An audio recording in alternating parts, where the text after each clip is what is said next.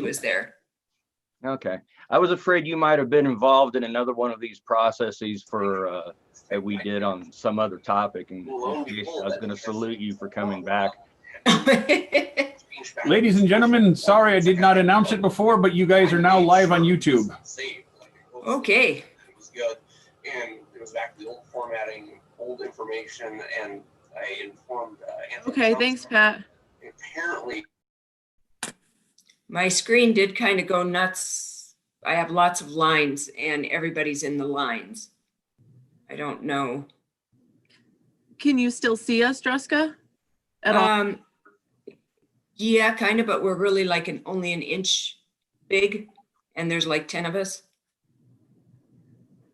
Horizontal lines. So up on your upper right-hand side, there's a speaker view button. Do you see that?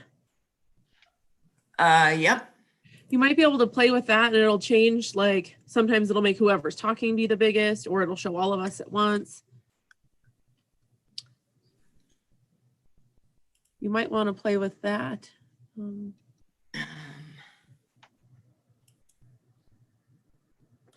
Okay, Joel got It's kind of frozen. Weird. That is weird. It was right when he said we're on YouTube. I know, too late was. That shouldn't have mattered. That shouldn't have changed anything as far as all that goes. All it does. Okay. Changing our server. Pat, are we streaming to the web page yet? Missy, just a second. On it, I mean, they have to keep me updated on what they're Druska, doing. if you're having issues, we can give you a sec to log out and log back in if you would like. They're gonna. Sure, let me try that. Okay, we'll wait. I gotta make sure everybody else is here anyway, so. Okay. So nothing's gonna get past me on that. So if they're trying to connect to something else, can they turn that off? What's that? Why they would have to? Well, I don't see why that's off. Or Dan, it looks like you're joining us from Costa Rica. It's more attractive than the unfinished ceiling of my downstate. Good green screen though. It should be up on the website now. I mean, when they go to publish now, I mean, it's got. Okay, we are live on the website, everybody. Welcome, everybody who is here, everybody who is tuning in online. We are happy that everybody is here.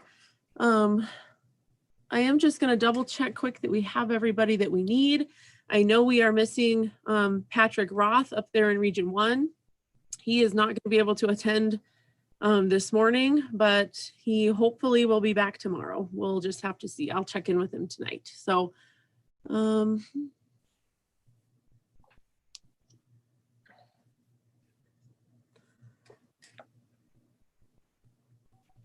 feel like we're still missing somebody. Hold on a sec. Let me check my list.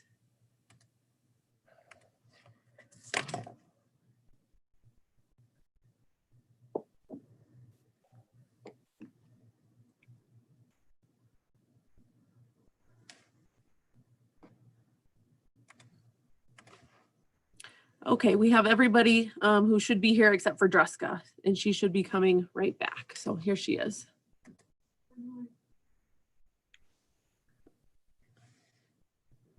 Oh, hi, Martha. Hi. Glad to see everybody's back. We didn't scare you away. I tried, for the record. I tried. All right, Druska, can you see and hear us better now? Oh, you're muted. So yes, but my screen is shaky. It's weird. Yeah, So when you see us, it's shaky? yeah. My background desktop is worse than like the vision of you, but it's a little irritating to the eyes. Is there any way to make this screen bigger? I don't know. Pat, are you still on? I'm still here. What are you talking about making the screen bigger? So my desktop shows on the edges of this screen, and my desktop is doing some sort of a shake thing. which is not happening on the FWP screen that I'm on, or the Zoom. But it's happening in the background, and it's just a little not comfortable for the eyes. But if you can't do anything with it, that's fine. Well, we can't physically do anything to make any changes to the computer or to your screen. So on the top right-hand corner, is this not? Do you have the three line, the line, the square, and then the X at the top on the right? Yes. And if you hit the box in the middle to make it bigger, does it take up the whole screen? Yep, that's good. Thank you. Okay. Okay. Appreciate the help. Okay, is everybody else, give me a thumbs up if everybody else can see, hear, talk. Okay, perfect. All righty, so we will go ahead and begin. Again, welcome everybody. This is the second meeting of the Elk Management Plan Initial Guidance Citizens Group. I am Lindsay Parsons, the Deer and Elk Coordinator for Montana Fish, Wildlife and Parks. And again, we are super happy to have all of you in attendance today, both participants and members of the public who are viewing the meeting. This meeting is being recorded and live streamed to our webpage, and a recording will be available online following after the meeting's done.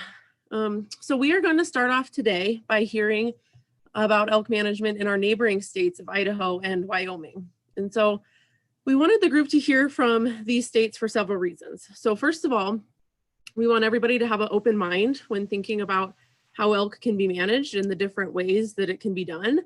But secondly, we wanted the group to be aware of some of the commonalities between Montana and our neighboring states.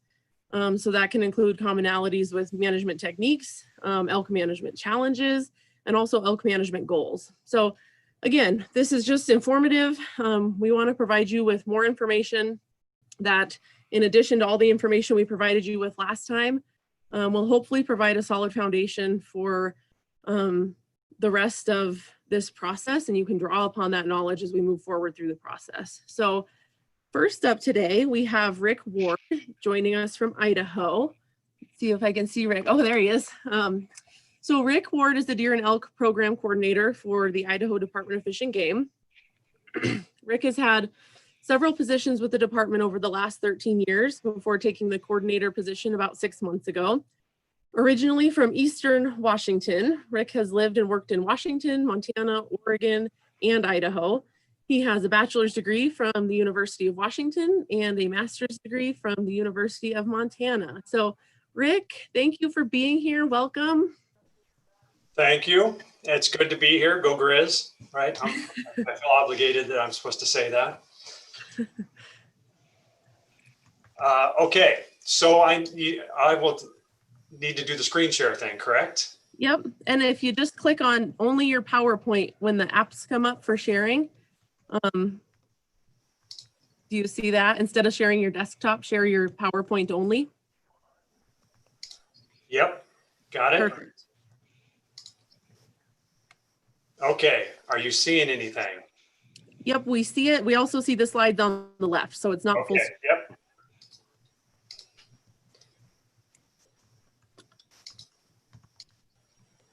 How's that? Is that full Yep. screen? Yep. Okay, excellent. Well, thanks for having me. I could spend the rest of the day talking about elk management in Idaho, but I was able to catch a good chunk of what you talked about a couple weeks ago with all the Montana presentations.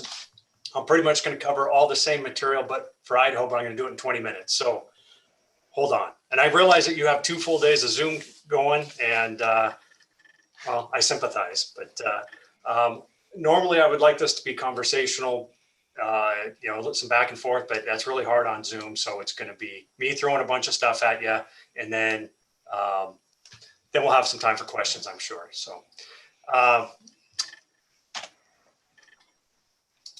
let's see. Okay, so really the place I want to start is talking about Idaho's elk management plan. And this is important for a couple of reasons. One, of course, is because you're here to talk about updating Montana's elk management plan. But Idaho's elk management plan really sets the theme, sets the tone for everything we do with elk management and research in Idaho.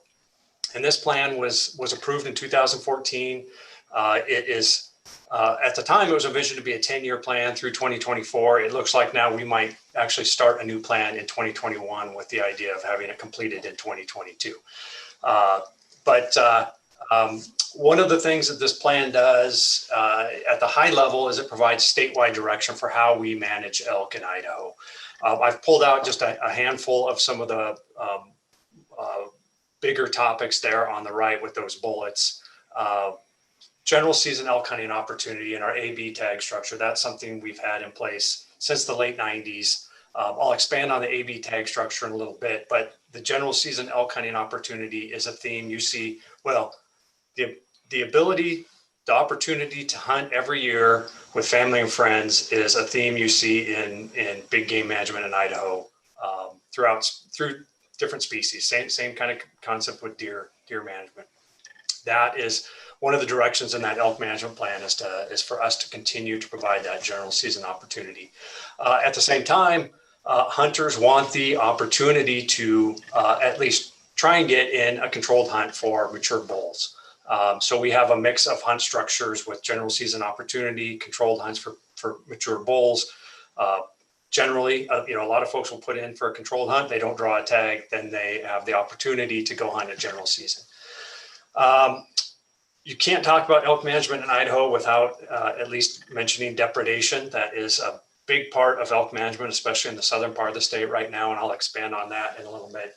But the plan directs us to deal with elk depredation in Idaho. And then reducing disease impacts on elk and livestock. We do have brucellosis in Idaho, similar to Montana, not as big an area where we have brucellosis, but we work with the Idaho Department of Ag, similar to how Montana Department of Ag works with FWP on surveillance and strategies to address brucellosis. We do not have chronic wasting disease that we've detected in Idaho. We'd really appreciate it if you all would keep CWD on your side of the state line. That would be fantastic. But we do a lot of surveillance for CWD. And one thing we do have that's new on the scene is elk hoof rot that has shown up either from Washington or Oregon. And we're trying to get an idea of what the distribution of that is. But anyway, these are high level kind of statewide objectives.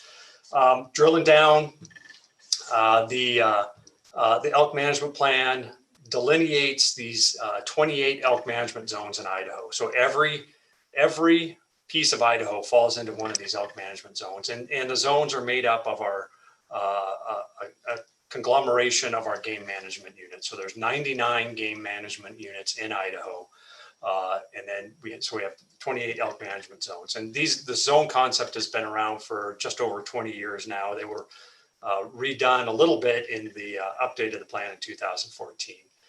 The idea behind these elk zones is that they contain, in theory, they contain the entire elk population, all the seasonal movements from birth to death. So that basically it's also our data analysis unit. So that's how we assess elk populations, is at the zone level. Our tag structure works at the zone level as well. What we've learned with a lot of radio telemetry data is that well, as everybody knows, elk are nomadic. You put this in place at one point in time, and it was the best information we had at the time. We know that elk do not stick to these zones like we'd like them to. We have a similar structure for mule deer. Mule deer are much easier to put within some bounds, but when looking at that population level, elk are a little bit more challenging. This is where we also identify our population management objectives. 22 of those 28 zones have a numeric population objective. And I'll get into that in a little bit as well.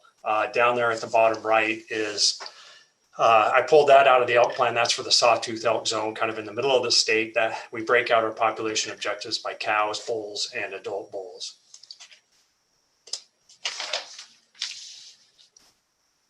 One quick thing on the population objectives too, those are identified in the elk management plan, and those are a mix of social desires and biological reality is kind of how. So there's a lot of back and forth coming up with those population objectives, and those will change some when we redo our elk management plan. These are also out of the elk management plan.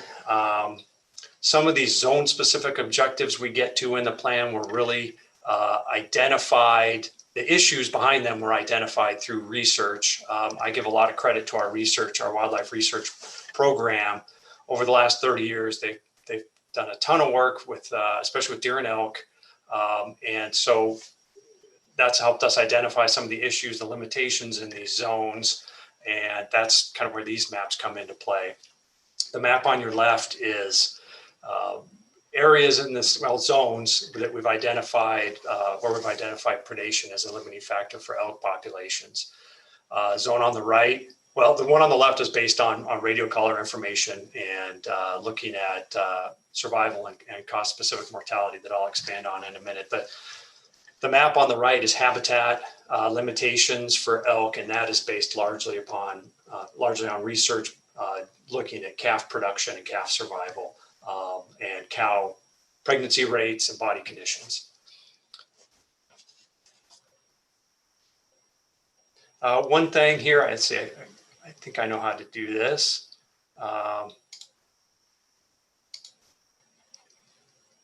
Okay, so it's got a little red dot there floating around. Up here, this on the map on the left, the Lolo and Selway. You can see that's highlighted in dark blue on the map on the left and a dark blue on the map on the right. That's the Idaho side of the Bitterroots. And that is some of the, a part of the state where we've seen the greatest declines in elk populations over the last 30 years, 40 years. And it's kind of got the double whammy of both predation and habitat limitations there. And I'll talk a little bit more about that in a minute as well.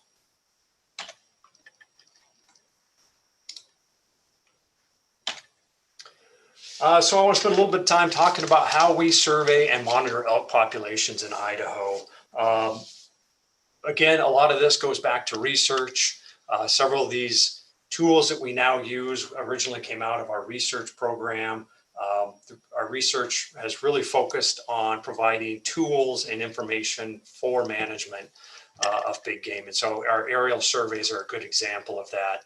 These were started way back in the 50s and 60s, where we flew bellwether surveys to look at trend information on elk, largely in northern Idaho, because there really weren't many elk in southern Idaho.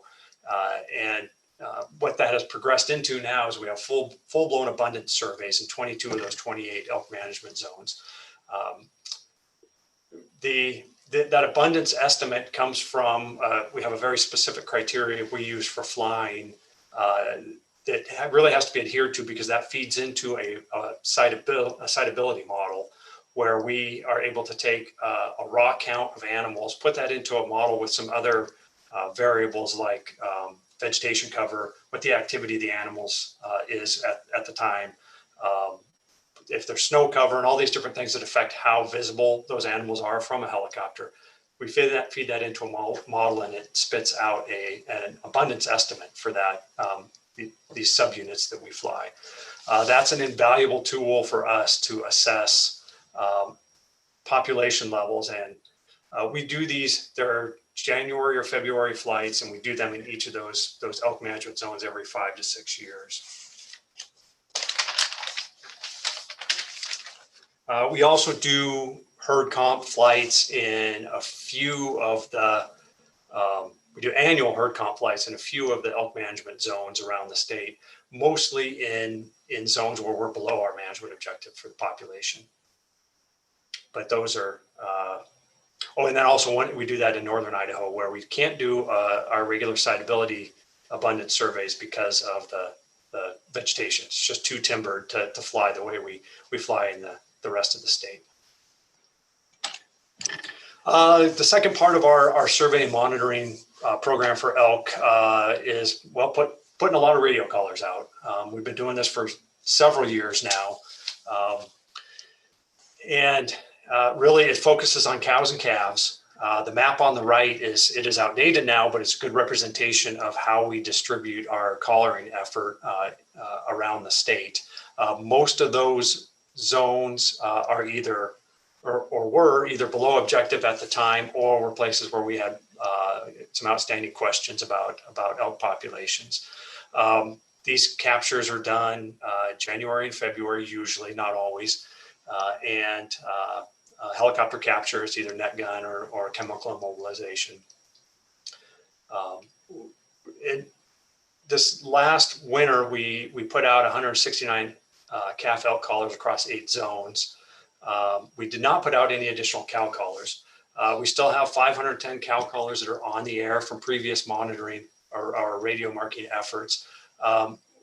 We're kind of backing off on our cow collaring now because what we found is that cow survival in almost the entire state is so high. The overwinter or annual cow survival is so high that we can fairly easily predict that without having to collar hounds. We've got enough data at this point. We can do that. Calves are a different story. We're still collaring calves, and the plan is to continue to collar calves because their survival is much more variable. Really what we've learned is that cow elk survival is high, calf survival is variable. So what's really driving these populations is calf production and calf survival.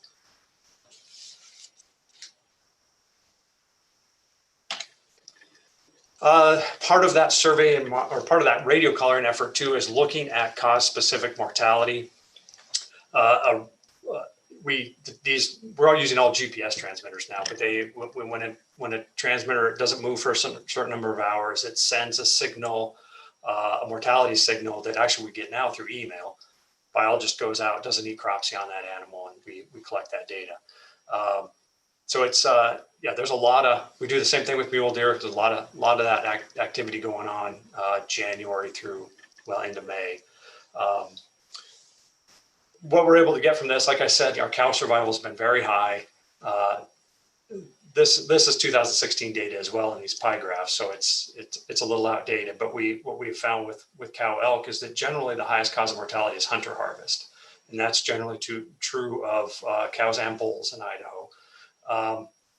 Calves, of course, are a completely different story, and what we've kind of pieced together there is throughout most of the state, the highest in an average winters, the greatest cause of mortality are mountain lions.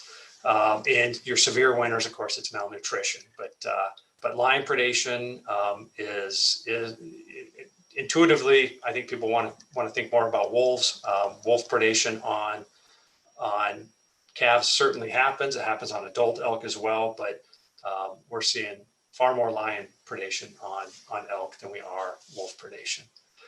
And real briefly here up in the upper right there, our last winter was a pretty mild winter. Our cow survival was very high at 97%, and calf survival was above average at 73%.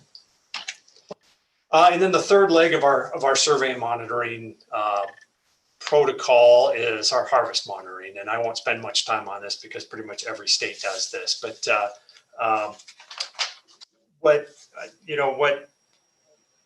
what's kind of interesting here, well, first of all, Idaho does have a mandatory hunter reporting system. It's mandatory in name only. There is no actual penalty if a hunter doesn't return a hunter report. So we collect hunter reporting, self-reported information up until about the end of January. Then we start doing our random phone surveys so that we can get the sample sizes we need. But as I mentioned before, the greatest cause, the highest mortality cause in Idaho is hunter harvest. So this data is super important. But I just briefly looking at this trend, I think this is super interesting. The first bump you see back in the 60s was really driven by elk harvest up in northern Idaho, which was fairly liberal opportunity at that time and ended up dipping there in the about the mid 70s. More conservative regulations were put into place, and then so those northern Idaho elk began to rebound. But then that's really when elk in southern Idaho started to come online. And so most of what you see here on the right side of the graph is driven by elk in southern Idaho. And when I say northern and southern Idaho, I think everybody here knows what that means. The Salmon River is really the dividing line for us between northern and southern Idaho. You get north of the Salmon River and things that you get into, well, it's wetter, thicker vegetation, a lot more white-tailed deer north of the Salmon River. You go south, you get into the more open country. Last year we estimate we had about 20,500 elk harvested in the state.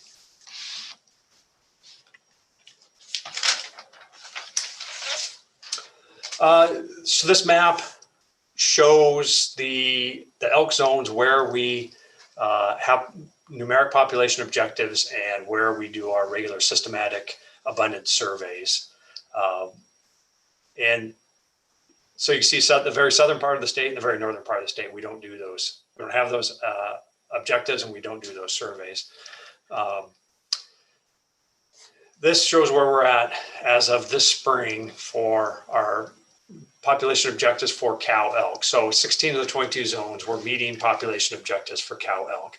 Again, no surprise here, to me anyway, Lolo and the Selway stand out. Elk City is kind of part of that too. I don't know how well you can read those, but those elk zones at the yellow ones at the north part of the map there are for several years now have been chronically below population objectives. Other zones for the most part fluctuate somewhat, but and 17 to 22 zones are meeting the objectives for bull elk. Again, Lolo, Selway, and Elk City stand out. The Sawtooth zone down there in the middle of the state is below objective for both, but we're close. We have much more conservative harvest strategy there now. So I think we're getting pretty close to meeting objective for that.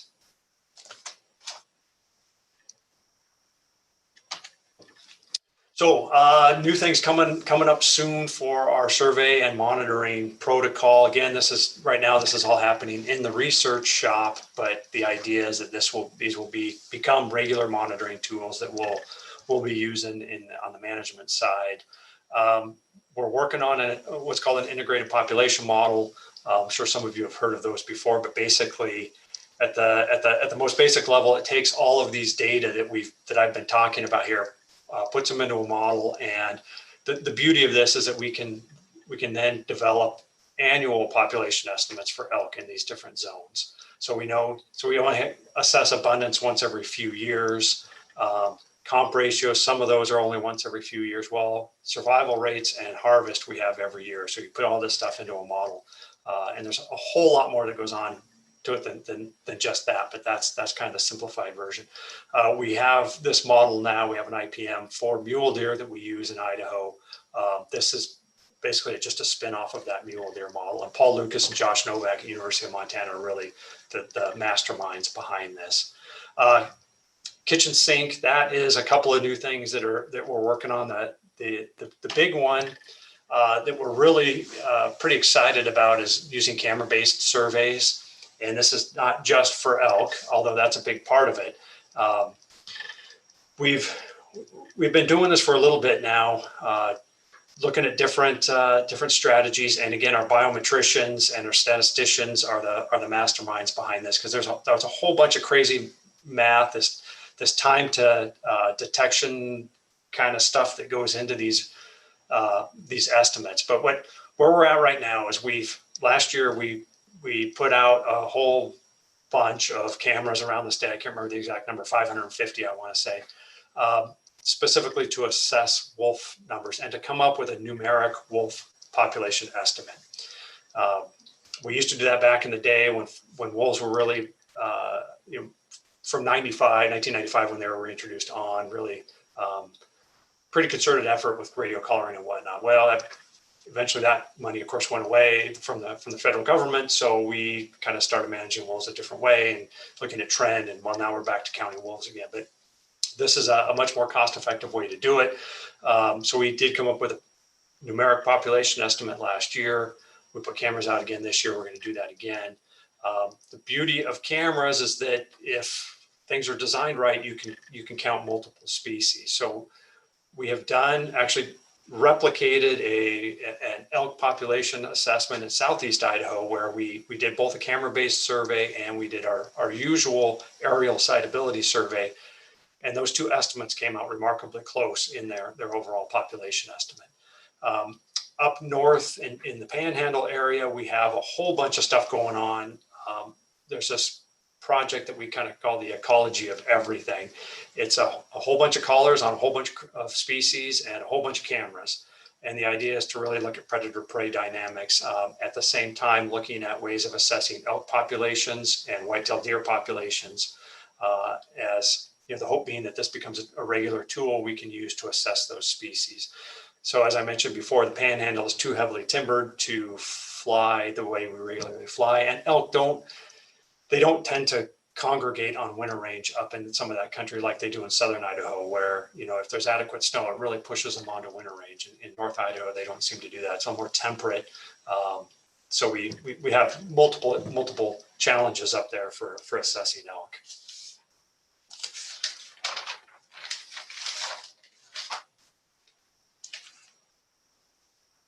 Oh, one last thing on the camera stuff too is the deer and elk herd composition. Right now we fly those, and like I said before, for elk we fly them irregularly for most of the state. For mule deer we do fly every year.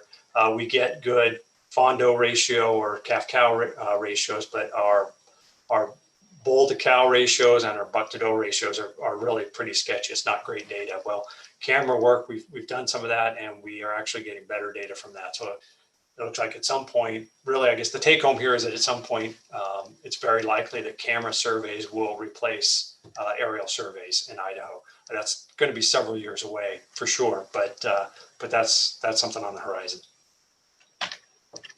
I want to talk briefly about our hunt structure. I mentioned a couple of these things before. We have the general hunt system, the AB tag system. Each zone has an A and B tag available. Not every zone, most zones do.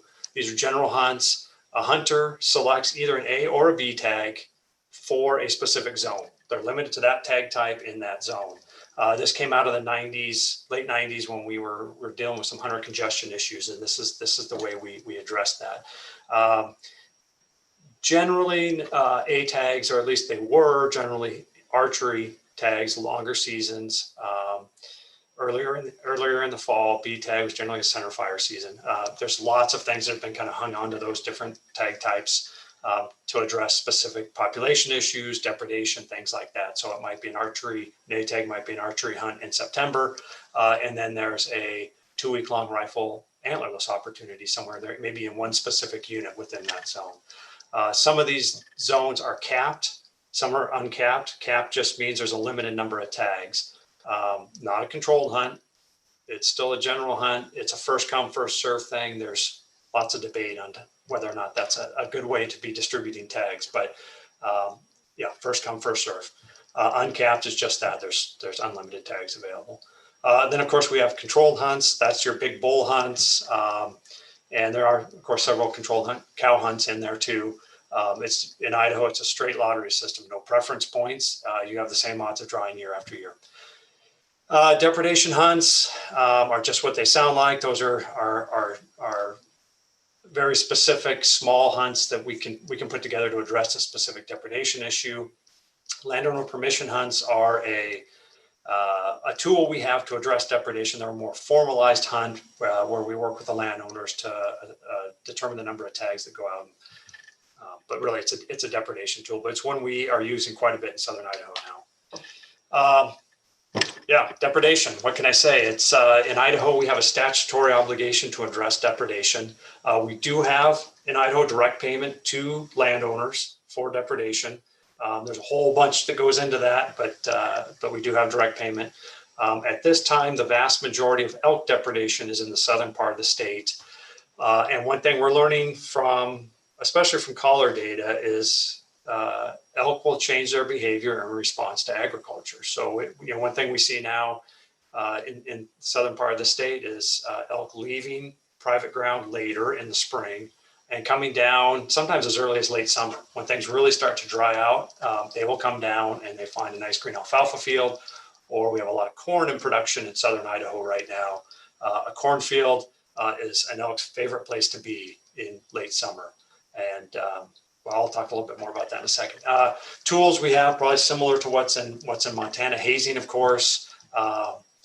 That's arguably not a long-term solution. That's one thing we really focus on, is finding long-term solutions to depredation. Permanent fencing, that is, we provide the materials to the landowner, and that's for things like stack yards, keep winter elk out of there. Kill permits, that's kind of the last effort. If nothing else is working, and really where we see those are very small, very limited number of animals, but elk like to go nocturnal. If they get pestered enough, they will just start hitting the fields in the dark, and we can't put hunters on them. And hunters are our preferred tool to use on depredation when we can. But yeah, if they go nocturnal, then that changes the whole ballgame. CUAs or conditional use agreements. That's basically where the department pays landowners in lieu of them filing a claim. So it's arranged ahead of time, and then targeted hunts. I mentioned that a minute ago. So that's your LPH hunts and your depredation hunts. So first, an explanation of that picture. If you can't tell what it is, that is a bull elk that just came out of a cornfield. It was caught on a trail camera, and that is corn wrapped up in its antlers. Yeah, like I said, we're having some issues with with elk in corn. 2 bulls in a corn pivot can wreak havoc. It's pretty amazing how much damage they can do in there. But the graph there with the red bars shows the cost of depredation claims by fiscal year in Idaho, and this does include deer, pronghorn, and moose as well. But the vast majority of that cost is from elk. In 2019, you can see a huge jump. We had one claim that was $1.1 million, and that claim was paid. And it was by far, it's probably tenfold over the previous high claim. But it turns out that organic potatoes are very expensive. So that was a big one. But the real message here is, yeah, we saw a big spike in 2019, 2020. It's going to be lower than that, but we see an overall, the trend is an increase. I'm kind of running short on time, so I'll be brief on this. Our season setting process in Idaho for big game, it's odd numbered years, so we're coming up on that. We'll be doing that this winter. I think like any season setting, there's your mix of biological and social factors that influence the specific hunt structures. Again, annual opportunity. That is really a theme in Idaho. The way it works for us, proposals, the regions put the proposals out. People like me and at the bureau level, we review that. We work with regions to fine tune that. We put that out for public review period. There's lots of back and forth with the public, with some hunting groups and whatnot. And then our commission will vote on those in March. And real briefly, our commission, probably much like Montana's commission, we have a 7-member commission. They're political appointees. They are the policy-making body of the agency. We have 1 commissioner from each of our 7 regions. They are shown on the map on the left. They're appointed to 4-year terms, but they are strictly regional representatives, I guess. They don't come from different interest groups or anything like that. It's a geographic distribution. Okay, last thing.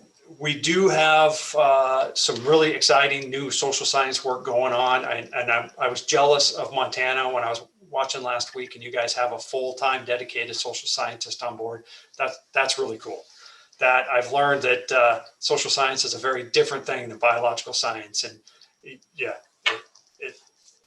biologists aren't very good at asking questions and knowing what to do with the responses when they do. But the social science, of course, is really forms the foundation for how we structure our hunts. When I'm talking about general opportunity, the opportunity to go hunt with family and friends every year, the opportunity to put in for controlled big bull tags, that kind of stuff, that comes out of our social science work. About a year ago, we brought on one faculty member at University of Idaho that's funded through Fish and Game, and he's really our guy now. So I'm pretty excited about having him. He's really hit hard some of this hunter congestion stuff. That's kind of front and center for us right now, is dealing with hunter congestion. And a lot of that comes out of from our mule deer hunters, but it definitely carries over to whitetail hunters and to elk hunters. So he's got some ongoing surveys, the same survey that's going to be replicated for 4 years, which will really help determine if where we're at with hunter congestion, how bad it is, or how bad people perceive it to be. And one thing we just pulled the trigger on that actually went into effect yesterday is our new changes to non-resident tags for deer and elk. And this comes out of these surveys where we see one of the highest complaints from resident hunters is crowding from non-residents. So this puts into place some new caps on non-resident participation for deer and elk in Idaho. And that's it. I think I exceeded my time limit by, I think, a whole bunch. So apologies. Thank you, Rick. I don't think you're actually over on your overall time. We have plenty of time for some questions here. We have about 15 minutes before Doug is slotted to go on. So I am going to, if you can go ahead and stop sharing your screen so we can see each other. Maybe. I'm not sure I can do that. Let's see.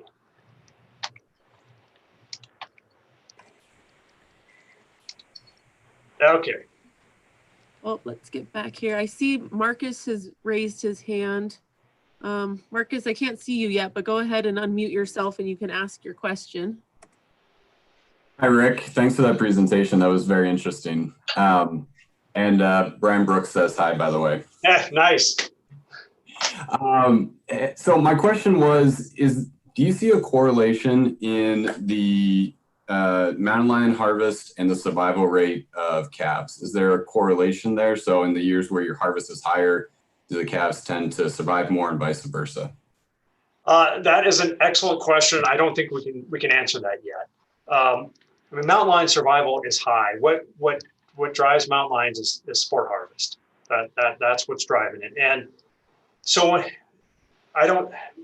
what we're facing now is that in places where wolves, hound hunters don't want to go hunt lions. And so you get into some of our zones, like where we have some higher wolf populations, like the Sawtooth zone that I pointed out, the Lolo and the Selway especially. We're not getting much harvest on lions. So yeah, I think that would be really interesting to look at, but I don't think we have, and mountain lions are so low density to begin with that it's hard. It would really take a concerted effort to answer that question. I think that's intuitively, I want to say, yeah, they're strongly correlated, right? I mean, we know that from looking at the cost specific mortality data, but I can't answer that question. Yeah, we don't have an answer for that. Okay, I see we have two. I have Dan Vermillion and Everett that also have questions. So let's go with Dan Vermillion first. Yeah, thanks, Rick.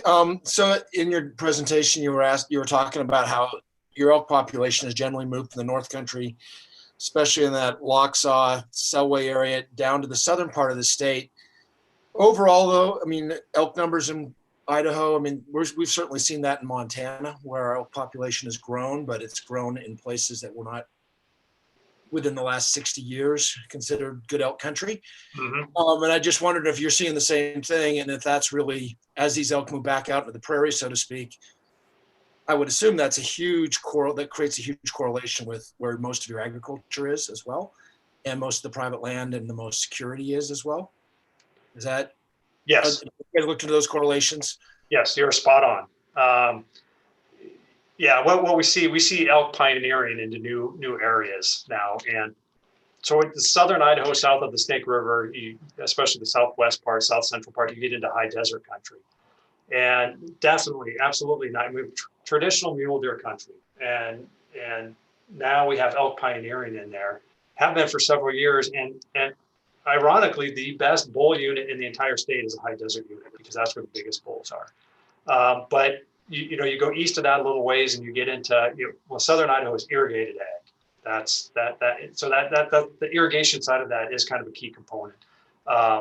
When you have, these corn pivots or alfalfa fields that are surrounded by desiccated cheatgrass, and elk just, it's a magnet for elk. And so, yeah, we've seen huge fluctuations over the last 100 years and really over the last 50 years in elk numbers in Idaho. But yeah, the southern part of the state is driving elk numbers in Idaho right now. And the North Panhandle still has a lot of elk. We don't have, very good elk numbers for up there. And as far as like the Selway and the Lolo, someday we hope to get there again, but it's going to take a concerted effort to do a whole lot of habitat work in there to get those numbers back up.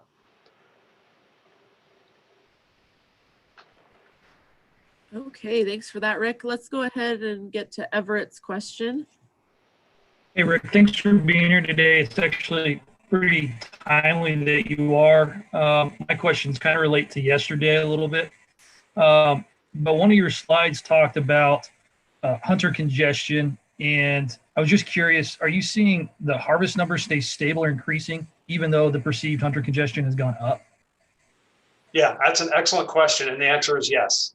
Harvest tends to stay steady while numbers go up. So hunter success rates are going down is what that is. So, and where we really see that congestion, where we see the complaints are on our general hunts. And so I did dig into some data a while back, looking at one of the units that's just outside Boise. It has the largest mule deer herd in the state. Going back about 50 years, looking at hunter numbers and harvest and whatnot. And yeah, we see for the last 20 years, we see harvest or hunter numbers going up. Overall harvest numbers remain pretty constant. So just to follow up then, from my experience yesterday, sitting in the queue to go online, there was a lot of problem with how things kind of unfolded yesterday, and it seemed like there was an overload for sure of people logging in. Do you anticipate maybe just moving to a straight draw system, kind of like what we have for non-residents? That's a good question. Sorry you got plugged up yesterday. I know it's a new vendor and there's all kinds of stuff going on, but not at this time. I don't see that. Maybe in a couple of years, I think we'll reassess how this is working. I mean, there were some technical mess ups yesterday. I know people got kicked out. They were in the queue and got kicked out because they timed out and all that kind of stuff. Straight draw, I don't know. These are general hunts. You start with some of that kind of stuff. That would require rule-making changes in Idaho to basically give the commission the authority to put all non-residents into a controlled hunt structure. Right now, it's a general hunt is a general hunt, so that applies for both non-residents and residents. So I don't know. I guess I don't have an answer for that, but there's nothing on the immediate horizon that makes me think we might go that route. Thanks, Rick. Did you get your tag? No, I did not. I got kicked out a couple times. I'm sorry to hear that. Okay, I see Justin Schaff has his hand up, so we'll go to him next. Hi, Rick. Thank you for that presentation. I had some questions about your state of Idaho's objectives. I noticed that the Bitterroot, Selway area, and then Elk City were also under objective. Are you guys required by statute to be at or around those objectives? And then what steps has Idaho taken to address the units in this Bitterroot, Selway that are chronically under objective? Yeah, good questions. No, we are not required by statute to be at or near objective, which I guess is a good thing. We'd be in serious trouble if we did. Steps we've taken, as I was showing on some of that stuff, where there's a few different things going on between habitat and predation up there in Idaho, statewide, really, but especially up in that country, we have fairly liberal lion, bear, and wolf seasons for both. Well, for wolves, we have liberal trapping seasons as well. And then on the habitat side, we work a lot with the Forest Service in the case of those three zones to try and get habitat projects going to restore elk habitat. That's a slow process. That's a grind. There are some forest-wide planning processes going on now that we're a part of that hopefully will really kick into gear some more active management of some of that forested ground up there. One of the challenges, especially in the Lolo and the Selway up there, we have these liberal seasons on predators, but generally hunters aren't willing to go that far for a bear or a lion or a wolf. The access is really the limitation. I mean, you got to try really hard to get into some of those areas. And with wolves anyway, and I know with bears, the harvest level has to be pretty high, a pretty high proportion of the population to actually start moving that population on those species. and we're not able to get that kind of harvest on those predators up there. In the low, though, we've actually worked with Wildlife Services on some wolf removal projects. But even that is last year, I think we removed 11 wolves out of that zone.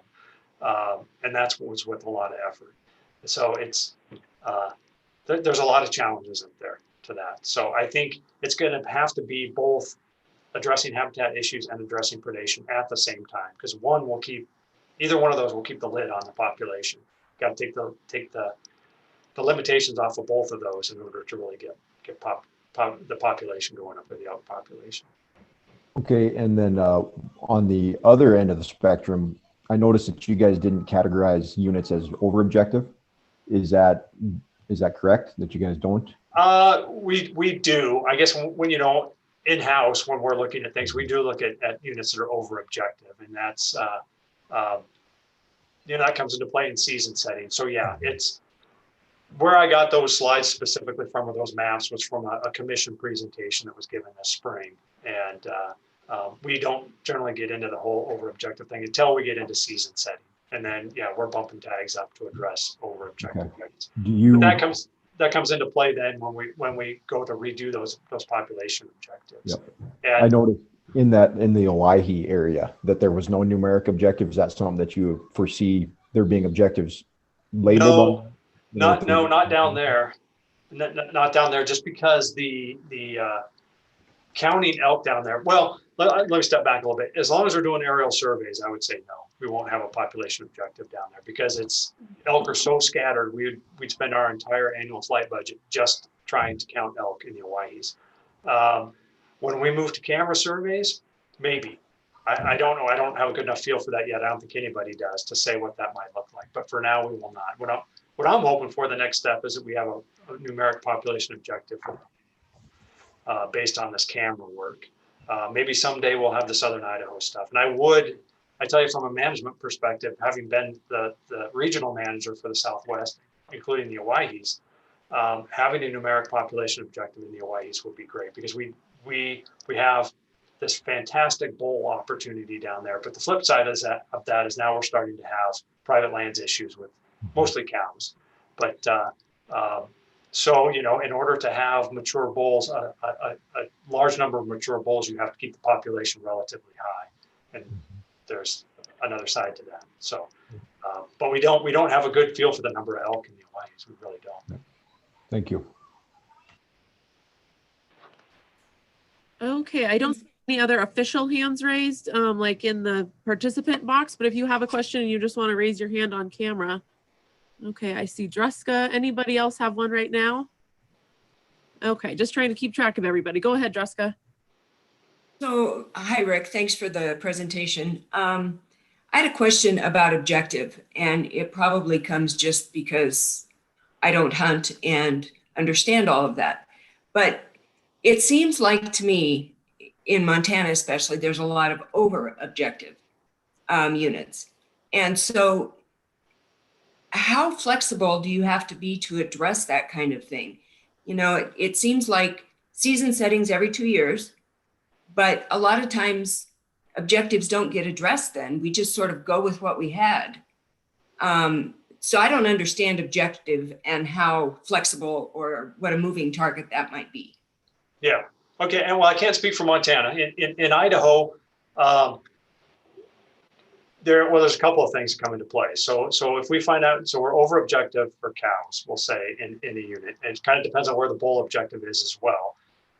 We will liberalize tags to bring that back in. So that sounds easy. We change hunt structure to address over objective because, eventually that turns into, if it isn't already, turns into depredation issues. And so we will liberalize tags. That doesn't necessarily mean it works. One thing we found down here, just in the zone next door to me here, is that 2 years ago, we liberalized the heck out of cow opportunity in that zone. And we actually had less cow harvest after that than we did before, which was really counterintuitive. But we respond to our management objectives within our ability. So, that's the big picture kind of population objective stuff. At the same time, we have the relationship with landowners on a one-on-one basis for dealing with specific depredation. So when we're dealing with a population objective, if we're having lots of depredation issues and we're over objective, then yeah, we come in and we usually try and tamp down that population. If we are, at the high end of objective or even over objective and we're not having depredation issues, we'll liberalize some, but we won't come in and hit it as hard, generally speaking. So does that kind of get at what you're asking? Yeah, I think so. Thank you. Okay, Dan Vermillion, go ahead. Yeah, Rick, this afternoon we're going to have a presentation on brucellosis and elk and just disease concerns that we certainly have in and around the greater Yellowstone area in Montana. And I guess I'm wondering what Idaho's thinking about or how you guys are looking at long-term management of areas where elk congregate, the feed grounds. I know you call them something else in Idaho, but we just call them feed grounds. I just wondered, as disease is spreading, how you guys are looking at those potential points of concentration of elk or an unnatural concentration of elk and how it relates to controlling disease spread to livestock. Yeah, good question. So in areas where we have brucellosis in Idaho, feeding of wildlife is actually prohibited, and that includes the department. So we do not feed, with one notable exception, we do not feed deer or elk in Idaho, not anymore. We used to. We have one place in south central Idaho where we feed to keep elk out of a residential valley, basically. So there's a long history there, but that's the only regular feed site. So yeah, in southeast Idaho or east Idaho where we have brucellosis, we don't feed, and that is laid out in our brucellosis strategy. So it's actually in Idaho statute, or rule. I'm not sure which, but it doesn't matter. It is illegal to actually to feed in those areas, and that whole idea is to avoid that congregation, that disease spread. Okay, and Dan, you're muted again.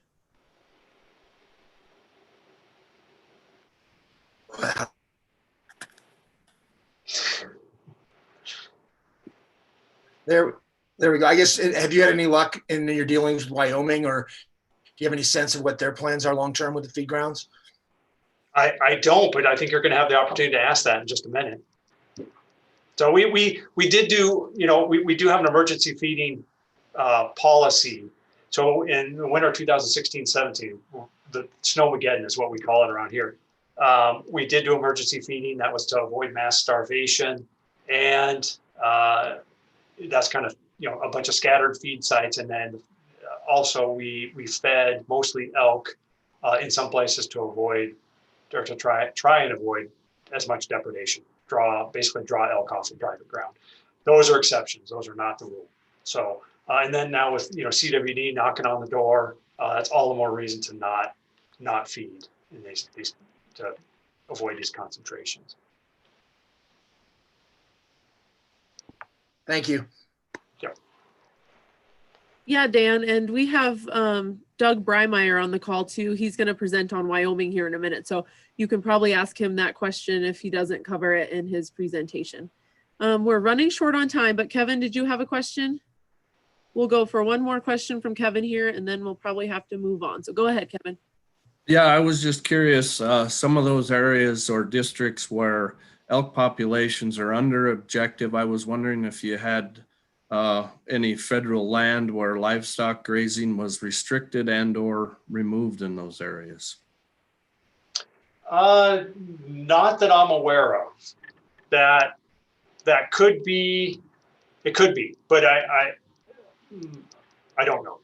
I don't know. I know that in the Sawtooth zone that used to be that is in the area that I used to manage, there is still livestock grazing in there. That's got less habitat limitation issues, more predation issues. You get up into that northern stuff north of the Salmon River. I don't know about livestock grazing. Timber harvest has changed dramatically in there over the last 30 years. And that harvest graph that I showed that goes way back to 1935, there not many elk in Idaho in 1935. And those were up north when, there was after the big burn, and was that 1910 or 1912. I know that affected Western Montana as well. Created a lot of mule deer and elk habitat. And so we saw that big bump. And then, lots of active timber harvest going on in the 50s and 60s and maybe into the 70s some. That all kind of was curtailed. And so I think we can definitively say that lack of active timber harvest has affected elk habitat. I can't speak to grazing.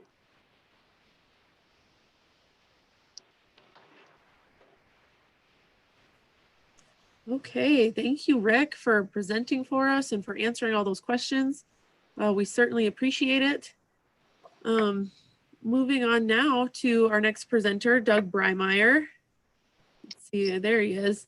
Doug is the Deputy Chief of the Wildlife Division with the Wyoming Game and Fish Department. He received a Bachelor's of Science degree in Wildlife Biology from the University of Montana in 1999. Soon after that, he began his career with the Game and Fish Department. For nearly 30 years, he has managed big game and trophy game populations in Wyoming with a focus on public engagement and maintaining migratory populations of deer, elk, and pronghorn. So we have another U of M alumni here. So welcome, Doug. Thank you. It was 91. So 91. Yep. Did I say that wrong? yeah, he said 99, which Oh, wouldn't sorry. be 30 years yet. All right. Well, thanks. I really appreciate it, the opportunity to be here. So let me see if I can share my screen.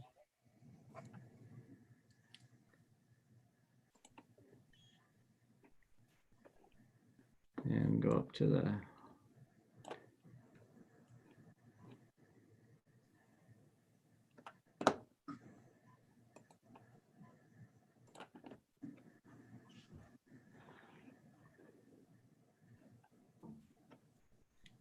Is that showing up? I'm not seeing anything yet. Okay. When you click on your share screen and it brings up all your apps that you have open, if you click on the PowerPoint one instead of your desktop one, that might help.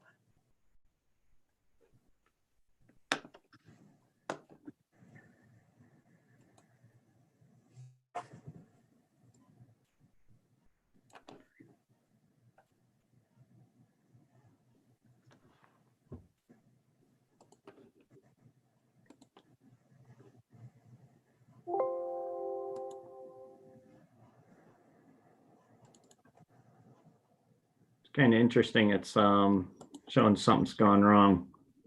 Oh, well, we can see it now. We can see your screen now. Just text though, no images. Right, no images. Yeah. Let me see.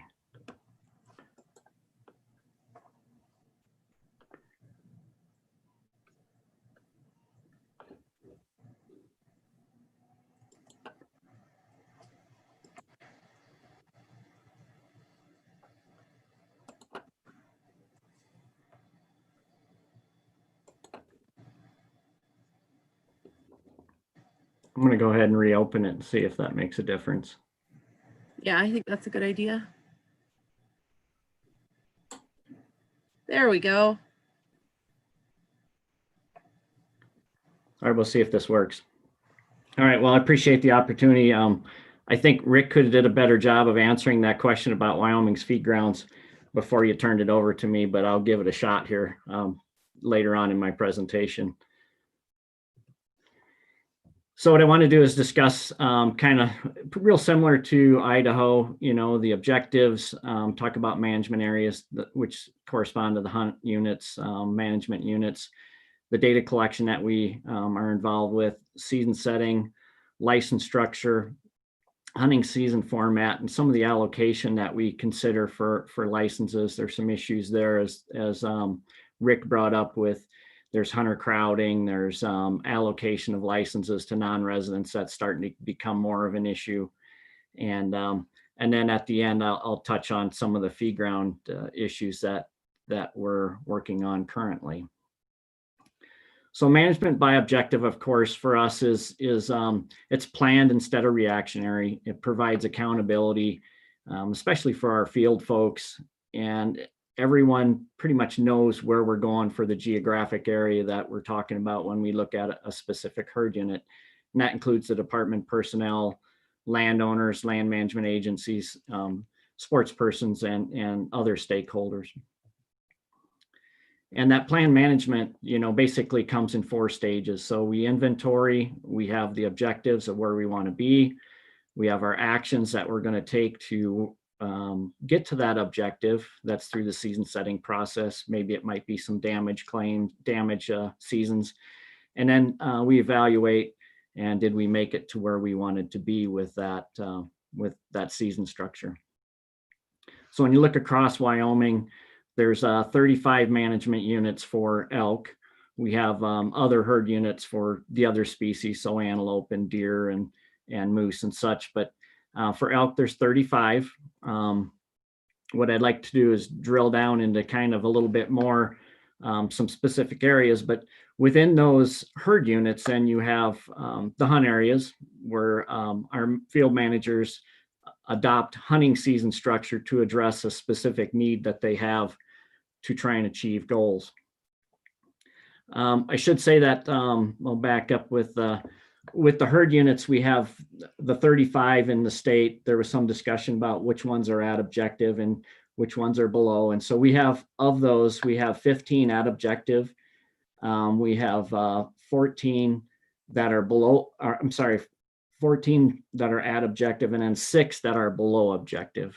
And I'll have to dig a little deeper to show you which ones are below, but across the state, there's 6 that are below those objectives. The hunt areas then help us to gear our hunting seasons to move that population towards that objective. And so we'll look at an area that people are probably a little bit familiar with. And as Rick mentioned, your herd units or data analysis unit can be an area where those animals stay within the entire year. And so if you look at the area south of Yellowstone, we have the Jackson elk herd, includes Grand Teton parks, and those elk drift up into southern Yellowstone. But you have the hunt areas that are kind of highlighted in colors there that pertain to that specific herd unit. And within those, through radio collaring efforts, we can identify some specific management directions. So those northern hunt areas, we want to manage for those long distance migrating elk. The central part of that, you want to manage for resident elk population. So those elk that stay there on national forest lands. And then the southern end, that's kind of the bottom of the funnel, if you will. That's where all those migratory animals end up, is that hunt area 77. That's the National Oak Refuge. And so we try to manage for maintaining those long distance migrants, but reducing the elk population as best as we can to maintain some structure to that population, but reduce the densities. And as I said, when you look at the radio collar data from some of these areas, you can kind of get a picture of where those migratory patterns are. You can gear hunting seasons to afford those animals more protection if they're more vulnerable. So those animals that migrate 65 miles from Yellowstone Park obviously are going through a number of more hunt areas as opposed to those elk that are closer to the town of Jackson. They migrate 6 miles and they're going through subdivisions. So, but overall, the herd unit, just similar to Idaho, the herd unit is defined by the geographic area that those animals stay within for the entire year cycle. So where they calve, where they migrate, where they spend winters, and where they spend their summers.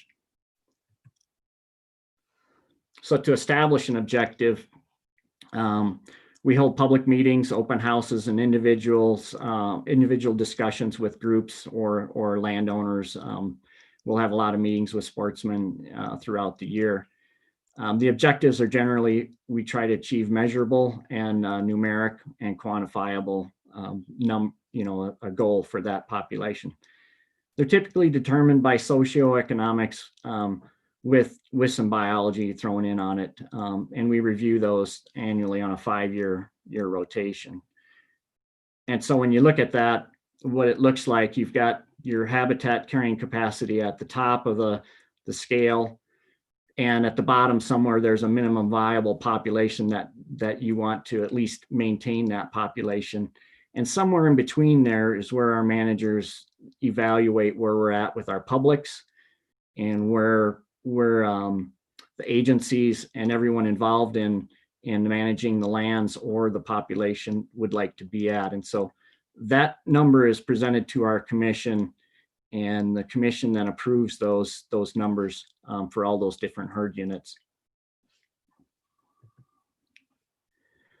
So moving into the data collection that we use for the season setting, similar to Idaho, and I'm sure Montana, we do some different aerial surveys. So in some of the regions of the state, we'll do some preseason classifications just because of the migratory nature of those populations. So for example, elk in the southern reaches of Yellowstone, it's hard to determine what their productivity is from year to year because when they migrate, they're all into a melting pot down at the bottom of the funnel, if you will.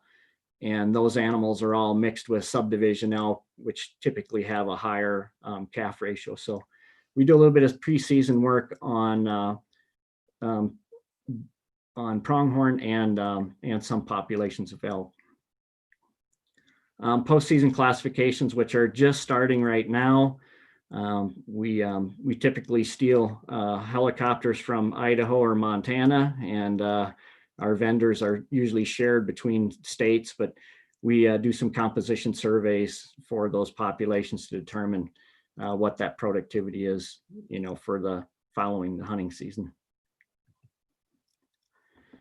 Just threw in a couple other slides because we do conduct line transect surveys for pronghorn, and that's where you have the altitude of the airplane, and you also have marks on the strut of the aircraft, and you can determine a bandwidth and then the animals that are within that survey distance and the amount of area that's surveyed. And we do get abundance estimates on pronghorn that way.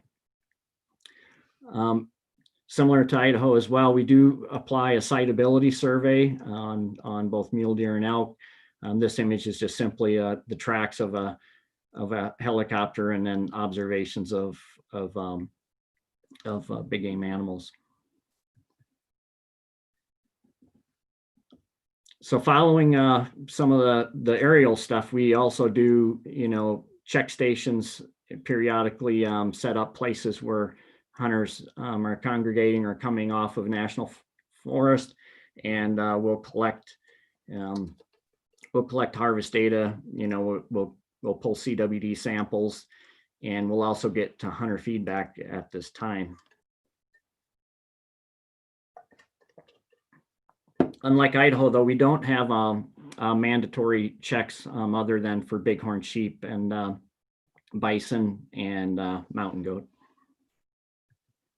We discussed including mandatory checks on other species, but felt that the field demand would be pretty high on those other species, and we're currently maintaining the statistically valid harvest survey that we're just starting to get into right now. And so we contract with an outside out-of-state vendor that surveys license holders to determine that harvest levels for each of those management units.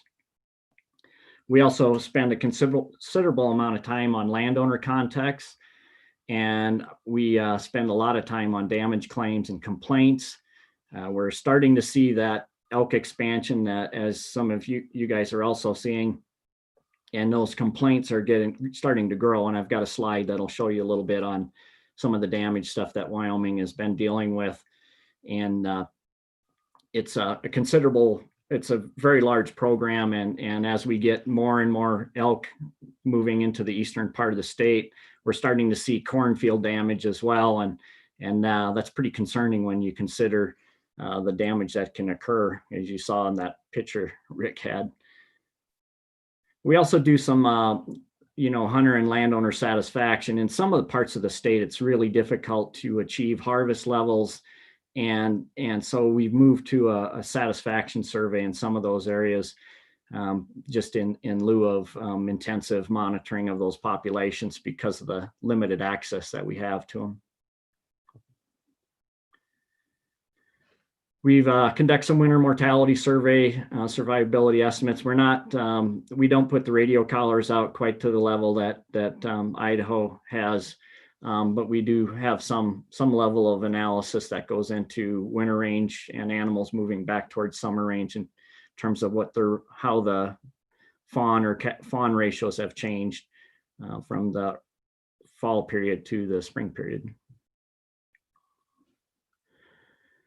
So the process that we follow basically is that public input's accepted year round. In January, we go through the APA process, the Administrative Procedures Act process, to make sure that we're following public procedures. We notify the governor's office and the legal services office in Cheyenne.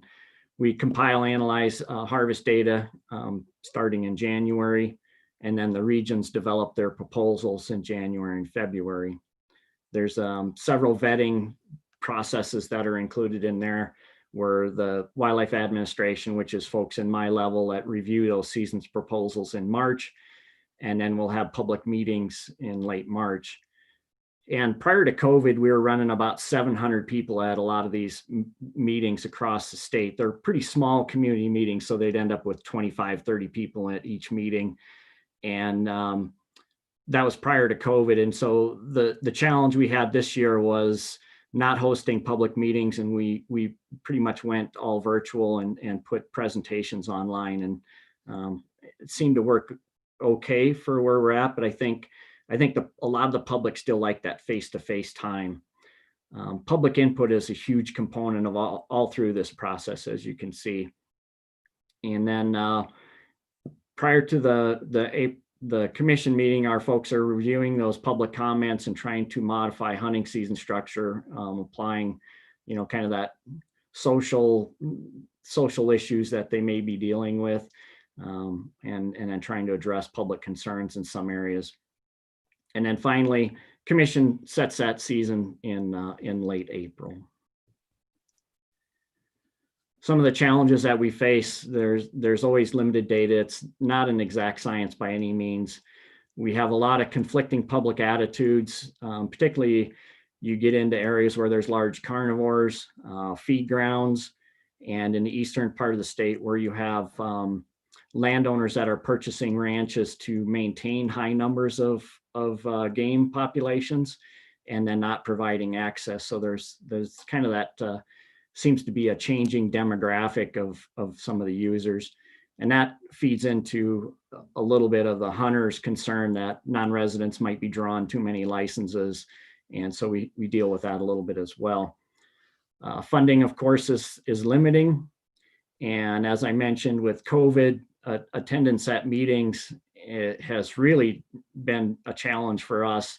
And we're continually exploring the virtual settings through Zoom and also through our website by posting presentations on our website. There's constraints with the timelines each year from the time when we collect data to when we formulate recommendations. So you'll notice, I don't know what Montana does for annual season setting cycle, but currently we do ours every year. So we do all of our big game species every year. Trophy game is on a 3-year cycle. So mountain lions, bears are on a 3-year cycle. And so one of the other challenges that we face, of course, is that results from year to year, you don't see those changes that managers might implement a new season structure, and you may not see those changes or the results of that immediate. They're not readily identifiable. And so sometimes we get, some of our publics are a little concerned that they would have liked to have seen changes in season structure or the population changes a little quicker. So this just gives you a little overview of the website. And so the presentations across the state for big game last year. And like I said, we do all the big game species every year. And so the posting of these presentations, we had just about 3,000 views on those, which may or may not be a lot, but at least we afforded the public some opportunity to view those proposals and then provide feedback. Just to give you a sense of what the season structure looks like, you know, some of the other states talked about the A and B tags, general licenses. And so we also have a general license. And some of the positives of that, there's no limit on the number of hunters. The agency really likes to have general license structure because it provides the most flexibility, and it also helps with the agency's revenue because you're maximizing the number of people that are out in the field in those particular areas. But the negatives to that is that you do hear from some publics that there's too many hunters in the field, and it does decrease hunter success. And there is a little bit lower satisfaction with the general season structure. Limited quota. So for Wyoming, our entire state is limited quota for antelope hunting, but we do use a limited quota season structure for some localized areas for elk, particularly those, you know, elk areas that are typically produce a trophy animal. There's we maintain a limited quota structure there, and as that indicates, like limited quota, it's limited by a quota. So each area has the manager sets a total number that they would like to issue for that area. Reduces hunter numbers. There's greater success. Fewer days required to be successful, and you can run a longer season length, and there's pretty high satisfaction rates there. The drawback, of course, as we're hearing from a lot of residents, it's reducing their chance to draw a license, and when you do draw that license, you're restricted to that specific hunt area. We use an any animal structure for some of our license types. So if you have an any elk license, of course, then that means you can shoot cow or calf, whatever's, or bull, whatever you opportunistically want to pursue. That can be used in both general and limited quota areas. Antlered seasons, of course, denote that the license is limited to the antlered animal only, and reduces hunter density because of any seasons. You don't see as many people out in some of the antlered areas. They like to have more opportunity. And we use that in an area where we might see a decrease in calf ratios, and we want to see that population increase slightly. So we might maintain an antlered season to, again, provide that population some time to increase.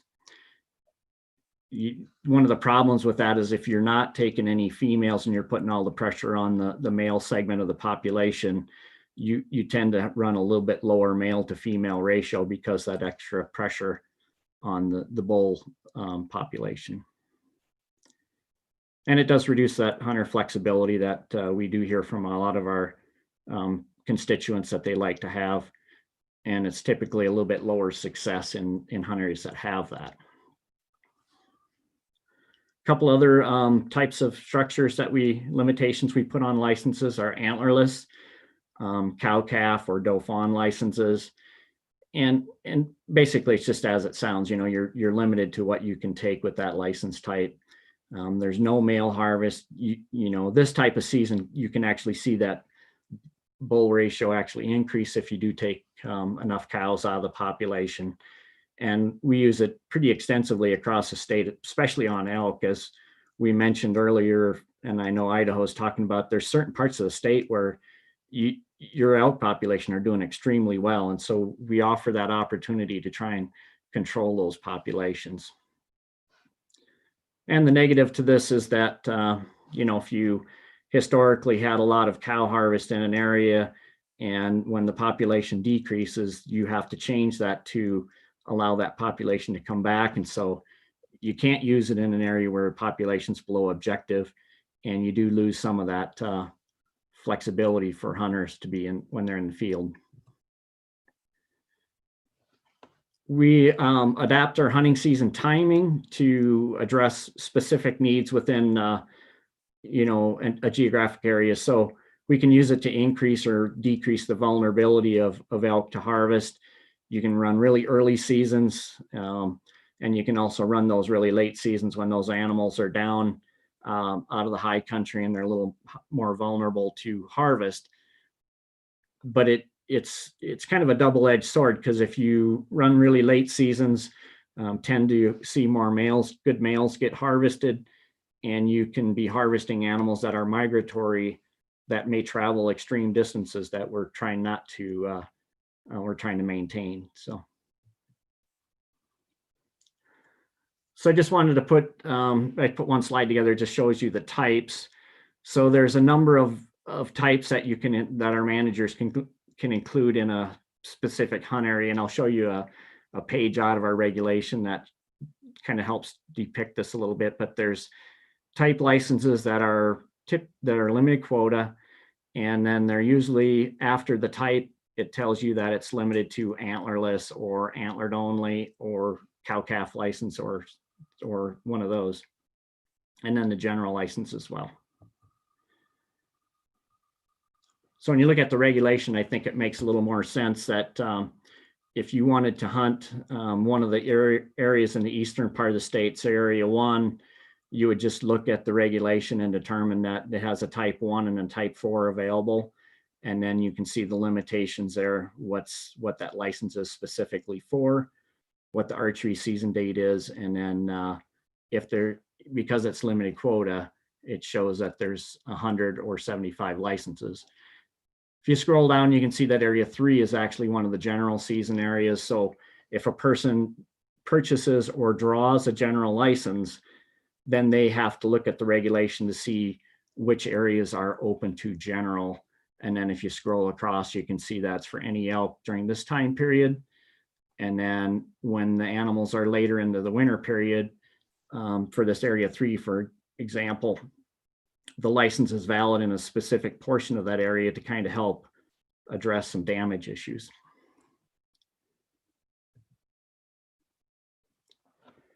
So when it comes to license issuance, this has been a huge deal for us the last few years, actually since the 70s. Elk licensing for non-residents has been huge.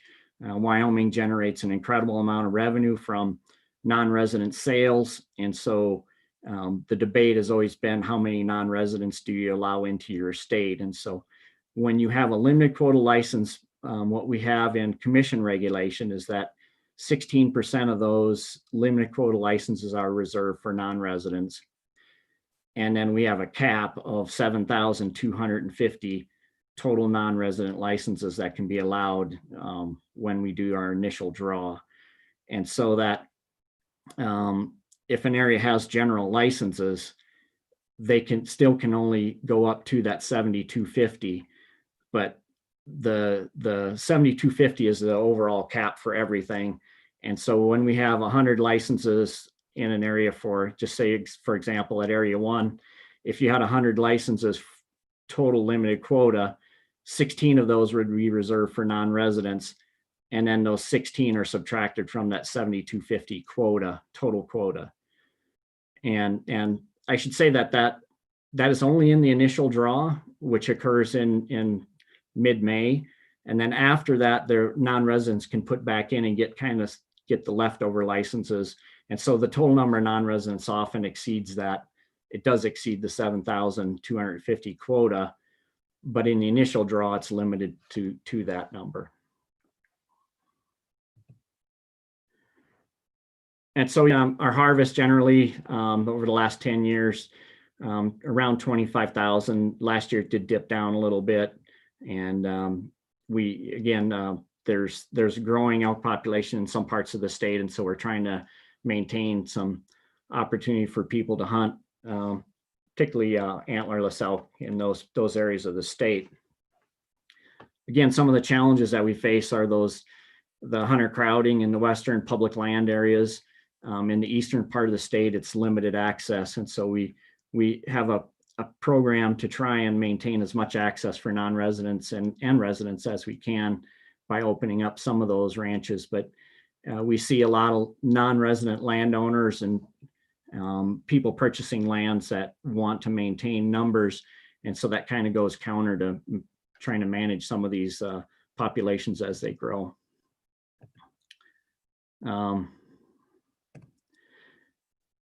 So I put a couple slides in at the end about the feed grounds because I know you guys would be interested in that. But from a damage standpoint, we typically have claims, people put in for claims for damage for big trophy game and game birds.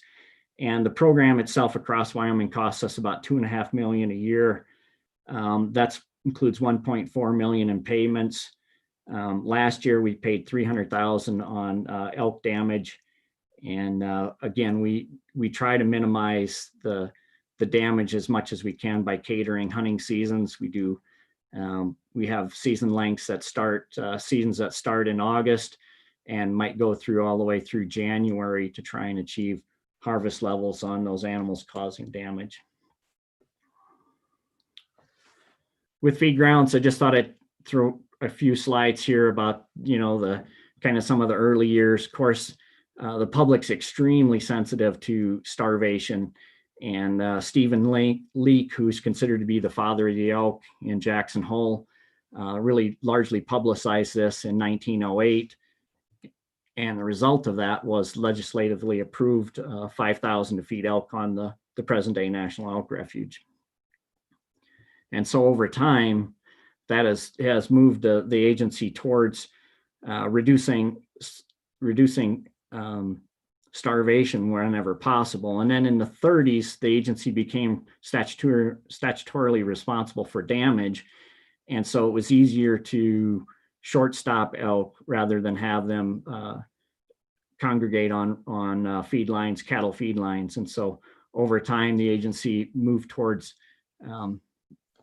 reducing damage and keeping elk away from livestock. And so presently we feed on 23 feed grounds. That includes the National Elk Refuge. And that's pretty much been in place since the 1960s, with some of the earliest ones, of course, being 1912. And we annually provide feed to 14 to 16,000 elk, and 80% of the elk feed grounds, elk that are in a herd unit, go to a feed ground in the western part of the state. So it's kind of a grainy map, but it kind of gives you a picture of where those feed grounds are. And I'll just start up. So Grand Teton Park runs right through. I don't know if my mouse is showing up there. National Elk Refuge right by the town of Jackson. There's 3 feed grounds in the Grovant. The agency did just move forward with the Forest Service on an analysis and basically it was through litigation, but the alkali feed ground is for the next 10 years would just be an emergency only. And so we're not storing hay there. We're just, waiting to see how that works out with those elk not being able to attend that feed ground. And what these elk do here, they typically move back and forth from Fish Creek and the patrol cabin down to the National Elk Refuge. And the complexity there is that the Elk Refuge has a number that they would like to see, which through their EIS that they've recently, they finished in 2007, they would like to see 5,000 elk there. But when elk drop out of the other drainages, then they contribute to that overall number. So there's some complexity there. And then immediately south of Jackson, you'll see there's a few there, and then the Star Valley area and Grays River. And then the Pinedale front, it's pretty big cattle country. A lot of those feed grounds if you look at them, they're right in the foothills to try and keep those animals from moving on to private ranches. And so as soon as those animals start showing up, hay is put out to kind of short stop them to keep them from going on to private ranches. And so the feed grounds are not without their challenges. There's nobody questions that there's no doubt in our minds. We're starting a public process. Last night was our first meeting to start sharing information with our publics about the risks of managing elk on feed grounds, what's going to happen if CWD shows up at them. And we're trying to educate our publics about the concerns that there are with when elk congregate in such large densities. The bottom line is that those feed grounds are in places where, just as this image shows, there's nothing there for those animals to eat. And so the first thing they're going to do if there's no hay there is they're going to move right to the adjacent ranches, and they're going to be in with cattle. And so it's a very complex situation. Some of the areas, if you did end feeding, you would, you'd have to reduce that population. Some cases, maybe 60 to 80% before you'd be able to terminate that feeding. And in all likelihood, those animals would still be gravitate towards any haystacks or feed lines where private lands are. And that pretty much concludes. I guess I'll open it up and be able to answer questions if I can. Do the best I can address anybody's interest in this stuff. Okay, thank you, Doug. I'm gonna go ahead and actually, can you stop your screen sharing so we can see everybody?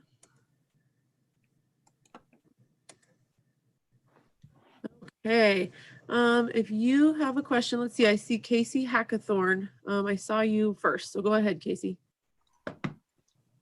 Hi, Doug. Thanks for the presentation. It sounds like you have kind of an adaptive strategy for being able to adjust your objectives. And I'm curious how much they actually change over time and kind of what pressures or changes have caused those changes if they have been. Yeah, so good question. So some of our areas, I'll take some of the central part of the state where you've got large ranches that have been bought up by, out-of-state landowners, and they want to maintain numbers. And so the surrounding traditional landowners really have struggled with growing elk populations. And so in some cases, when we review that objective, our options might be pretty limited because access is so constrained. Let's see, 5 years ago, we made quite a few changes to elk populations, but I think it was tied more towards abundance estimates and did we get better information? And in other areas where we had traditional numbers of elk showing up in areas, we moved to, instead of an abundance total population, we went to a trend where we typically manage for X number of elk showing up every winter in the same geographic areas, so we wouldn't exceed what some of those local habitat conditions would support. It does give us a target, but the public really weighs in pretty strongly when we decide we want to change, and there's conflicting interests there with some of the social changes and land ownership patterns that are occurring. So I don't know, I'm probably not answering your question very well. We change them to a small degree when the public will kind of support it.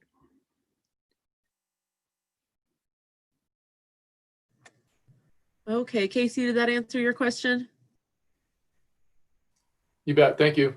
Okay, next I see Mark Schwolmeyer has his hand up. Go ahead, Mark. Yeah, thanks, Doug. I think it's a great benefit to this group for you and Rick to share how you guys do it as our neighbors.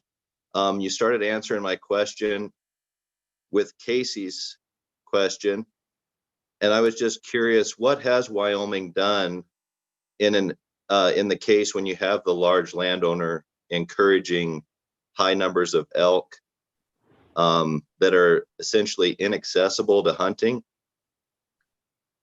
Yeah, it's a real good question. So we have an Access Yes program. I think it's probably similar to Montana's block program, where we currently are managing about 450,000 acres to enhance access. And so we really rely on our field people to build relationships. And in some cases, it's an untenable situation. We're not going to be able to achieve it, but we work with them to try and build a relationship and afford a little bit of access as much as we can. What we're seeing is that a lot of these guys with those ranches, they're charging, $1,500 or more for a cow hunt. And so there's a very limited number of people that'll actually participate in that hunt.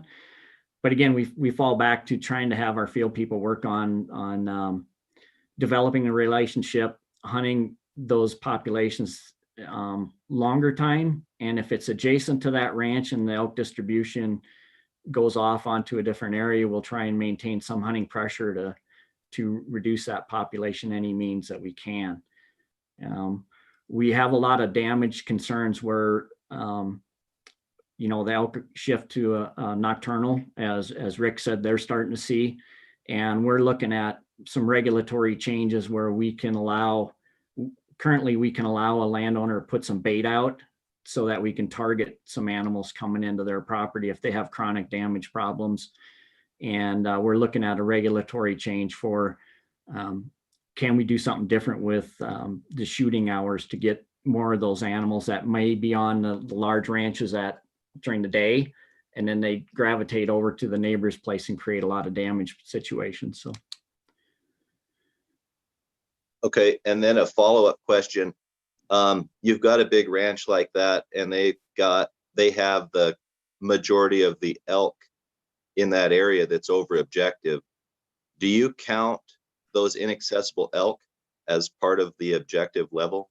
We do. And so one of the things we did in those situations is we switched to a landowner satisfaction objective. So we'd like to see that 60% of the landowners give us a favorable review of where those elk populations are. And so instead of putting a quantifiable number in those areas, we moved to something that it's may seem a little bit more obscure and not as definable, but we try and keep a relationship with those adjacent landowners to see what their pulse is on that elk population. Well, thank because you. they're the ones that are going to be dealing with the damage over time. Yep. Okay, I see Dan Vermillion. Go ahead, Dan. Thank you.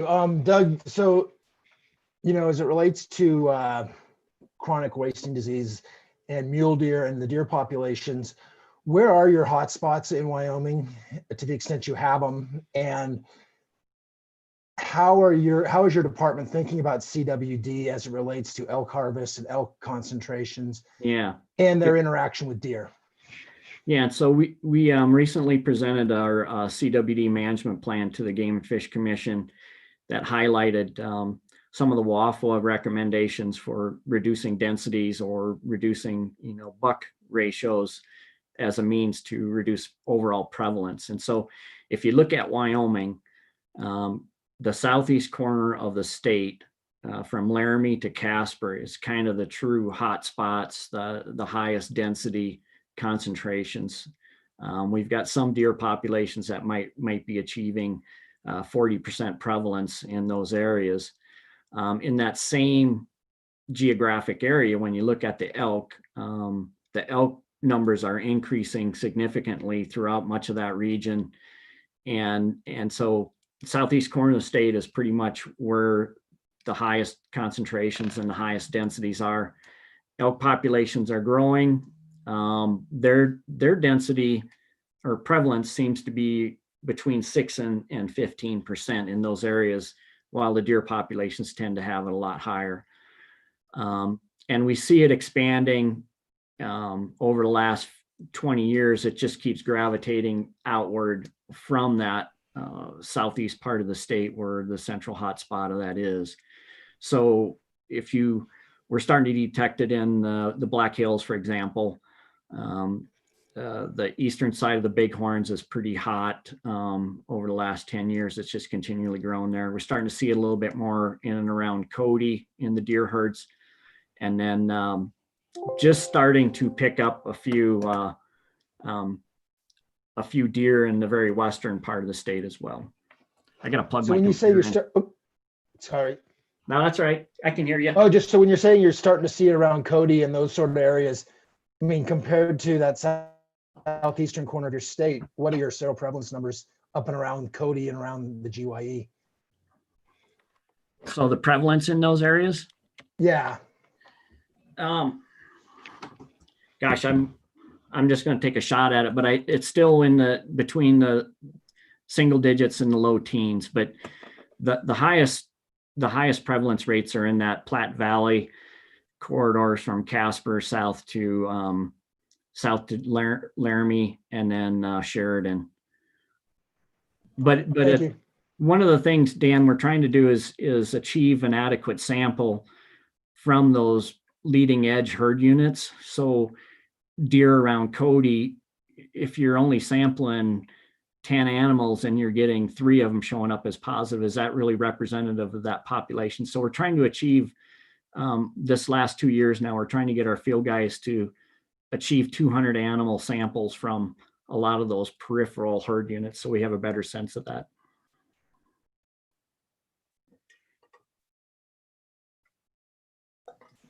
Okay, it looks like we are about out of time for questions for Doug, and I don't see anybody else with their hand raised. So Doug, thank you so much for making that presentation and presenting for our group, answering all those questions. We surely appreciate it. You bet. Thank you, guys. We are about on schedule. Let's go ahead and take a 5-minute break, just because some of us have been on for several hours now. So let's return in 5 or 6 minutes and we will get back to it.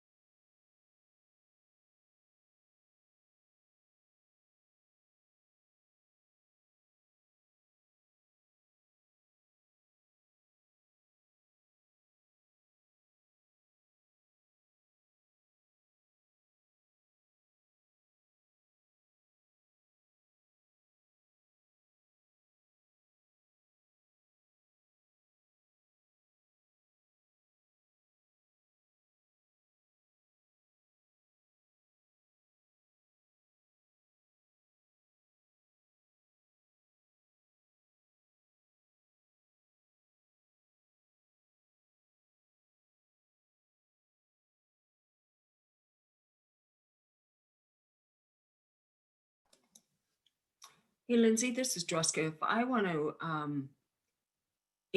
like in chat, like Dan did, and he said, I have a question, and you called on him, how do you do that? So I can go to chat at the bottom and I can type in, but how do I get it to you? Just hit enter after you type it in. Oh, okay. So you can Okay. type it right now if you want to type anything. Or I believe to raise your hand, if you look at the participants list on the right. So if you click on participants at the bottom, it shows up on the right. Mine doesn't show it, but I believe you can, there's a raise hand. Alt Y is what Casey Hackathorn says to raise your hand. So that's another option, or you can just turn on your camera and physically raise your hand and I'll look at you that way too. So Alt Y, or you can type it in the box or just raise it. Does that work? I see your hand. Yeah, and then I can lower it or you can lower it. So I'll lower it right now.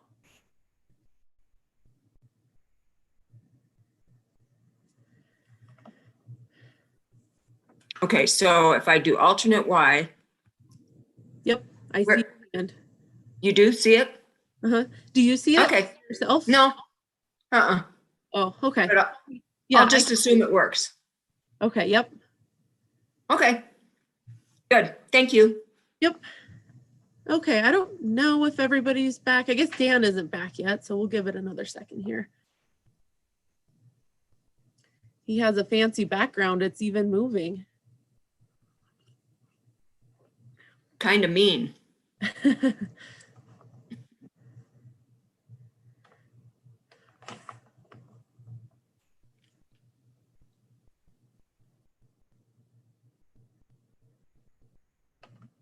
Okay, so it looks like most of our participants are back. So I'm going to go ahead and get started on this next section.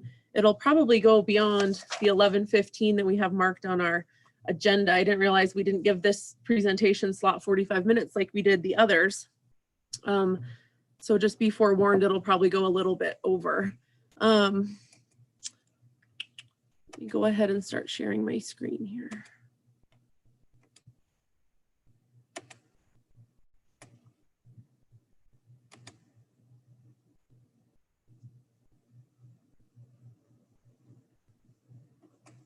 Okay, do you see a full screen PowerPoint?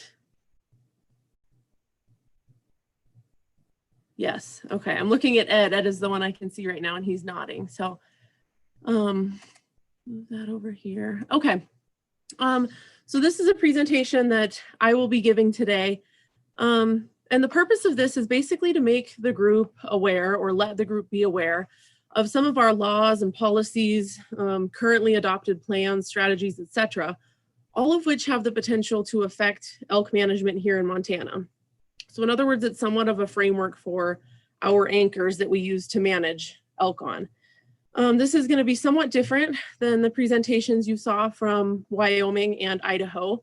And that's because they talked about their current elk management as it is now. And this is more of an outline, basically, or the sideboards of what we manage within. And so there were many people who helped me compile this presentation. And those people include Brian Wakeling, Justin Goody, Quentin Kujala, Rick Northrup, Jason Kuhl, and Emily Almberg. And so Emily Almberg is our disease ecologist here at FWP. She works down at the Wildlife Health Lab in Bozeman. And she's on the call. She's going to jump on here towards the end and give you that CWD update that Casey and a few others asked for last time. So she'll jump on here in a little bit. So to begin, I'm going to talk about statutes, so Montana statutes, and then administrative rules of Montana that may affect elk management. So some of them are currently affecting our management, some of them have the potential to. And then next, I'm going to talk about the current FWP programs, plans, and strategies that potentially affect elk management. And that includes access programs, habitat programs, disease issues, etc. So first off, to give you somewhat of a background of how to interpret this presentation I'm about to give, the numbers and titles of Montana statutes and the administrative rules, any of them that included the word elk are included in this presentation. And so that's a lot, but some of them only have the numbers and titles.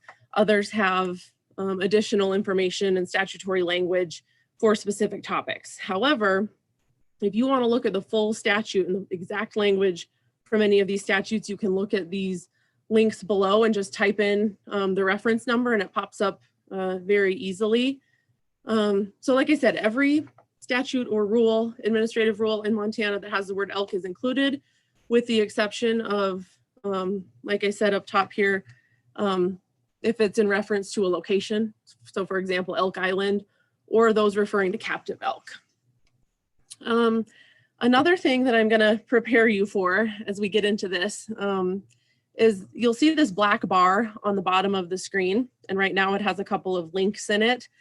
That black bar is going to be where the exact statutory language will be located throughout this presentation. And at times it gets to be a little much. So I'm going to ask you to just somewhat ignore everything below that black line, but I did put it in there for your reference.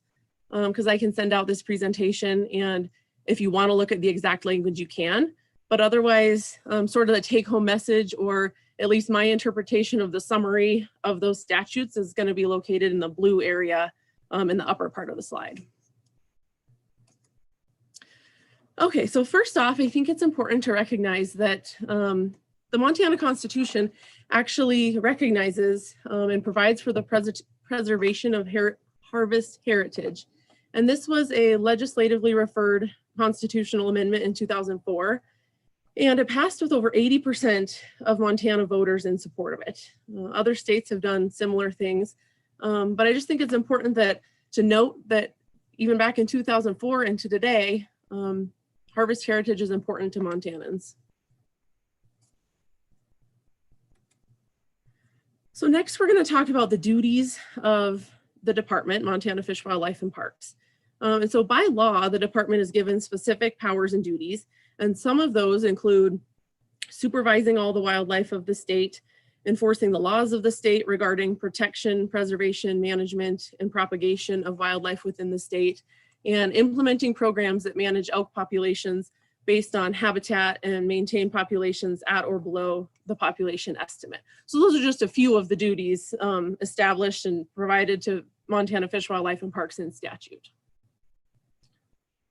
Similarly, the Fish and Wildlife Commission, the Montana Fish and Wildlife Commission, has authorities, and some of those include to set policies for the management of wildlife, establish the hunting rules of the department, establish the rules of the department governing the use of lands owned or controlled by the department, and again, among other things. The commission, as well as the department, has additional powers and duties more than just what I have summarized here. So this slide is going to get many of these statutes covered. So again, these statutes all have the word elk in them, but for the most part, these are things that are generally unlawful or prohibited for elk, as well as many other big game species. And then it also includes restitution for any of those, if you'll see over here on the right, for the illegal killing, possession, waste of certain wildlife or trophy wildlife. Similarly, we have some general salvage and donation statutes that include elk. And then there's some others that, again, are basically general to species, not only including elk. And most of the things on this slide, I put them all together so we can move through them relatively quickly, because they don't necessarily guide our management. They're more of a result of illegal activities that probably don't have anything to do with our management initially. Okay, so next we're going to move into some of the things that FWP is mandated to do in statute. And so the first of those is that FWP is mandated to annually publish a game count. And if you'll remember, this is what Dave Mesmer talked about in the last presentation when he talked about our population counts. We are also obligated to biennially publish available habitat. And so the link for this is right down here on the right, if you can see my mouse moving. But we do post these annually. And this is an example, just a clip of this year's 2020 elk counts, as well as the estimated elk distribution in Montana. And so it goes hunting district by hunting district, and it tells the number of elk that were counted and then the most recent survey. So some of these weren't flown in 2020, but it has the most recent count available. And so this is our response to this statute and our way of attempting to fulfill this statutory obligation. Okay, next. We are obligated by statute to manage elk populations sustainably at a number that does not adversely affect Montana land. And so to be a little bit more specific, we're supposed to manage with the objective that elk, deer, and antelope are at or below the sustainable population. And so this might have been one of the questions. I don't remember if Dan asked Rick or not, if they were, if Idaho was statutorily obligated to manage to objective, and he said they were not.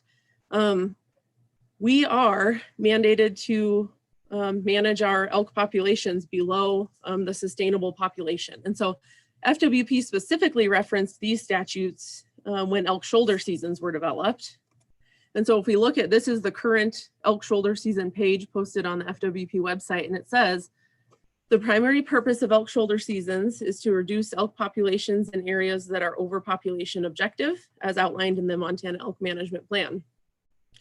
Montana law requires Fish, Wildlife, and Parks to manage elk populations to objective, and both Governor Steve Bullock and our own Fish and Wildlife Commission have tasked FWP officials with addressing these concerns. So that statute was referenced when shoulder seasons were implemented. And not only when shoulder seasons were implemented, but other implementations of liberal elk harvest have been attributed to trying to meet these sustainable numbers. So what are the sustainable populations referenced in that statute? So most of the time we refer to them as objectives. And we talked about this briefly in the last meeting, but in case anybody missed that brief update, they were primarily adopted in 2005 with the writing of the current elk management plan that is in place now. And so this map that you see, it's from 2019, but 2020s would be similar. It maps out what the objective is in each of these hunting districts. And so the darker numbers have a higher objective. And then most of them are plus or minus 20%. Some of them are plus or minus 15%. But there is a buffer around those point objectives. So those were developed, like I said, prior to the 2005 plan, but in preparation for it being adopted, using the long-term counts that we already had from each area. And then also with discussions from landowners, sports persons, land managers, the general public. And they can be proposed to be updated annually via commission process. So we could propose to the commission if we wanted to change an objective. But like I said last meeting, most of these have not changed since 2005. Only about 16% total have, and many of those were based on redistricting and just sort of reallocating that objective across the new districts versus the old district. So you'll see here, some of these areas are white or blank. And that means if you look down here at the right, it says no stated objective, no wintering elk, or no survey flown. And so each of those have reasons that they do not have an objective. Most of them are listed right there. And if you have questions about specific ones, I can try and answer those, but. Okay, so moving on to things regulated by statute. So we talked about the things we are mandated to do. Now, what are the edges that we cannot sort of go outside of in terms of what we want to do elk management wise? So first of all, the number of elk allowed per hunter. So that's something that is set by the legislature. And so the take of an additional antlerless elk was first approved by the legislature in 2003. So prior to that, you could only harvest one elk in Montana during the general season. As of 2019, they also allowed the take of 3 total elk. And in both of these instances, only 1 antlered elk could be taken during any license year. So there's several statutes that make reference to this that were amended in 2019 that allowed the take of now 3 elk. And this was the first season, the 2020 general season was the first year that we saw that implemented. Okay, so next we're going to talk about elk permits and bee licenses. And for the most part, I'm just going to define these for you based on some of our language out of our hunting regulations. So the general elk license is valid for 1 elk, and hunters may only hold 1 general elk license. For residents, these are available over the counter. An elk bee license is valid for taking an additional antlerless elk during a specific time period and in a particular hunting district or a group of districts. So both of those are licenses. They allow the take of an elk and then an antlerless elk in addition to the elk on the general license. Permits, they must be used in conjunction with a general elk license. So a permit enhances a hunting opportunity with a license. It does not allow the harvest of an additional elk. The harvest of an additional elk, you use a bee license for. So I just wanted to define those before we move forward in the presentation, because I'll reference licenses and permits throughout the rest of this. So another thing that's regulated by statute is resident elk hunting. So residents are entitled to purchase a general elk license and an antlerless bee tag. The cost for each of those is prescribed in statute. So we don't necessarily dictate what the price is going to be on an annual basis by any means. The last fee increase for a general elk license was in 2006. And so prior to 2006, the cost was $16 and currently it's $20. Okay, so next we're going to talk about non-resident big game hunting and what parts of that are regulated by statute. And so we do have a non-resident big game policy that states that the primary goal is to protect and preserve game animals primarily for the citizens of the state, but also that we will welcome non-residents to hunt, as well as acknowledge the financial contributions from non-residents. So next, non-resident big game combination licenses. So these are limited in statute. Currently, they are limited to 17,000, and then the cost of those is also prescribed in statute. So this 10% cap, we briefly talked about this last meeting as well, but basically any license or permit that is oversubscribed. So in other words, there's a certain quota for that license or permit and more people than is allowed applied for it, making it limited. The number issued to non-residents may not exceed 10%. However, 10% is not guaranteed to non-residents. And so this is a little different than what Doug was saying in Wyoming, where that 16% in Wyoming was reserved for non-residents. In Montana, it's still drawn at random. And then if the non-residents that draw it reach 10% of that, then they are basically cut off from the remainder of the drawing. But oftentimes they don't reach their 10% cap. Like I said, it's still drawn at random. They're just capped at 10%. Okay, landowner preference. So in order for a landowner to be eligible for landowner preference, they must own or be contracting for purchase 640 contiguous acres. And those acres need to be used by elk. They may designate the permit to an immediate family member or employee. And 15% of the total available permits within a given district are available for landowners who qualify, or within a given LPT or license permit type. Some of those can be valid for multiple districts. Okay, so contractual public hunting access agreements. So to be eligible for one of these, a landowner must own occupied elk habitat that's large enough to accommodate public hunting. And so it's recommended that this is about 2,500 acres, but if the other requirements of this are met, the land can still be considered and the landowner can still be considered for getting one of these agreements. And so the landowner must enter into a contractual public elk hunting access agreement. So what is a contractual public elk hunting access agreement?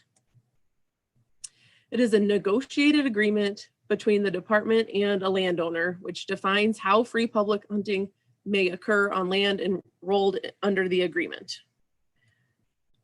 And so to be a little bit more specific with what is involved in this, it's basically all of the details that would go into a contract. So what area will be open to public hunting, actually identifying those boundaries, times and dates open for hunting, methods for the public hunters to obtain permission when they want to go out there, the rules as far as travel restrictions, game retrieval, etc., the number and distribution of public hunting days, methods for evaluation. So in other words, are hunters actually using this? Are they successful in harvesting things?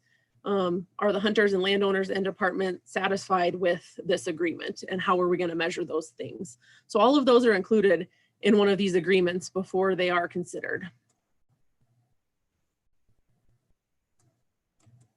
And then also the landowner must not charge a fee. And the department is able to prioritize the distributions of these licenses based on areas in most need of management. A landowner license or permit issued via agreement is only valid on the lands enrolled in the agreement. So in other words, if you're opening up this half of your ranch to public hunting, that's the only half of your ranch that your permit is valid for either under these agreements. And then this is something that changed in 2019, but the public hunters that are selected to be able to hunt under these agreements are selected randomly from the existing holders of licenses in the hunting district. So previous to 2019, at least the rules stated that the public hunters would be selected from those that were unsuccessful in drawing the permit and actually give them a permit and allow them to go hunt. Now, they are selected from those who already drew the permit that's valid for that district. And so in 2020, so this last summer, I believe, we brought these in front of the commission as an informational item. We had 2 of them this year in 2020. One of them has been in place since 2002 every year, and then the other one since 2015. Both of those agreements are issued a 41120 permit. So that's valid in multiple districts. And I'm not exactly sure where those agreements are at within those districts it's valid for. But typically the draw odds for that permit, at least in 2019, were about 19%. So this gives, it opens up some more public hunting, gives that landowner an opportunity to draw a permit that only had 20% of draw odds otherwise. Okay, so game damage and public hunting requirements. So in order for a landowner to be eligible for game damage, they must be experiencing damage to property or crops. They must allow public hunting during established seasons or not severely restrict public hunting. And then they need to file a complaint with the department. Then the department is required to investigate the game damage complaint, verify that indeed the landowner is eligible, both in experiencing damage and allowing public hunting. And then if eligible, the department organizes and implements a game damage response. Depending on the response, sometimes the regional supervisor can approve those responses if it's things like fencing or noisemakers, those kind of things. But if it's an actual hunt, then the local commissioner will need to approve it. So there's several different kinds of game damage hunts or hunting responses to game damage. So a game damage hunt is small in geographic scale, typically on one landowner's land. Management hunts are larger in scale. They're more proactive and aimed to reduce or prevent potential damage caused by large concentrations of animals. Supplemental game damage license hunts are very small scale. No more than 12 animals is what they're aimed to remove. And then there are elk management removals, and this is specific to those brucellosis areas, and it's a response to the risk of brucellosis and to reduce commingling. Okay, hunting season extensions. I'm going to be clear here. These are not shoulder seasons. We're going to talk about shoulder seasons in a minute, but these are what happens when harvest during the general season is not achieved and the season is then decided to be extended. So it's not longer seasons that are pre-established. So if a liberal season is in place for 2 years, the elk population is above objective range. Public hunting was adequate during the general season, but weather conditions were not conducive to a high harvest, then the commission can agree to extend a season. Or if extreme weather conditions are creating game damage complaints and there's opportunity there for additional needed harvest, then these can be approved. So we do use these sometimes, but they're not super common. Sometimes they're difficult to assess in real time as the season's ongoing what the harvest is. We certainly don't have harvest estimates in by then, but we do have information from game check stations, etc. So, okay, so the auction of elk licenses and super tag licenses. So this first part is talking about the auction of an elk license. And so in order to do this, organizations submit proposals. The Fish and Wildlife Commission selects an organization, and this organization is submitting a proposal to auction the license for Fish, Wildlife, and Parks. So the commission selects an organization based on proposals. That organization can retain up to 10% of the proceeds, and the remainder of those proceeds must be used for the substantial benefit of elk. And so you can see here, this is what these licenses have sold for the last number of years. They've raised thousands and thousands of dollars. And also for the last number of years, the Rocky Mountain Elk Foundation has been the organization selected to auction these items. And so what Fish, Wildlife, and Parks has done with our portion of that revenue is it has to go directly to the substantial benefit of elk. And so a few examples are, at one time we purchased an ultrasound machine that's used for elk research. I believe we purchased some property with it as well to benefit elk. And then most recently, we've been using this money for match for a CWD response. So through the Wildlife Health Lab as a match to a PR grant that we have for CWD. And then the super tag, I don't know if you're familiar with this, but it's more or less a raffle where you can buy tickets to get an elk tag that's valid throughout the state of Montana and anywhere that there's an established hunting season. And the proceeds from that go to benefiting access and then also some law enforcement. Okay, and then lastly in this section is large predator management. And I just want to note that there's a policy for the management of large predators. One of those priorities within that policy is to preserve citizens' opportunities to hunt elk and other large game species. And that's a primary goal of this policy. This is a good segue into our next section where we're talking about, plans and strategies affecting elk management. And so the first of these that we're going to discuss is the Montana Wolf Conservation and Management Plan and Montana Mountain Lion and Management Strategy, Monitoring and Management Strategy. And I'll be brief here. So the Wolf Advisory Council in 2000 submitted this statement that said, the state of Montana is committed to maintaining wolf populations at numbers high enough to present reclassification as threatened or endangered under federal law in the 3-state area. And then additionally, long-term persistence of wolves in Montana depends on balancing complex social, biological, economic, and political aspects of wolf management. So basically from this, I see long-term persistence and committed to maintaining wolf populations. If we think about the mountain lion monitoring and management strategy, the first guideline listed in that policy or that strategy is that FWP will conserve mountain lions as a functional and valued part of Montana's wildland ecosystems. And so from all of this, I want you to think about that large predator policy that said, we're preserving citizens' opportunities to hunt elk. But then also we have these two plans in place that ultimately say we are dedicated to conserving large carnivores at a landscape scale. And so we listened to Justin 2 weeks ago talk about integrated elk and carnivore management. And so just to realize and recognize that at a large landscape scale, we are dedicated to conserving carnivores. Okay, next, moving on to Habitat Montana.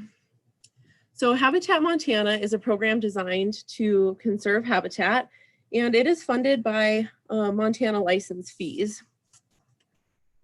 So included in Habitat Montana, and what these fees are used for, they are used for purchasing conservation easements, purchasing fee title acquisitions, and then also some habitat leases. Within those three categories, at least as of the end of 2018, there was almost 300,000 acres in conservation easements, 130,000 acres in fee title acquisition, and I don't recall how many acres of leases there were, but a bulk of it is in conservation easements. And so when considering habitat projects, you know, these connectivity areas and corridors for ungulates are something that is considered. And if they are a priority for that, they get ranked higher than other projects. Similarly, if they are strategic seasonal habitats for game species, which would include elk, they also get ranked higher. And so this program specifically can benefit elk, especially if it's proposed on habitat that elk uses. This picture here is a picture of the Judith River Game Range, which is now Judith River Wildlife Management Area. And the first portion of that was purchased all the way back in 1940 because it was a winter range for elk. And it also was purchased to relieve impacts of elk on private lands. And so, although that was before the formal Habitat Montana program, Montana has been protecting habitats that anchor migrations and support big game populations for a really long time. Another habitat program that we're going to talk about is Wildlife Habitat Improvement Program. So this is habitat restoration on high value wildlife habitats through noxious weed control and native vegetation restoration. This is a relatively new program. The act was passed in 2017 and it authorized up to $2 million in Pittman-Robertson funds to be used for habitat restoration. And so similarly to Habitat Montana, these projects are prioritized based on certain wildlife values. And elk would be considered in both of these. So they're a priority wildlife species and therefore their habitat would also be ranked higher. Okay, moving on to migration and movement. There are several things that Montana currently uses when we think about migration and movement. And so the first is the Secretarial Order 3362. That was from the Department of the Interior, passed in 2018 or enacted in 2018. It's titled Improving Habitat Quality in Western Big Game Winter Range and Migration Corridors. Basically, it's a federal grant program for addressing ungulate migration and movement, including removal of barriers and enhancement of winter range. So this includes multiple Western states and several ungulate species. So in response to Secretarial Order 3362, Montana developed a state action plan. And within the state action plan, we delineated 5 priority areas. But generally, the emphasis is on improving our understanding and knowledge of migration and sharing information with partners who are making management decisions. And then very recently, Fish, Wildlife, and Parks released our terrestrial wildlife movement and migration strategy. And this has multiple functions, one of which is to clarify how wildlife movement and migration conservation is incorporated into existing habitat conservation. So in other words, how are we already doing these things? It outlines how FWP will continue its statutory role and science-based approach for wildlife movement and migrations. And then also explains how FWP plans to work with organizations and coordinate with others and be ultimately inclusive. There's a lot more about migration and movement, and I could go into way more detail on these, so this is just a brief overview. Okay, now moving on to some access information. So we do have managed access project sites.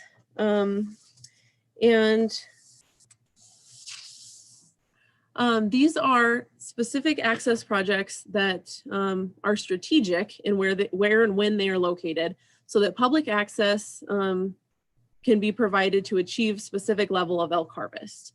And so this program utilizes elk hunt information coordinators, sometimes those are called HICs, provides hunting access to lands and assistance to landowners who are otherwise not enrolled in our access program. So in other words, when we want to harvest more elk in an area, in a hunting district, we can provide hunt information coordinators that can connect willing landowners with elk problems and elk on their land with willing hunters who don't have a place set up to go.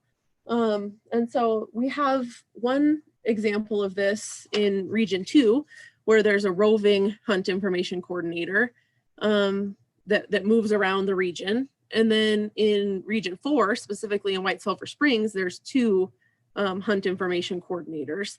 And just an example, in the 2019 late shoulder season, the 2 coordinators in White Sulphur Springs fielded over 1,300 phone calls and 280 office walk-in visits. So these people are really working hard and succeeding at connecting these landowners with hunters who want to harvest elk, specifically in those late shoulder seasons in that example. Okay, so quickly, I'm going to talk about brucellosis. It's the brucellosis work plan. I know we talked about brucellosis last meeting, but Montana does have a brucellosis work plan. It was developed by a citizens work group in 2012. It requires annual approval by the commission, which is typically done in late summer. And so the fundamental objectives from the citizens group in 2012 were to minimize transmission from elk to livestock, maximize acceptance of elk management tools and population in the DSA for sports persons, wildlife enthusiasts, landowners, and livestock producers, and then also maximize cost effectiveness. And so there's a stepwise implementation of tools within this plan. And so the first is to try non-lethal options, which include hazing, fence modification, fencing off stack yards, etc., habitat adjustments if possible. And then there's lethal options, which are multiple different hunts, either carried out by landowners or hunters in different scenarios. Okay, so now moving on to another disease issue, chronic wasting disease. We do have a CWD management plan. It was most recently updated and adopted in 2020. So Montana's first detection of CWD in a free-ranging elk occurred in the last fall hunting season of 2019. And so the goals of this plan, when a detection occurs, is to estimate the prevalence and distribution of the disease. And then the long-term management goal is to reduce or maintain prevalence below 5% and limit distribution. And so some of the actions that may be taken to achieve that include increased harvest, hotspot culling, reducing cervid aggregations, transport restrictions, experimental approaches, and other methods that are proven effective elsewhere. And so 2 things I want to mention before I hand this over to Emily is that the CWD plan states that when CWD is detected in an elk or a moose, our response will still likely focus on deer, but elk and moose will be sampled depending on each individual circumstance. And then also when we're thinking about these tools here, while the focus will be on mule deer and white-tailed deer, similar actions would be considered for a detection in elk or moose as warranted. And so when we're talking about things that have the potential to affect elk management, CWD and the detection of CWD certainly is one of them, especially when we consider what the management approaches might be. So Emily, if you are on. Yep, can everyone hear me? Yep, I can hear you. I'll go ahead and switch slides here and you can take over. Great, thanks. Hello, everyone. I just have 2 brief slides and I'm happy to answer questions at the end of the talk, right? Lindsay, that's the best time? Yep. All right, so First, I'll explain what we know about CWD across the state. So this map that's in front of you is our current sampling distribution from 2017 through to pretty much the present. So little tan or pink dots are places where we've sampled a cervid of some sort, white-tailed deer, mule deer, elk, or moose. And then any of the larger orange circles are positive detections. And this represents almost 18,000 samples over the last 4 years, of which 306 have been positive. And when we look at the hunt district level, prevalence seems to range between less than 1%. This is generally in mule deer and white-tailed deer, less than 1%, up to as high as 25%. So that's one of our recent hotspots in Hunt District 322 down in southwestern Montana. So that gives you a feel for sort of where CWD has been found around the state. It's all along the High Line. We've got a hotspot there in the greater Libby area, southwestern Montana and the Twin Bridges, Sheridan area. We've got a few detections in Bozeman, our first down in Paradise Valley in a mule deer buck. And then there's another big hotspot there in south central Montana. Then again, there's scattered cases in sort of southeastern Montana. And there's much of the center of the state that hasn't been thoroughly sampled yet. So we can't say with confidence that CWD is absent from those districts. Okay, next slide. Now, in terms of where we've looked in elk, I guess as others have mentioned, when we look for CWD, we typically expect to find it highest in prevalence among deer, mule deer and white-tailed deer. And then usually elk are a distant third and moose are, we have found it in moose, but we have much less information about the distribution of the disease in moose. So of all those samples that I mentioned, we've only collected a little over 1,200 samples from elk over the last 4 years. And we've had only one positive detection, and that's down in south central Montana in Hunt District 502. But as I said, for the most part, this sort of a sampling intensity doesn't allow us to rule out infections in certain elk herds. So going forward, we'll continue to try and build our sample sizes in elk, particularly in those areas where we know we've got CWD in deer. So that's what I have for my bit.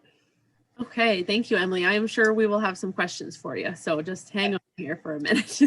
Sounds good. Okay, and I'm almost done here. The last thing I just want to mention is we do have elk shoulder season guidelines. So an elk shoulder season is defined in these guidelines as any firearm season printed in the hunting regulations that occurs outside the 5-week general firearm season between August 15th and February 15th. These were adopted by the Commission in 2015. They outline harvest criteria as well as 11 fundamental objectives. Here is the fundamental objectives. And again, here's a link at the bottom to those guidelines online. So, and again, those are something that does indeed guide our elk management. So in summary, there are many different things that affect our current elk management. They can either guide it, they can restrict it, they can enhance it. And so we're trying to manage within all of these different things. So this is also just an overview of the current circumstances. And that's not to say that what is now is what will always be. It's just, again, trying to provide you with the information that we use and that we must abide by when we're developing our management plans. So I am going to stop sharing. I see, let's see, we have several questions. I saw Everett Headley raised his hand when Emily was talking. So Everett, do you want to go ahead? Maybe you put your hand back down. I don't see it now. No, we're good. Okay. I see Mark. How about you go ahead, Mark, and I'll look through these chat comments quick. Okay. This question was for you. My I lost my connection when you were talking about auction license dollars. Mhm. Is there, I've heard a rumor that the Pittman Robertson Fund will match those dollars. Is that true? We can use them to match one another. Yeah. So that's what I did say, that in recent years, we've been using our portion of the license dollars to match the PR funds that are currently that grant that's going to the Wildlife Health Lab for CWD purposes. So it has to be used for a direct elk related, to directly benefit elk. And so we've been matching those two together. Yeah. So you can only use the auction license dollars from that species for that species? Yep. Is there a place on the website, I've looked before, that has a current up-to-date value of what those license dollars or those auction licenses brought? Yeah, I actually had it on here. And that's for all species? No, I just have the elk. Okay. And the web page that we have is not up to date. I realized that as I was looking. Oh, I have this up, but I'm not sharing my screen. Hold on. I can email you later about it. Yeah, I don't know about the other species, but we could find it for you if you want it. I know somebody must have it all in one. I bet licensing does. Is it statute that whoever sells the license retains 10%? Is that correct? And They can retain up to 10%. Yep. Yeah. Okay, that's all I had. Okay. I have not looked at the chat yet. I haven't read that. So Ken. Hey, Lindsay, just a correction on that one. So two things. One is, sorry, Ken McDonald, I'm the Chief of Wildlife with Fish, Life and Parks. On the auction funds, what we do, it's not required, but this is what we do operationally is whatever comes in for each species, we split it half for habitat and half for operations or management of the species. And so a chunk of the elk auction dollars we'll put towards an elk habitat project, like a conservation easement or an acquisition. And then the other half, like I said, is towards operations. In the last few years, it's been focused on CWD. The other thing is the statute that allows up to 10% to be retained by the entity that is auctioning it for marketing of that. So they don't just get the blanket, keep 10%, use it for whatever they want. They can use up to 10% to market and try and get the most value for that. Thank you, Ken. Yep. Okay. Dan, is that your hand up? Yeah, it is. Go ahead. Yeah, I think it's a question for Emily or I think I got an email from you guys yesterday that said that the seroprevalence rate for CWD in the Ruby area south of Twin Bridges and up towards Cardwell and stuff was closing in on 40%. Was that misread that for CWD? No, that might have been on a particular ranch. It's from Dean Walty's email is who it was from. Yep. Yeah. So Dean probably summarized it on a smaller scale, because there is a very localized hotspot right there on affecting one or two ranches. But at the Hunt District scale, which is typically what we reported at, that 322 is at 25%, I think, among whitetail, and 326 is something close to that, 21%. And that includes this year's data as well as any data we've gotten in the last couple of years. So, but yes, there's definitely a hot spot right there. And is it your sense or is the department's sense that now that we're looking harder for CWD, we're finding it, and that it's been here quite a while, we just hadn't been looking because it really hadn't shown up as far as people shooting a deer that was obviously sick? Yeah, the harder we've looked, the more we have found it. And I think there's good reason to believe that it's probably been in the state for a while. It takes a long time for those prevalences to climb. And so, it could be that clearly we've missed it. We missed it in the early years. We were looking and we were testing symptomatic animals for many years, but just didn't find it. But, at the edges of the state where we knew were adjacent positives in neighboring states and provinces, and that turned up quite a few actions. So, yep. Thank you.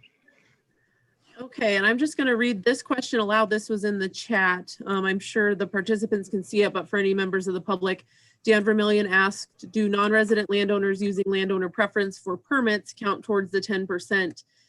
Justin said he was going to look into that. Justin, I don't know if you have an answer yet, but I just thought I'd read that so everybody else can hear that question.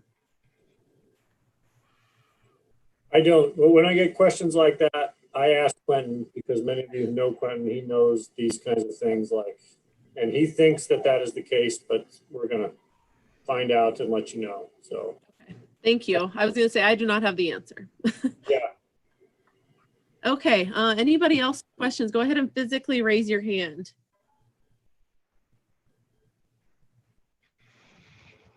Rick. Yeah, thanks. I don't want to hijack anything, but I do have a quick question for Emily on that CWD map you showed of the positive cases in the southwest part of the state. Are those all mule deer? Is that what down there? In the southwest, it's largely whitetail. We make one or just a small handful of mule deer, but the vast majority are whitetail. Okay. And we can send you an updated map with some of that information if that would help for your end. Yeah, I can contact you offline or something. We can do that. Our health lab may have that too. Rick, that map is actually linked to a database and updated online. So if you go to our CWD webpage, you'll get the most up-to-date map of where all the positives are. Okay. All right. Thank you. Appreciate that. Yeah, thanks. And for me, it's good news. It's whitetails and not mule deer, because whitetail don't tend to cross state lines like mule deer and elk do. So that's good. That's good news. Thanks. Okay, not seeing any other hands raised. Again, thank you to everybody who helped me compile that presentation. And Emily, thank you for being here to give that update and answer some questions. We appreciate it. So we are a little behind schedule, and I apologize. Like I said, poor scheduling to put this one for only half an hour. But we do have another half an hour before lunch. And so I think that's about a perfect amount of time to sort of get front loaded and maybe start into this process. I'm going to hand it over to Mike. Mike, do you think that sounds like a good plan to just sort of get going and then give them something to think about over lunch? Let's give it a go. Okay, so I am turning it over to Mike and Sarah, your facilitators. Well, hi, folks. It's good to be here with you today. What we're going to do is sort of walk the group through a process that has proven to be pretty effective at finding common ground and resolutions in a number of sticky situations in wildlife management. You certainly saw some examples in what Lindsay showed you. Every time you saw fundamental objectives, that was something that working with biologists or citizens groups we came up with. So what I'm going to do is kind of give you a quick introduction to refresh everybody. I know we talked about this before. I'm going to go into a little bit more detail about what we want to accomplish today. Okay, can everybody see my screen? Yeah, no? I don't see it yet, Mike. Okay, let me try again. This is going to be real interesting. I have never done this on Zoom before, and so I have no idea what's about to happen. So how about this? Can everybody see? Yep. Okay. All right. So today we're going to start off with defining the issue that sort of brought everybody together in this group. And just a reminder, this is the critical first step. You can think of it as the foundation of a pyramid. Okay. And so it's if we don't get this right, then a lot of what might follow later won't be right. And so it really takes a lot of time, effort, thinking, and discussion to do this. And that's because mostly people come into these things thinking, oh yeah, well, the problem's obvious and we all get it, but that is never true. And so getting past the point of believing that can take some time. So there's nothing about the process we're doing that is necessarily difficult, but sometimes the conversations it pushes us toward can be difficult. And so it just takes time. But it's worth bearing in mind that if we don't get this right, then in terms of coming up with the guiding principles, we could get them entirely wrong. And the group's contribution to elk management in Montana may not be what everybody is looking for. But the big thing here is, you know, thinking about how do you define an issue? What makes this issue difficult to resolve? Okay, there's a reason you're here. And that's because this is complex. There are a lot of moving parts, and we need to understand that complexity in the moving parts before we're going to be able to think about how to solve the problem. So I'm going to give you a quick illustration just to see how other groups have done it. So we went through a similar process when it came to setting hunting seasons for lions in western Montana. Okay, so this is not going to be a big secret to most folks, but if you look at elk harvest and deer harvest in western Montana, it appears that both may be declining. And so there was concern that predators could be it. Initially, it was thought to be wolves, but a study published out of University of Montana collaboration with FWP showed that 80% of the calf mortality was caused by lions. And so that sort of started a public discourse on how to manage lions in western Montana. Now, it's no secret, mountain lions are game animals. We're looking specifically at how quotas are allocated in Region 2 of western Montana. And folks have probably seen pages like this before where each hunting district is specified with the number of cats that could be taken through quotas or permits. So there are a lot of stakeholders involved in this issue, obviously. You have houndsmen who actually were concerned that cats could be driven into the ground with too aggressive regulations. And then you have elk hunters that feel like, well, the regulations were too lax and cats were overabundant. You have members of the public, particularly around Missoula, where you know, cats are not particularly welcome. And then outfitters and guides on both sides of the issue. Outfitters that would take out lion hunters and outfitters that would take out ungulate hunters. So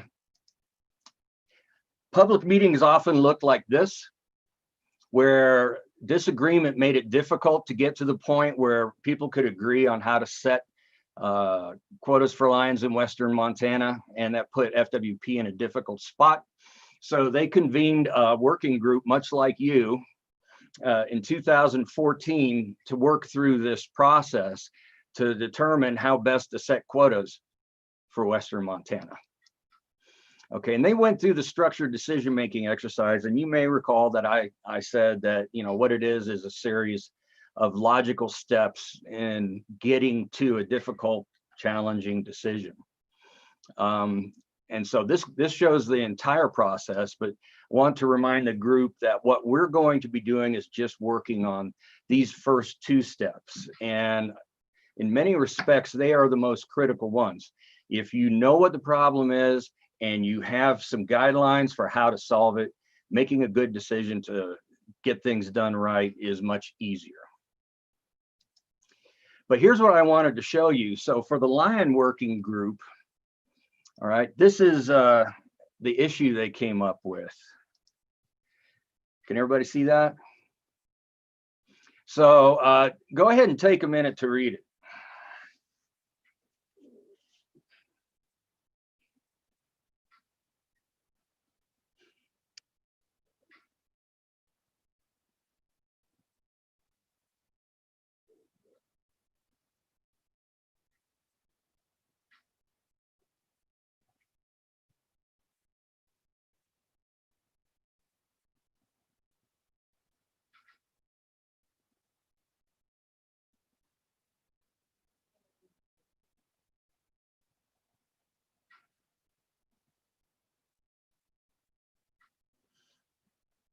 Now, one thing that is really common when I show a working group the issue statement developed by another working group is they say, no way is ours going to be that long.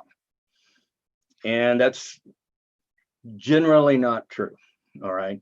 And again, the whole purpose of an issue statement is to capture the complexity and the challenges of making a decision. So you could see in here a number of things. Okay. First, it outlines who the decision makers are, who's responsible for doing what. And again, that's important because if you don't have the correct context for who's making decisions set up, then you're likely not to have anyone that'll own that decision. Okay. Talking about some context on lions as a population in Montana. Human populations are changing along with habitat, distributions of people and lions are changing. And then here's what's important, getting to the disagreement among the stakeholders and accurately defining that. And so at the time we had a disagreement about different population estimates, okay, the demographic structure and density of the lion population, harvest levels and structure of the harvest needed to achieve desired outcomes, the impact of lion predation on ungulate population dynamics. Okay, these are the concerns that everybody in the group in one form or another were bringing to the table. And these are the things that were behind the challenges and the arguments in public meetings and season setting meetings. So the different expectations of lion hunters and deer and elk hunters were in conflict. There's disagreement about allocating to harvest and the impact of the season structure on local businesses. So I'm getting something lighting up here in the chat. Okay.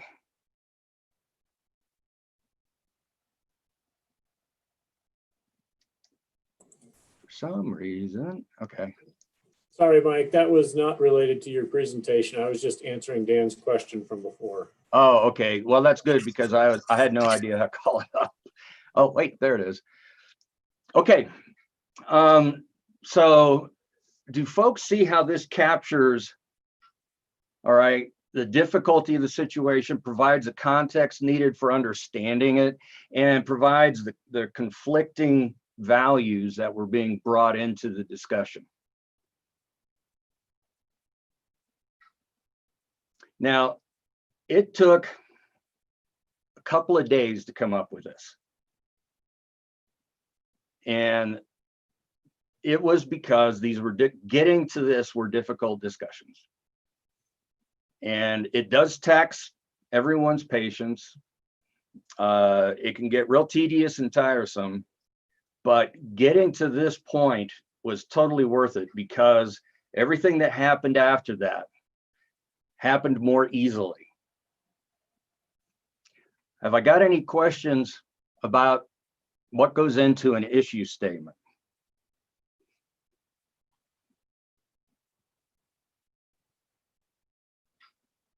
Pretty captivating stuff, huh? Okay. Well, when we come back from lunch, what we're going to start doing is working as a group on coming up with an issue statement that explains what it is this group is convened to accomplish, what the problem is that you are here to solve. We're going to be doing a series of working together as an entire group, breaking out into small groups, coming back together as a large group to talk about it. Okay. We're going to be randomly shuffling people around when we break out into small groups so everybody has a chance to get to know each other and to discuss this stuff together. Couple of things, rules of the road. Nothing about the dynamics I've seen within this group yet caused me any concern, but mutual respect is a part of this. So even if you disagree with what somebody is saying, this is not a forum for debate. Okay, it is a time to listen to what others have to say and to have other people listen to what you have to say. Bear in mind that I've said we're going to try to employ ruthless efficiency on this. We have a limited amount of time to get some important work done. So as a facilitator, I'm going to ask that everybody stays on schedule as best you can.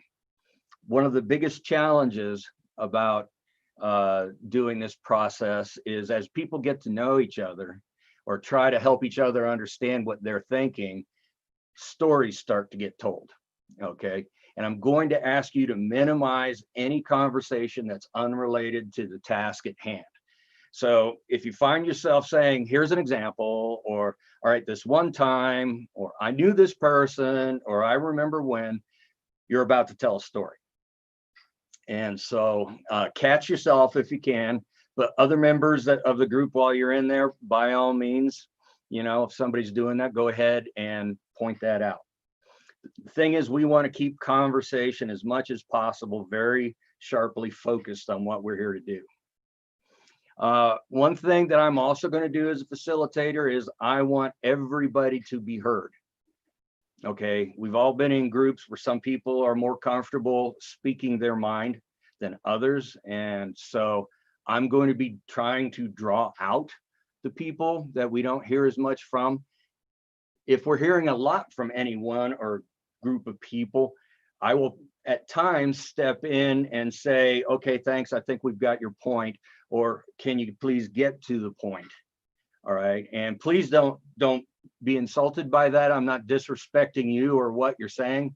I'm just trying to keep the process moving along. So I'd appreciate it if you were a good sport about that. And the last one, you know, has a lot more meaning if we were actually in the same room doing this as a group. But don't virtually shoot the facilitators. We're here to get you through a difficult process as efficiently as we can. Does anybody have any questions?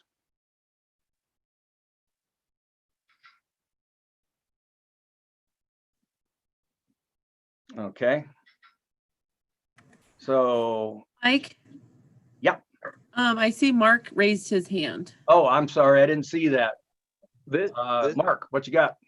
well, this might be more for Lindsay, and we might have to come back to it later, but it'll help me with developing what I think part of the problem is. Is there, earlier you mentioned that there were 16% of the objective levels have changed since 2005. Is that correct? Yeah, about 16%. About 16%. Yep. Is there any evidence that the areas that have increased are areas where there's landowners that are encouraging high concentrations of elk with limited access? You know, from my understanding, no. I think in an instance where that would be proposed, I don't know that the commission would necessarily approve it because they are very conscious of increasing objectives and that's not necessarily a solution to an over objective elk herd by changing the objective so that number is within objective doesn't necessarily fix the problem. But that being said, there has been some districts that have, or groups of districts that have increased their objective.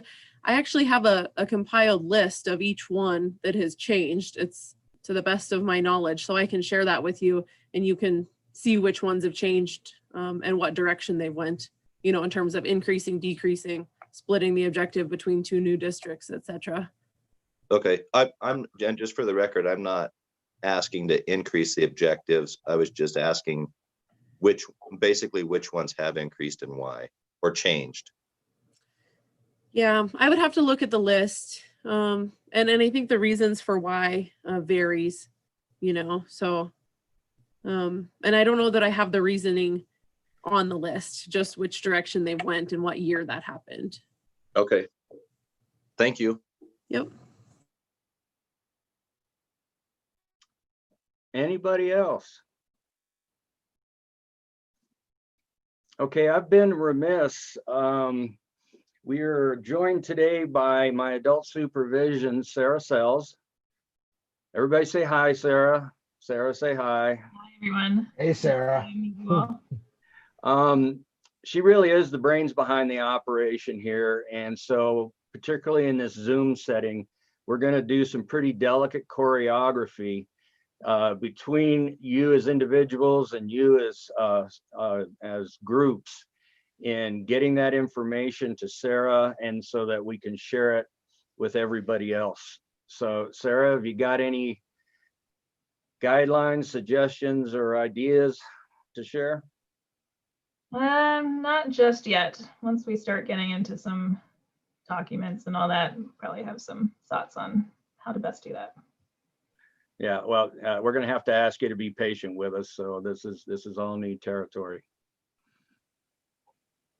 Okay, thanks, Sarah. Unless there's anything else, Lindsay, happy to turn it over back to you. We can take up with work at hand once we come back from lunch.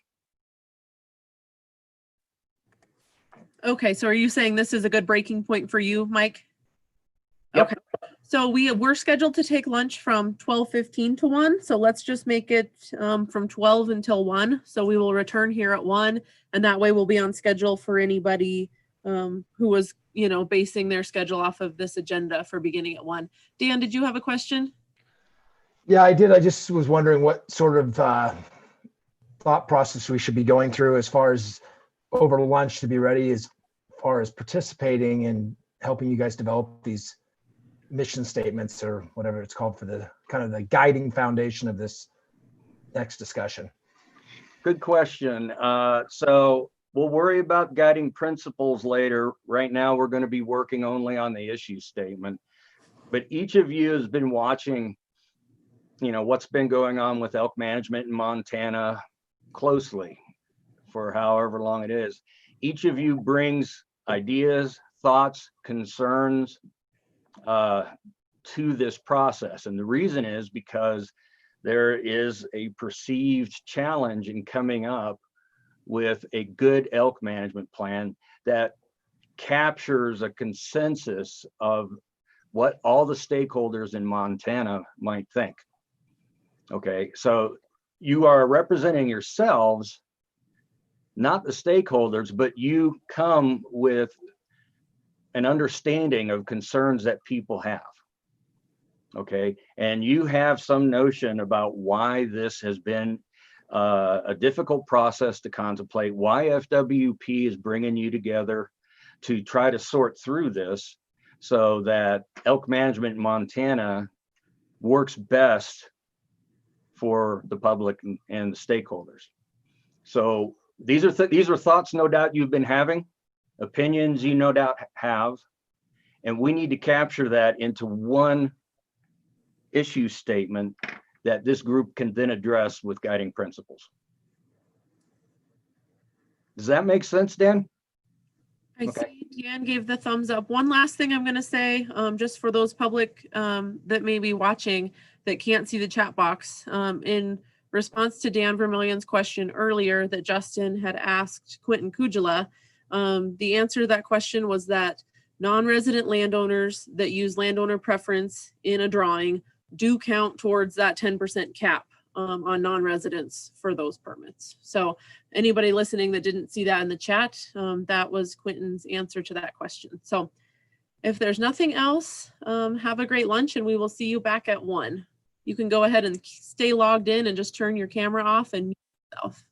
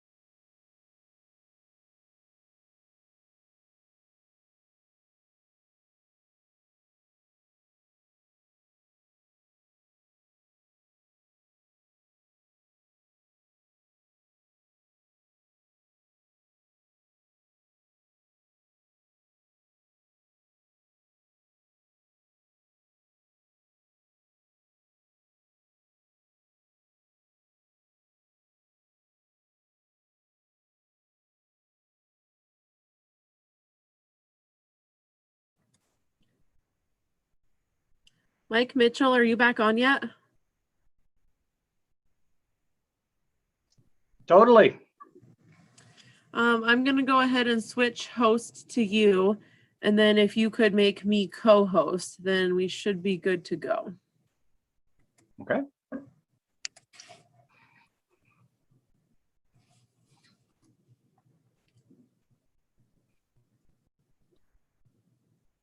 Well, if I could, there you are.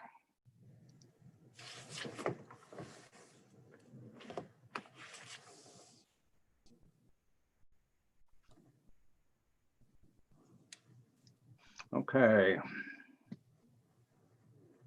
I feel like this is an awful lot of responsibility here.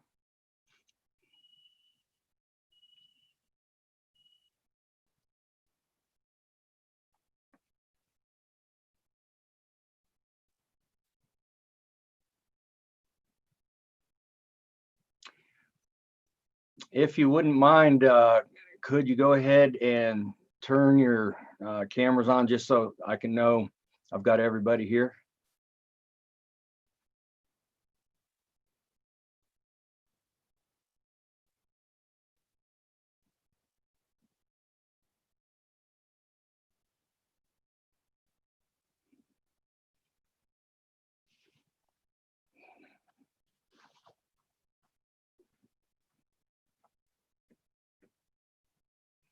So of the group members, maybe we're just missing Druska right now.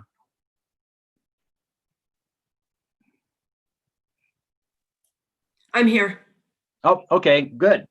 All right, looks like we've got everybody for where we need to go next.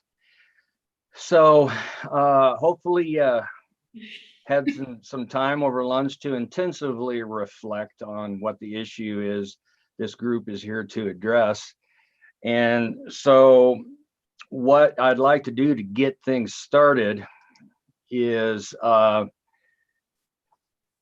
take a couple of minutes and write down just the first thoughts you have about what the issue statement is, or just draft up your own version of it. Okay. And try to think comprehensively. So not just your perspective on it, but if you were to describe what makes this challenging from your perspective and the perspective of others that are involved in this discussion, what would it be?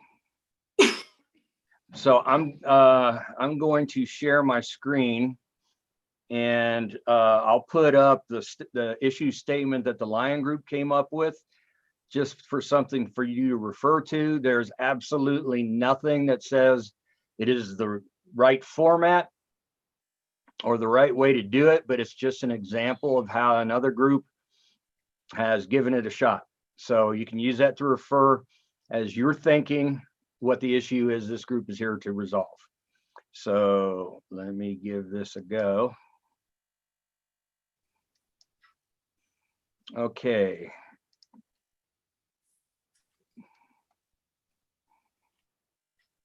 So right now it's a little after 1 o'clock. Let's take 10 minutes.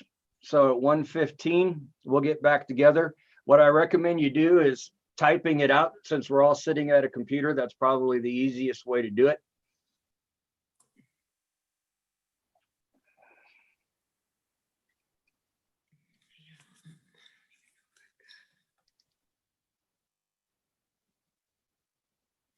If you have any questions, just holler.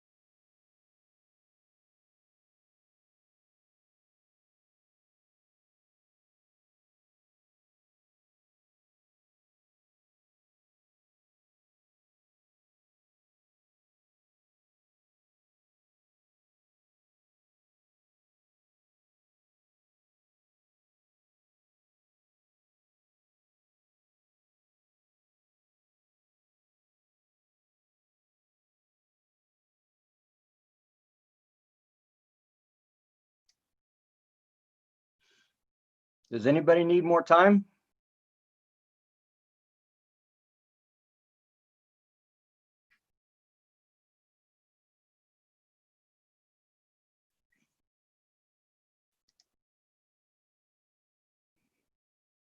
Everybody feel like they have kind of a good first draft?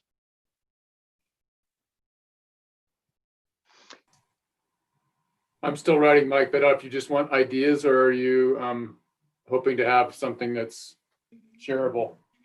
Shareable. But ideas, We could I use mean, at another this couple point, anything's fine at this point. So whatever you think, do you want to keep working on it a little bit, or?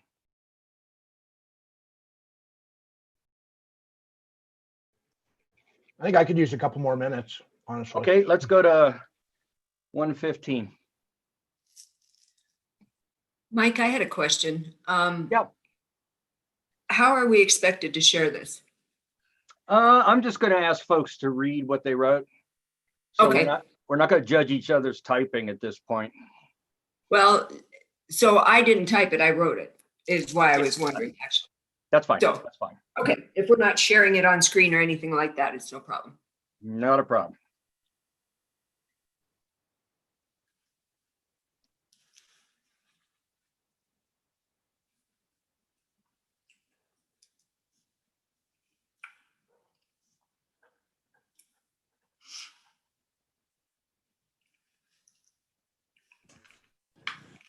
Mike, could you throw that Lion plan back up for us to reference?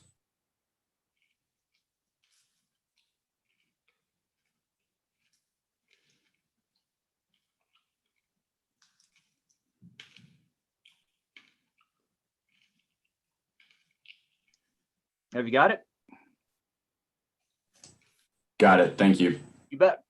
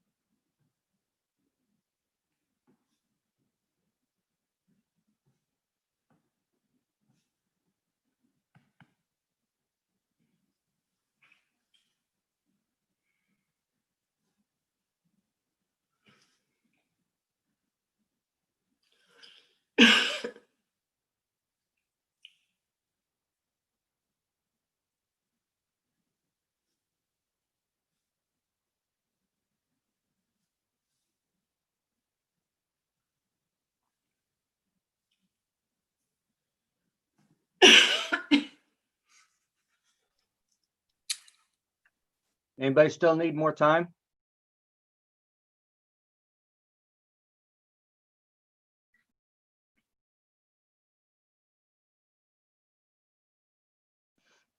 Okay, I'm going to stop sharing my screen here.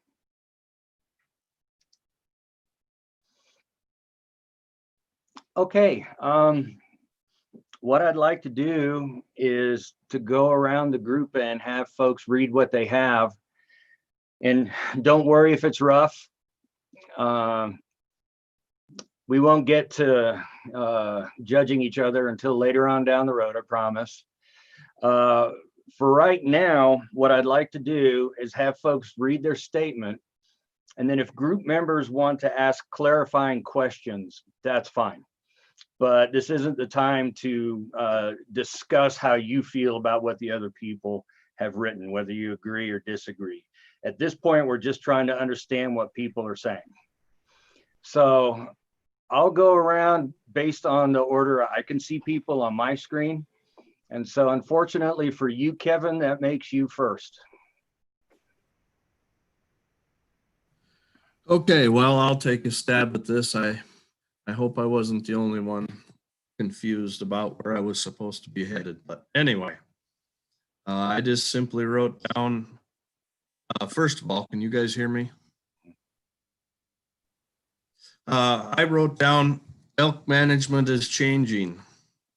And I believe it's more difficult because of non-resident landowners, NGOs with agendas that aren't related to the health of our elk population, government agencies changing landscape usages, whether it's road restrictions or lack of livestock grazing, improper management, in my opinion, and big money related to some type of fee hunting.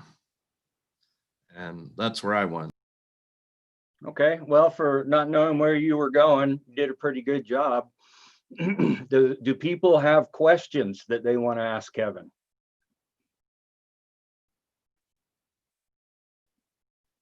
Okay, Kevin, you're getting off easy. Ren, how about you? I guess, can everybody hear me? I think I unmuted myself. Okay, I guess I'll take a shot. I'm not hearing anything. So I just followed that sheet on the mountain lion. I just want to make sure that Fish, Wildlife, and Parks understands that they're definitely responsible to the stakeholders of the elk hunting in Montana. I guess I define the stakeholders as the resident and non-resident hunters, as well as the private landowners, but also the public land managers.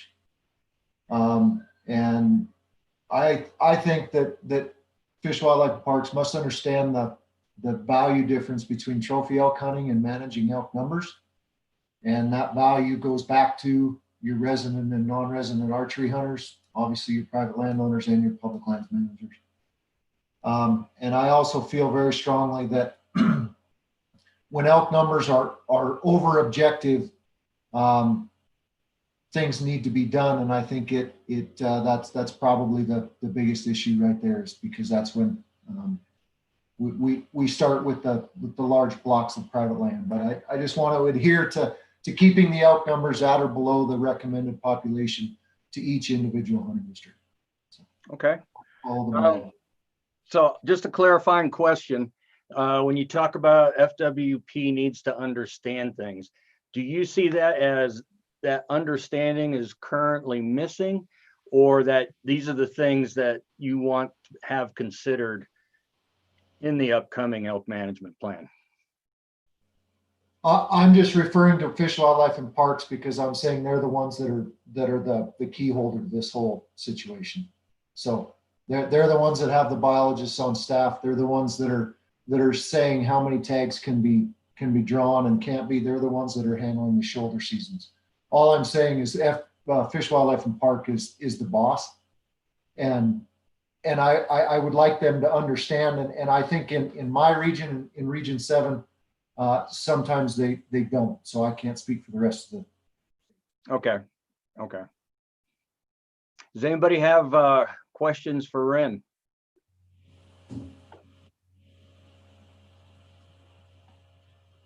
No? Okay, thanks, Ren. Carrie, would you go next? By the way, long time no see. How you been? I'm good. How are you, Mike? Pretty good. So yeah, Kevin, like I kind of took a stab just wandering around in circles for a little while. But one thing I see this group hoping to be able to do is through these guidelines, provide guidelines to FWP and their partners to help ensure healthy elk populations, in addition to other wildlife, and also to provide a continuum of recreational opportunities centered around elk. So that could be hunting, viewing, otherwise enjoying elk on the landscape. And I have a caveat here that I think a key point is to recognizing the differing values and goals among the different stakeholders. We recognize that the current elk management plan no longer represents the biological, social, or political perspectives of today. And that's probably as it expires as quickly as it's probably written. So you kind of recognize that as well. And so within those, I guess, three pieces, biological, social, and political perspectives, I think there's a number of challenges underneath each of those that the list could go on forever, but I had a couple of examples such as disease, issues from biological perspective, social. That list is probably quite extensive, and I'm sure we can talk about that for quite a while, but just examples of, increased recreational use out there within elk country, sort of expanding urban areas into habitats. And then we kind of get to some of the political, and I guess I think about political issues from a national and local perspective. And Lindsay had brought up kind of that secretarial order 3362 on migration corridors and how that influences how elk are managed in the state. So just, I guess, some ways to kind of categorize how we're thinking about things. Okay. I thought that was pretty good. You caught a lot of stuff in there. You convinced me this is complicated. Do folks have any questions for Carrie?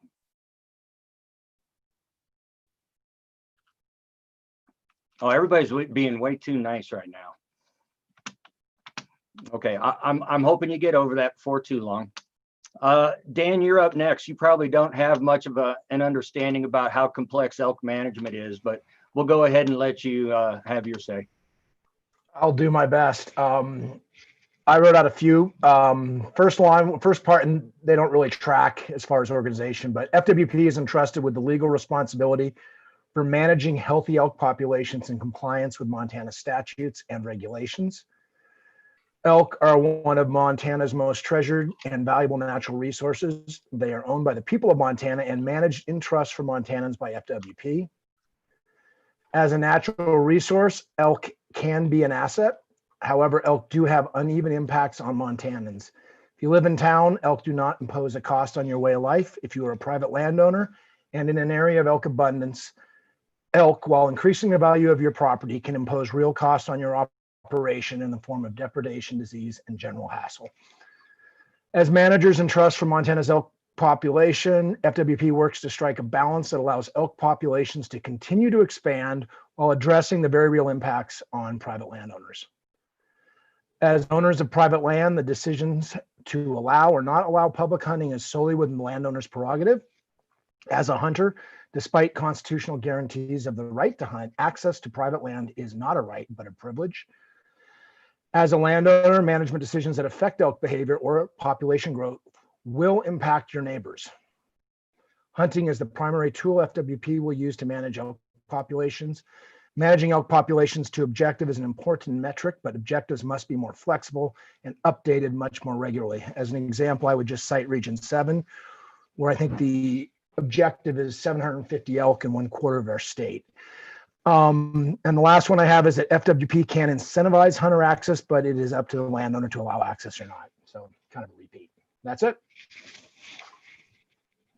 That's fairly comprehensive for somebody that's never experienced anything about elk management before. So thank you, Dan. What kind of questions have we got for Dan?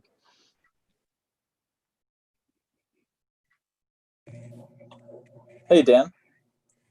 What was that last thing you said? FWP can't incentivize public access to private land? Oh, I said FWP can incentivize hunter access, but it's still the landowner's decision to allow or not allow access. Okay, thank you. Thanks, Joel. Other folks?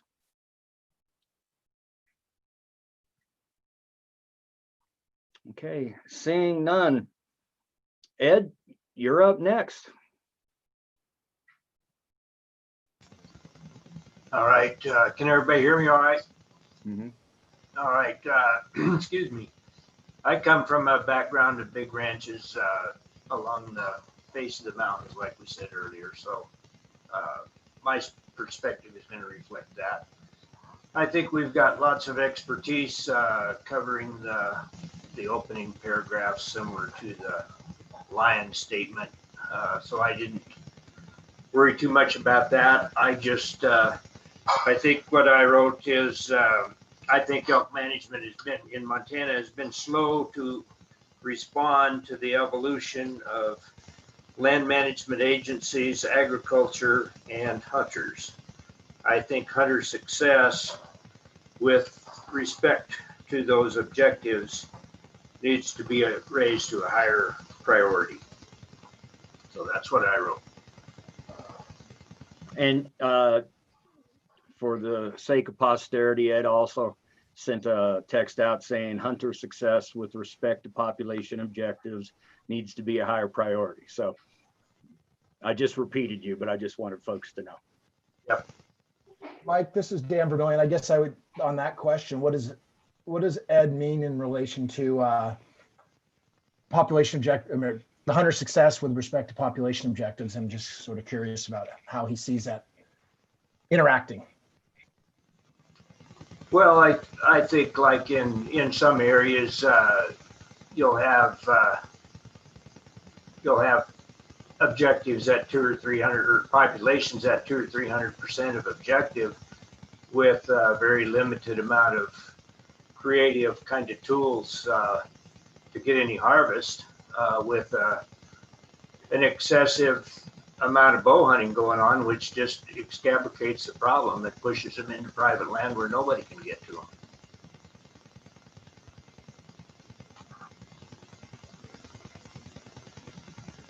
Thank you, Dan. Other folks with questions for Ed?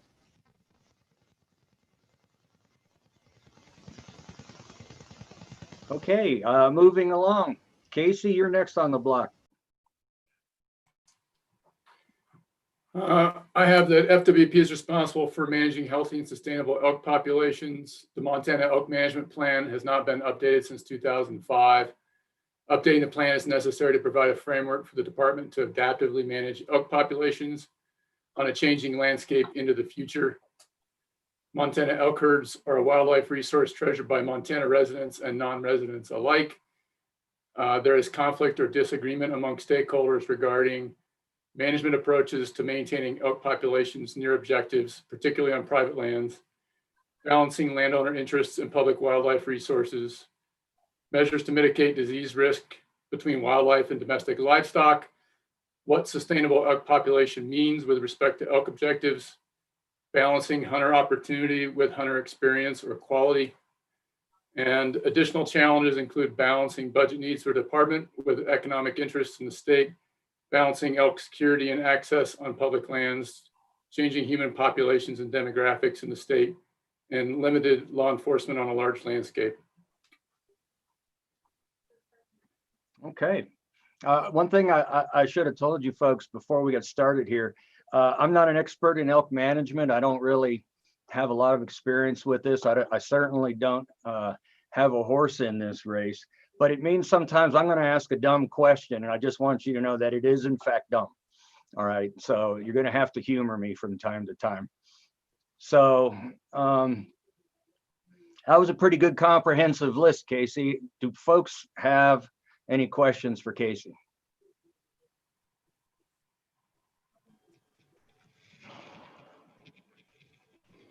No? Okay, thanks. Justin, you're up.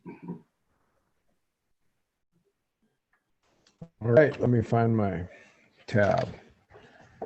Montana Fish, Wildlife, and Parks is responsible for managing all elk within the state of Montana. Fish, Wildlife, and Parks are required to help continue Montana's hunting heritage. Montana Fish, Wildlife, and Parks is just beginning the process of writing a new and updated statewide elk management plan that will help lead Fish, Wildlife, and Parks on management into the foreseeable future. Elk are an incredibly difficult species to manage. Like all wildlife held in the public trust, they don't know the difference between public and private land and therefore navigate freely back and forth between those land designations, creating potential areas of conflict. Montana's elk populations are constantly changing, along with fluctuating habitat conditions and social tolerances. As Montana's citizen demographics change, the elk management plan needs to be flexible enough to respect the public's resource to help sustain a robust population across the landscape, as well as give the department the tools to help reduce any potential conflicts between user groups. Okay, everybody's convincing me that this is a pretty hairy thing to have to deal with. Justin, I'm sorry, do folks have questions for Justin?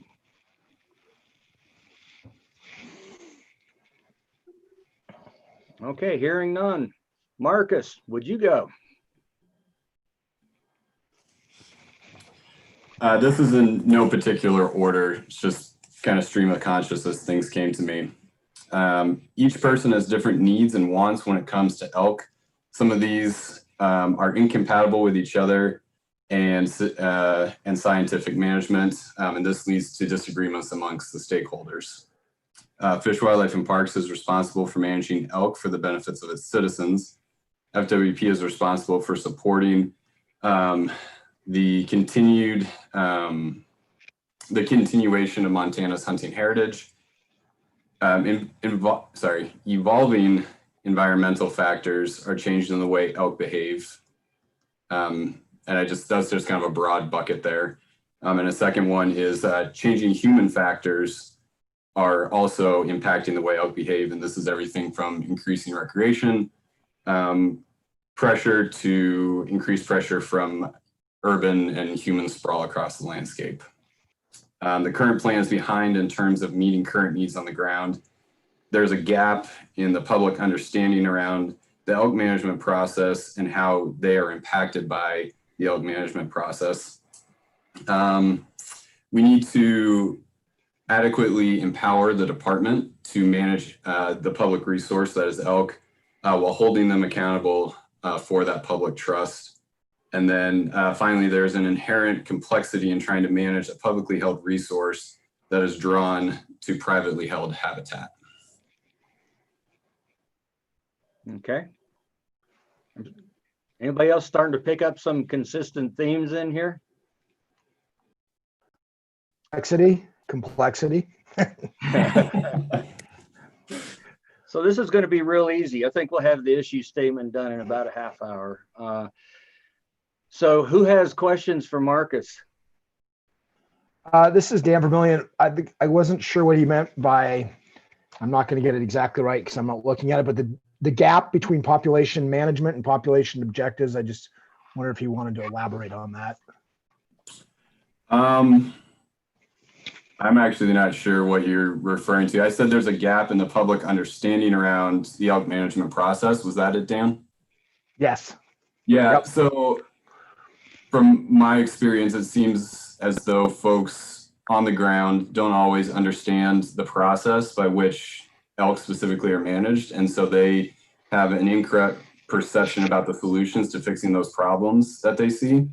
Not to tell stories, so I won't, but just there seems to be that gap in understanding there amongst hunters specifically. All right. Thank you. I agree with you. Marcus, I just want to shout out your self-discipline there. I really appreciate that, but point well made. Okay, Mark, you're up. Okay, I started brainstorming for the base of my pyramid for issues, and I filled up my whole pyramid.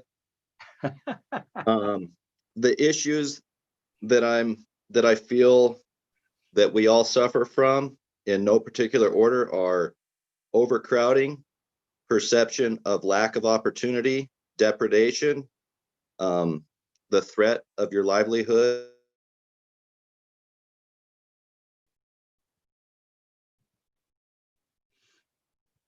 Uh-oh, Mark, I don't know if you can. And with those interrupt. issues, I come up with, I'm sorry, you futzed out for a minute there, so we probably missed the last 30 seconds of what you were saying.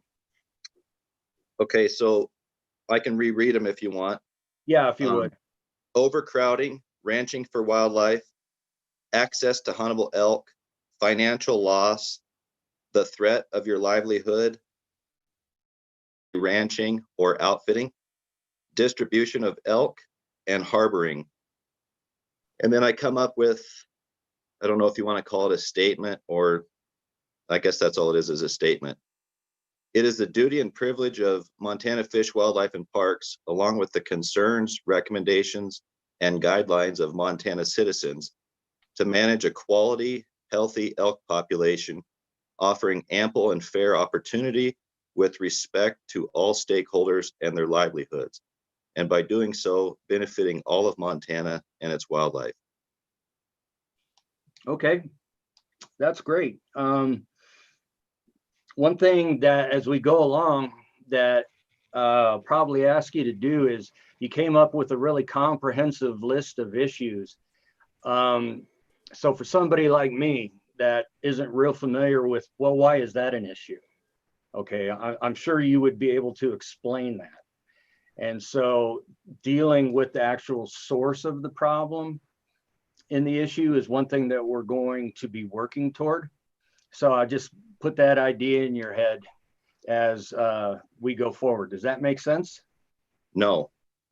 Okay. What's your first issue again? Overcrowding. Okay. I actually know what that means, but let's pretend I don't. Overcrowding of people? Yes. Too many people. Okay, so you want a more description of the issue? Yeah. So, overcrowding of what, where, why is that a problem kind of stuff. And I know that's all in your head. So I'm just saying as we go forward. Okay. So following up on your comment, Mike, maybe I think, there was a bill back in, I think it was 2009 that was introduced regarding harboring. And that term kind of took on a pretty negative connotation with a lot of folks because it tends to imply that somebody's doing something wrong by, for example, not allowing access or managing their access how they want to manage it. And so the word, and it's definitely bureaucratic speak, but it's less contentious, has always been problematic concentrations of elk.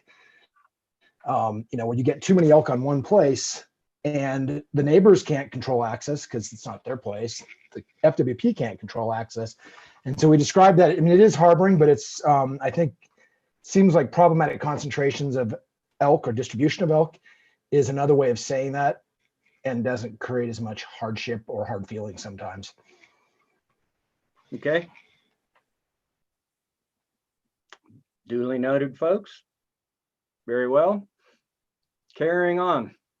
Allie, how about you? Hi. I kind of just did some bullet points, and I know like Dan, Justin, Mark, you guys all had really well-written statements. I don't want to just repeat. But some stuff I wrote down was FWP should be providing accurate research to the public to help citizens understand the decisions that are being made. We really need to come up with time guidelines and stick to them. So if there's a 5-year plan, maybe in 4 years, we need to recognize that the new plan needs to start being made then so that it's done in 5 years. Recognize the importance of the ag and ranching community and facilitate actual formal landowner outreach. Maybe a management plan specific for elk with CWD, and then have a plan and funding for biologists to reassess the population objectives that haven't seemed like they've been looked at too much. That's all I got. So one thing I think to think about going forward, and this is just kind of human nature. It's very difficult for us to think about what the problem is without already thinking about the solutions. Okay. So that at this stage, we're going to want to keep those things separate. So we aren't necessarily talking about what FWP needs to do specifically. Okay, we're talking about what are the problems that makes this a difficult issue for FWP to deal with. Okay. Any questions for Allie?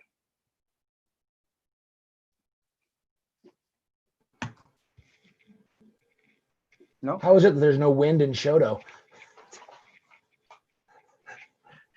Yeah, that's why I'm outside. It's very rare. Did I say your name, Allie, correctly? Yep, Allie. Yep. Okay. Okay, nothing for Allie. Druska, your go. There we go. So I took the first two statements from the Lion thing about FWP is responsible for managing healthy, sustainable wildlife, and they're responsible for hunting heritage. And then I added FWP is in the process of revising the Elk Management Plan from 2005. There are problems regarding elk distribution versus objective, elk disease, brucellosis and CWD, elk harboring or safe havens, elk predator conflicts, landowner sportsman conflicts, and landowner agency conflicts. And then I had a couple of questions, just didn't know if it informed us differently, but this was done in 2005. We're now at 2020. Are hunter values, concerns, and objectives the same? And then how has Montana as a whole changed their view of hunting? Okay, that was really good. Going forward, kind of along the lines of what I mentioned when Mark was finished. So when you talk about, well, there are conflicts between predators and elk. Okay, would you be able to say, well, these are the conflicts between predators and elk? Yes. Okay. Also, oh shoot, what was one of the last things you said? Landowner agency conflict or landowner sportsman? No, it's after such that, thing. you know, the human demographics of Montana have changed. Oh. So, you know, I think the way, you know, if you have a question like that, the way you phrase it is just, well, there's uncertainty about fill in the blank. There are these things we don't know that it would, you know, be good to know. And, and they're contributing to the difficulty of the issue. Okay. Does that make sense? Yep. Okay. I guess, Mike, I have a question. Okay. Before we move on, just, you know, when Druska was listing out the different types of conflicts that exist in elk management, and I certainly agreed with that list. The one conflict I didn't see that definitely, in my experience, raises challenges for the department is landowner to landowner conflicts. For example, in a place like Paradise Valley, where you have some landowners that are traditional producers still, but very few, and how they go about, how we as a community go about, and a department go about interacting with these newer landowners and conveying the impact their decisions may have on their traditional producing neighbors.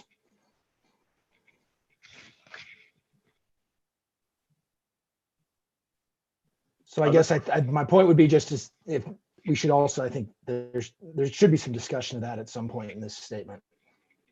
Okay. Landowner to landowner conflict. There we go. You said it. Okay. Anything else for Druska? All right. Thank you. Everett, you go. Well, as I was looking at that mountain lion statement, I really liked the preamble of talking about managing a healthy, sustainable elk herd and protecting and supporting the Montana hunting heritage. I also think that we could input that elk numbers have increased and the trajectory continues to put us on more elk on the landscape. And so as circumstances change, FWP needs to have that flexibility like Dan was talking about and an adaptability to change how we manage. And then as I started to think through the rest of what they listed in the mountain lion statement. I went first to what we disagreed on, and then I went to what we did agree on, but I'd like to start with what we do agree on, which is that elk are prominent in our Montana landscape. We're proud of that, and they should remain prominent in our landscape. And that the challenges with managing are really nuanced, and they vary based on location, predator presence, all those different things. And so there's not going to be a one size fits all approach to what we're doing. And so we need to be able to have that flexibility as we manage elk. And then I move to what we disagree on, which is what's an acceptable number of elk, that objective and how we measure it, and then who actually sets that objective, the different methods on how we manage elk, and who bears the cost of impact of having public wildlife on private lands. And so I kind of skipped down to what expectations we would have, and I don't really want to think this way, but I think currently we do that. We have a landowner versus sportsman mentality, and I think landowners don't want to have elk endanger their livelihood, and there's a lot of different things that falls under that, whether it's brucellosis or depredation of some other kind. But on the other side, I think sportsmen want to have an increased hunter opportunity or success. So how we begin to merge those two things into a cooperative idea is going to be important as we move forward. Okay, that's really good. And I think that's one of the things you're getting at, some specific disagreements out there, some things that are actual sources of friction. So landowners and sportsmen, for instance, okay, and we're starting to put our finger on exactly where the friction is that makes this a difficult challenge. And so going through this process, what's really going to be important is we need to capture everything, even if we don't agree with it. Okay, it costs you nothing to have an opposing position or an opposing point of view included in the problem statement, because that's what part of the problem is. All right, so I like how you were being specific about some of those, Everett. Another thing that I think was really good is the way you started off with what we have in common. Okay, we all have the privilege of being Montanans, sharing our landscape with elk. We all value them very highly. You're here because you care about elk. All right, and that's actually a pretty rare thing. And so one of the things that happens in these groups is people find out they have a lot more in common than they have different, even if we disagree on some things. And so it makes it a whole lot easier when we start to recognize that commonality to be able to deal with the different things. Does that make sense? Okay, Sarah Sells, you're next. Nothing from me. Okay. So Mike? Yeah. So your last comment about everybody values elk. Yeah. So, and I'm not trying to be negative, but oh, go ahead. Here at home, okay, so I kind of have a dual thing. Here at home, where we have the elk problem, I don't value them. Okay. I just want them to disappear off the landscape for me. Okay. Up in the mountains where we have our cattle and there are elk, that's a different story. It's still a thrill to see elk. But these all-encompassing statements about everybody likes something, they kind of bother me sometimes. Okay, well, consider it deleted from the record. Well, no, you know what I mean, though. Yeah. It's just, I kind of feel like I'm here, but it's not for the same reasons everybody else is. And that's perfectly fine. And I'm not trying to put words in your mouth. No. And so by all means, feel free to call me if, I ever say something, like I said, that's dumb. That's not dumb. But no, your point is taken. Okay, so there are circumstances under which you value elk, but there are other circumstances under which they're not valued. Yep. And so I think that's really important. And your perspective is going to be a big part of what this issue statement is going to be. So thanks for that. Mike, I mean, it's kind of following up on that. I mean, maybe a way to say that is that part of the goal of the elk management plan is specifically to make it so the presence of elk on private land is more acceptable and less impactful on the landowners who are trying to make a living on their land. Okay, thanks, Dan. Ed, what you got? Yeah, we've had this conversation on a variety of things over the years. And I guess one point I've often brought up is that I'm not necessarily anti-elk, but I am pro-management. So I would come down on the side with Druska that there's places where elk are fine, but 500 or 600 of them in your irrigated hayfield's not necessarily a pleasant sight. Okay. I'm beginning to realize just how dumb what I said was, so pulling it back. Other thoughts? Any questions for Druska? Oh wait, Everett, you were the last one to go. So questions for Everett? Okay. Pat? No. Joel, how about you? What do you have? Thanks, Mike. I've got an issue statement for you. Hey. Elk are a wildlife species in Montana that command the interest of multiple groups and land managers. Elk habitat quality is diminishing on public lands, largely due to poor forest management and invasive plant species, resulting in less forage for elk and disproportionate pressure on private lands. There's a disagreement among stakeholders regarding elk management strategies on private land, how to address elk herd disease issues, best practices for balancing hunter opportunity with trophy management, and carrying capacity of rangelands on public and private lands. Okay, that makes good sense. Folks have questions for Joel?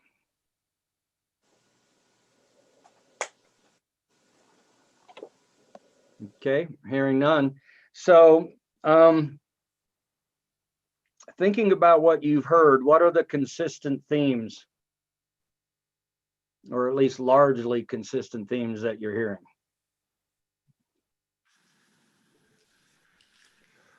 I think one thing, this is Dan Vermillion, is that there seems to be a general acknowledgement, a widespread agreement that FWPs is entrusted with the legal authority and legal responsibility to manage elk. Okay. Other thoughts about consistent themes?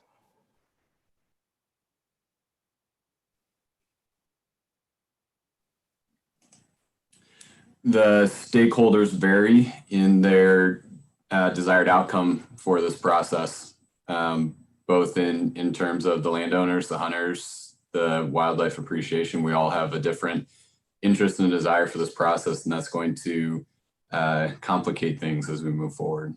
Mm-hmm. So sort of a recognition of the complexity of the problem. I'd add that there's multiple conflicts. Could you expand on that a little bit, Casey? Well, I mean, I heard several that were identified, and they're not necessarily diametrically opposed on every single one of them, but there's the private land, private landowner, public hunter, predator versus game. There's opportunity versus, quality. There's several different viewpoints that are kind of mixed in with this plan that come from different directions. Yeah, so a lot of opposing forces weighing in on how to manage elk. And some of them look like, you know, maybe you're not going to be able to make both, you know, if you have any two forces knocking head, you're not going to be able to make both sides happy. And there's going to have to be some way of addressing that. And how do you do that? I mean, that's a big part of the complexity, is when you have this many factors, this many stakeholders weighing in. Okay, how do you deal with the fact that you're not going to be able to solve all the problems of elk management? And so I think that's an important thing to recognize, that complexity. Mike, I think one of the common concerns that we all have too is habitat. So invasive weeds, beat up range, overuse, the way timberlands are handled. So I think there's a concern overall that habitat has diminished or is not as quality as it used to be. Okay. Mike, I think I also heard a few folks mention sort of an increase in number of users out there on the landscape.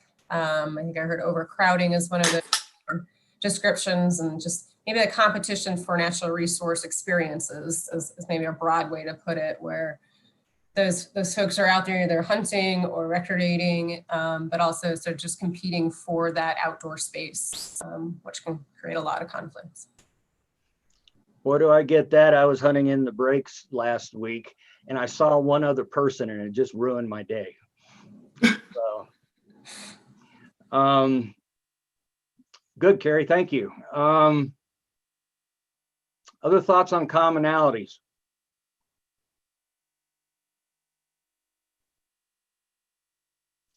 Okay, who has any idea? So let's go to now, what are the differences?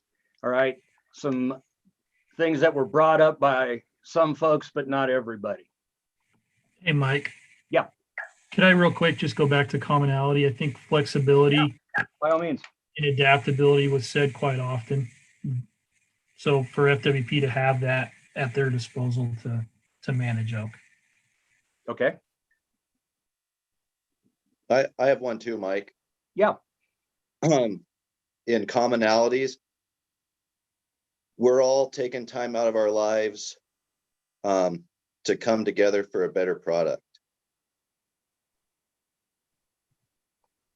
Okay. And I salute you for that.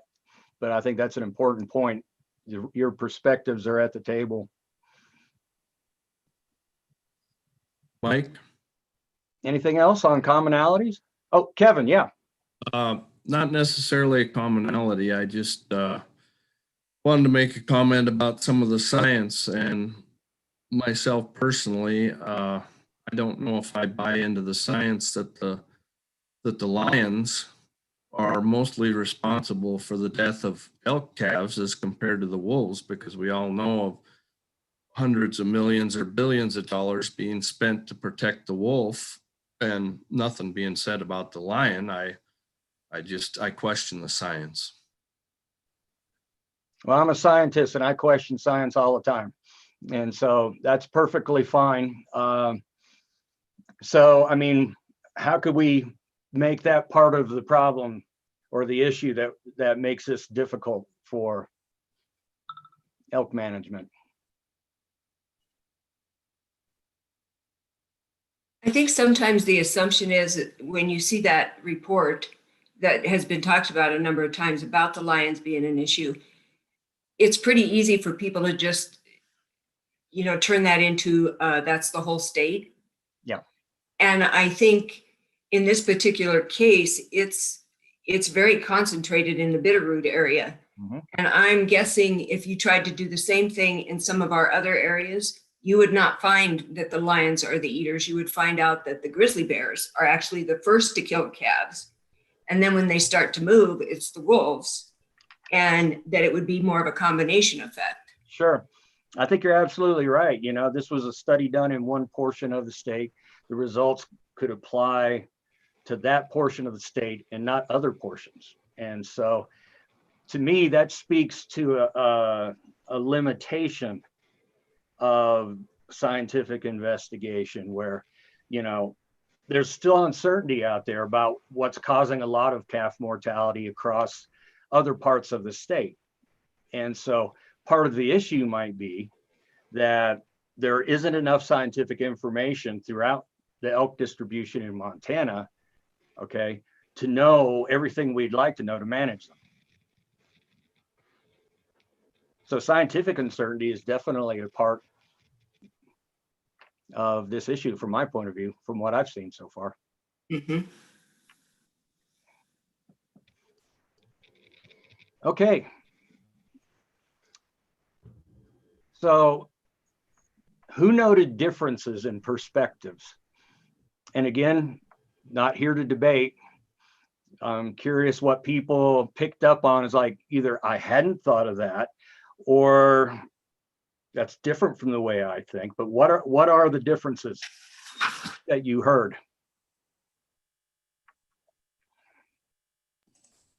I'll be brave and go first. I don't know that it's necessarily a hard and fast difference, but I think as we go through this, there's going to be a varying spectrum of the amount of access as a solution to this problem that we're all going to be bought in on. I think if you are in if you identify strongly as a hunter, you're going to say more access will help us fix this problem. If you are on the other side, if you're a landowner, a lot of access may not be a palatable solution for your particular elk problem. So I think the spectrum of seeing access as part of the solution is going to be an area of difference. Excellent. Thanks for the bravery, Marcus. Did you take access off the table? Jessica, we'll be getting to that later. For now, we're just, and I know it's not easy. It's uncomfortable to say somebody said something that you didn't agree with or what have you, but that's what we need to be thinking about, is what we have in common and the differences that we're seeing.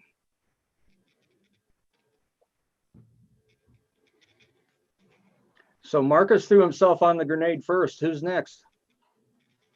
I'll say something. Go ahead, Ed. Yeah, I think one thing that's coming up here that's kind of interesting in relation to one of the presentations we had possibly the other day was that security seems to be a pretty high priority for elk, possibly a higher priority than actual feed. So, that security issue could play into this whole concept that we're talking about, where people are, access, not access, whatever, when maybe really security is a bigger deal than what a lot of the sportsmen are willing to talk about. Okay, thank you, Ed. Casey, what did you have? I was just going to say that I think we all recognize that we have different interests and different perspectives based on our needs and our places in Montana. But I think we're all here because we're pragmatists and want to figure out, what the right balance is so that all of them can be met at some level. And to me, that's the magic that we're trying to accomplish here, is trying to figure out where those compromises are, so it's not one-sided on any level. Let's see, I haven't heard from Rin. What are you thinking? I'm going to do this a lot, guys, so you might as well get used to it. Don't be quiet. Well, I'm assuming that absolutely everybody somewhat disagrees with me on this part of it, but I pay an AUM lease on all public lands for my cattle to graze, and yet elk are referred to as a public animal, but they're eating my grass that my entire entity is based on, and so I'm of the opinion that at some point, to make it completely fair to landowners, then there needs to be discussion about, if it's truly public elk, then You know, are those public elk eating my grass? Is there a 70% AUM calculation? So I'm waiting for the fireworks to start here on the screen right here. Well, they don't get to start right now. So Can I ask Ryan a question on that? A follow-up question? who is this? This is Joel, sorry. Oh, yeah. Go ahead. And if it's a follow-up question and not a disagreement. For sure. Yep. Ren, just wondering if do you pay by the AUM or by the acre for your lease on public land? The BLM sets the amount, and so it's based on an AUM, but it's per acre, so it's all in the same. It's an allotted amount that is not fenced off, that my cattle are in those pastures, and I have to pay for that on a yearly lease. Okay, thank you. Okay, thanks. Allie, I haven't heard anything from you. Care to weigh in? I'm looking over my notes. I'm not really seeing anything I need to add. Okay. All right, Justin, I'm going to pick on you last. I'll go back to Ed's comment and talk about how he talked about the elk security was arguably the most important factor on where elk are at on the landscape. And I kind of think I think there's a lot of truth in that. And I wonder about, the last 50 years of our management system for elk, especially, has been opportunity based. And I wonder about how much of our opportunity based system has exacerbated our problem and has trained our elk to become more and more reliant on low elevation private land. And I wonder if, we moved in, we have a problem with elk being harbored on private land and creating conflicts, and then we decided to hunt elk more. And I just wonder about was that the correct solution to create, to try to fix this problem? Okay. Can I follow up to that, Justin? So your thought was that opportunity is kind of exacerbating, opportunity management is exacerbating our elk dispersion problem. Was that right? Yeah, I'm not saying that. I'm wondering, is an opportunity-based management exacerbating our issue of in the days where every hunter has a subscription to where they can see where they're at on the landscape. And I've always thought it's only a matter of time before elk pinball their way around until they find that security blanket. And I do wonder, and I almost wonder if that's been the case in the last decade, where we've seen these issues become, where really, I don't know if in 2005, we were dealing with the same issues as we are now. And I wonder about the availability of technology and whatnot that has improved upon that opportunity-based management to just put more boots on the ground and create, and I guess exacerbate these issues that we have with private land. Yeah, Ed, what's up?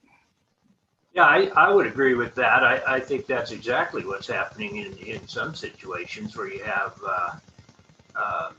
very heavy hunting on easily accessible public land, which is near blocks of private land where access is managed. So it's pretty obvious, and has been to us, at least for a number of years on the property that I'm familiar with, that's exactly what's happening. Okay. So our point right now is isn't to come up with any agreement. It's just to hear all the perspectives. So does anybody else, based on what you've heard in people's first drafts of their issue statements, anything else remarkable or anything that strikes you? Hey, Mike, something that I heard come up fairly frequently was objectives. And I'm assuming it was population objectives, but could have also been harvest objectives. So I bring that up, and maybe it falls under the common theme, but I feel like, what was stated was a lot of differences in how people perceive those objectives or how they should be met. Okay. Anybody have any thoughts on that? Yeah, Carrie, I was one of the ones that said that I thought objectives were a place that we disagreed on. And I think we disagree on where that level is, or even the metric that we use to determine what an objective is, and then who sets that objective. Should it be a local biologist and landowners cooperative, or is it the legislature that's doing it right now? So I think there's a lot of discussion we can have on that.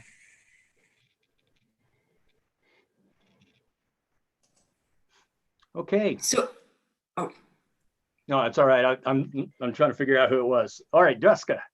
well, I was just going to say that when I mentioned objectives, it was in the same conversation with distribution. And I think it's really easy if your distribution of elk is all concentrated on you to then say, you know, you got to do something with your objectives in this hunting region because look at all these elk I have, so you need to get that number under control. When really it's the distribution of the elk, not necessarily that the entire hunting district has too many. It's just there's too many where they in a place they shouldn't be. So for me, it's kind of that lends confusion to the effectiveness of objectives. That's a good point. Thanks, Jessica. And it helps me clarify in my mind, I guess, where people's perspectives are coming from, because, you know, objectives are set by each unit, and sometimes the unit boundary may not be relevant, I think is the thing. Yeah. Great. Mike? Yep. I think with objectives, and maybe I'm wrong, but isn't one of the determining factors of objectives landowner tolerance or social tolerance? And across the state, social tolerance has changed a lot in the last 15 years, specifically with these large ranches encouraging high elk numbers, and directly across the fence that's probably smashed down, the tolerance is next to zero. I think when Dan and Dreska were talking about landowner to landowner conflicts, that's going to be a hard one to smash out. Okay. Other thoughts? Mike, this is Marcus. Yeah. This was a softball I threw out there, and I thought for sure someone would disagree, but as we're highlighting areas of disagreement, I think one of the things that we're going to need to talk about is climate, whether that's climate change or different weather patterns, or however you want to phrase that. I think there's going to be some disagreement there, but it's something we're going to have to talk about.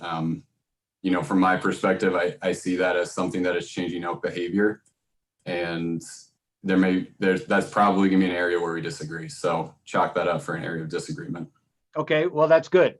That's really good. You know, if that disagreement is an impediment figuring out elk management in Montana, that's definitely part of the issue.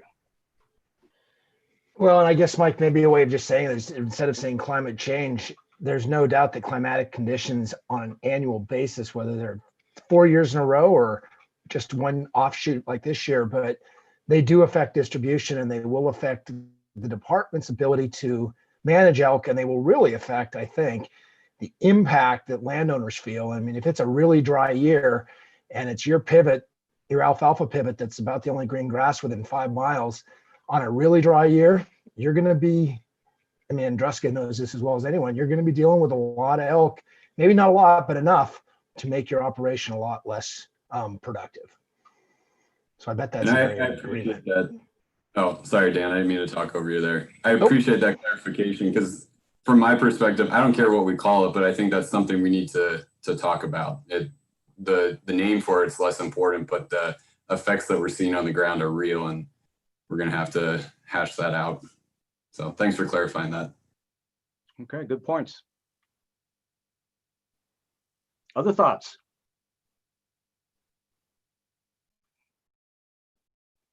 Okay, so here's how things are looking from my perspective.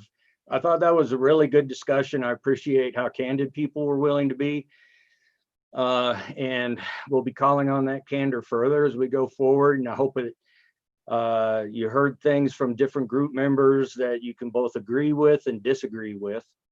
But I feel pretty comfortable that from what I heard from you guys, I heard a diverse array of issues that are going to complicate coming up with an elk management plan. So going forward, it's 2:15 right now. We're going to adjourn at 4:30.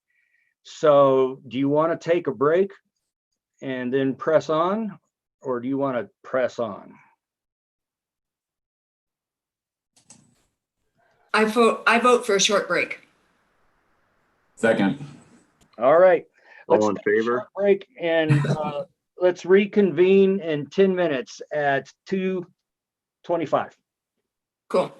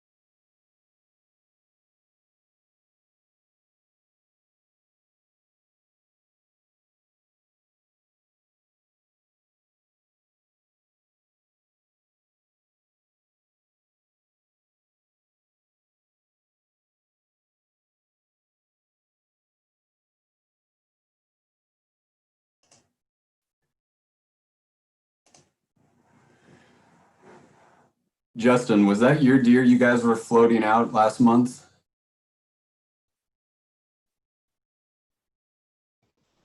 No, that was my friend Hayden's. That was a very cool Uh, picture, man. Yeah, that was a pretty cool bucket. 8-year-old island buck is what that was. He had him aged and everything. He was just a cool deer. Nice. Well, congrats to your friend. Yeah, I don't know if you've followed a whole lot over the last couple of years, but I need to stop taking him hunting because he shoots better animals than I do, and they've all been in my spots. All the way down in Wyoming. Yeah, I think it was the Popo Aggie. I thought I saw it was in Iowa. Okay, have we got everybody back? Looks like it. So one thing I was thinking about during the break is I felt like some people talked about it and some didn't. Who's the decision maker that this group is addressing, particularly given all of the issues involved in elk management in Montana? Remember, I said that's one of the most crucial bits of the issue statement. The legislators. Legislators. Okay. Other folks? I think it's landowners. I think on some parts it's certain people. I don't think there's a blanket. I think legislators can change it. I think FWP is an instrument in it. I think landowners and their participation is an instrument. So is there one decision maker? That's kind of my question. And this is really important because it sort of directs your efforts as a group. If your job is only to advise FWP on its elk management plan, okay, does that mean that basically the people that you are addressing, the decision makers, are FWP? Or are you addressing a diversity of decision makers? I feel like. Sorry. Go ahead, Marcus. Oh, sorry. I was just going to chime in. I think the decision makers that we're addressing are the Fish and Wildlife Commission, and then they will in turn direct the department on how to proceed. Dan might be able to weigh in on that more than I can, though. Well, I think it's both the legislators, the commission, and the department. I think one of the most challenging obstacles to managing any wildlife is when it becomes political, and the commission ends up, obviously the commission has to follow the state statutes and the state regs and regulations. We typically control statutes, those are set by the legislature, and if they're broad enabling statutes, that gives you a lot of latitude. It gives you where you can operate. But when they get super specific, sometimes they don't account for all the different variations that we talked about, where maybe where Drusk is over in the account of all the different variabilities in the landscape. So I would try to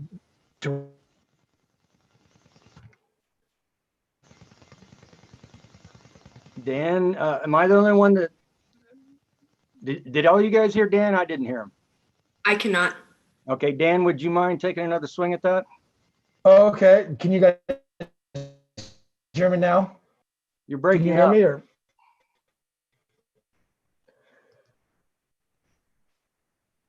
I'll try it later. I think I'm gonna have to go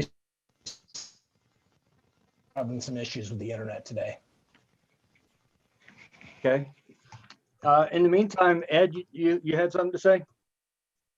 Yeah, I'd just say I think the public has an opportunity to comment at least. I don't know how we've had mixed results with our comment, but at least during all of those commission meetings and things like that, we do have the opportunity. So I would hope that the general public would weigh in as part of the decision-making process at least. Okay, well, so it sounds to me like part of the issue is you have a diversity of decision makers. Okay, no one entity or group is going to make all of the decisions needed for effective elk management. And so that would be part of the issue statement going forward. And, you know, I'm not an expert on this stuff at all, but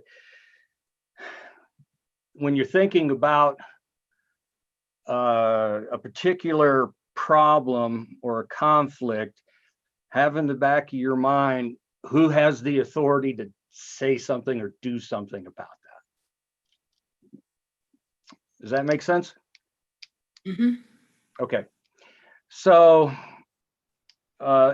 any questions before we move on? Okay, here's where we're going to get very, very experimental. What I'd like to do now is break the group up into 4 subgroups. We're going to send you off into 4 separate meeting rooms. And what I'm going to ask each group to do is to take the ideas you have heard here, the perspectives that you have, and work together to come up with some sort of issue statement that makes sense to the group. And then we'll get back together and compare and see what we can learn from the different approaches. So a couple things going into it. We're gonna set aside a half hour to do this. See how it goes. Please use that half hour fully. I guarantee you it's not going to be enough time. And so this is going to be the time that people are most tempted to tell stories and get into side conversations. Please work to not do that. Also, if you could designate somebody who would be crafting, all right, what they're hearing from the other members of the group. And I don't know if we can share screens within the smaller groups. Lindsay, what do you think? I think you should be able to. Sarah and I tested it yesterday. So they should be able to have whoever's the note taker in their group share their screen so everybody in the group can see what's being typed out. Okay, that would be really good. So whoever you designate as the note taker, call up some word processing program, share your screen, and start capturing what people are saying. Don't worry about micro editing at this point. All right. At this point, just try to come up with something that is a coherent issue statement. Does that make sense? Any questions? Okay, I have it. I'm going to set it up so that at the end of 30 minutes, it's going to pop you automatically back into this group. And it'll give you a heads up 5 minutes ahead of time. And I think it'll count down for how much time you have left as a group. I can't emphasize enough how important diligent effort is at this point. So please throw everything you have at it. I'm going to mix everybody up randomly. And so, oh, also one thing, you're going to have one representative of FWP in each of the rooms. Those people are not there to take part in the discussion or weigh in. They're there to provide expertise if group members have questions. Okay. They might also help to keep things on track in terms of a conversation. But the other reason they're there is because it's necessary to make sure we're recording this. So that makes sense to everyone? Lindsay, you look like you had something to say. One thing I'm just going to add is we have not introduced you to Emily Moran. She's down at the bottom of my screen and her camera is off, but she is an assistant here in our office. And so we didn't introduce her in the last meeting, but she is here now. And so if she's in your room, she's there to record. So just so you're aware. Okay, let me see if I can make the magic happen. Everybody hold your breath.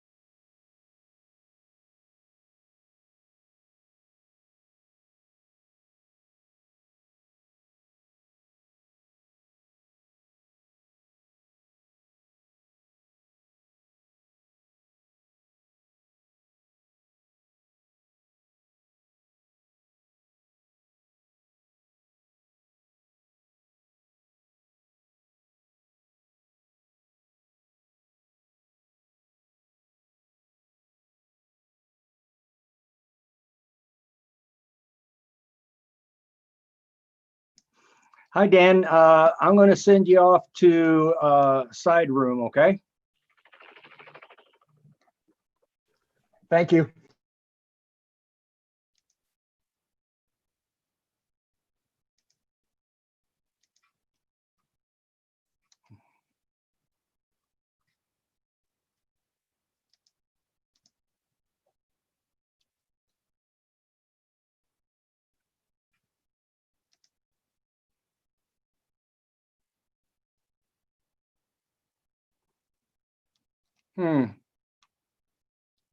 For some reason, it doesn't want to let me do that. Yeah, I'm not sure how to do it either, sadly. Well,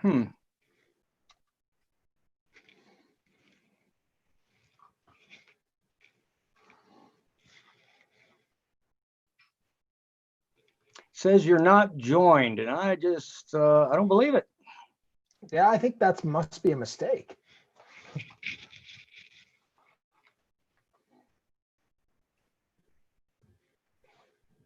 Could I go ahead and just get you to log off and then back in, Dan? Yep.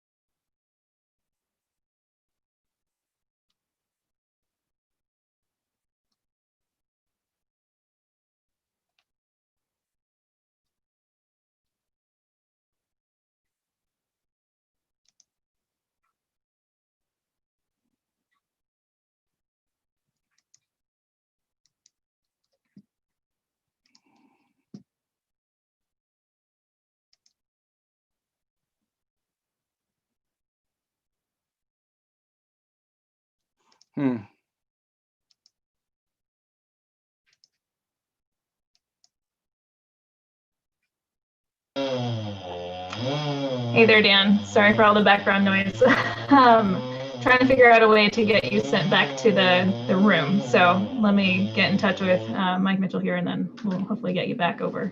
Mike Mitchell's here, and he can't figure it out, so.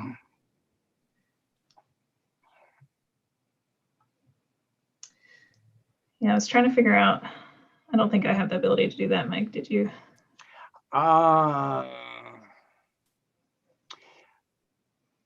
I'm going to put Dan in the waiting room for a minute. Oh, wait, where'd he go?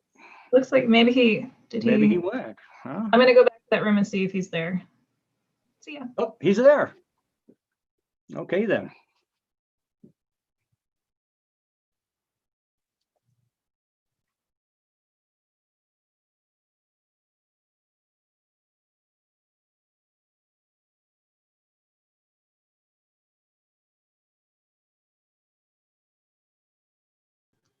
Hey, Sarah, somehow I got put into the wrong room.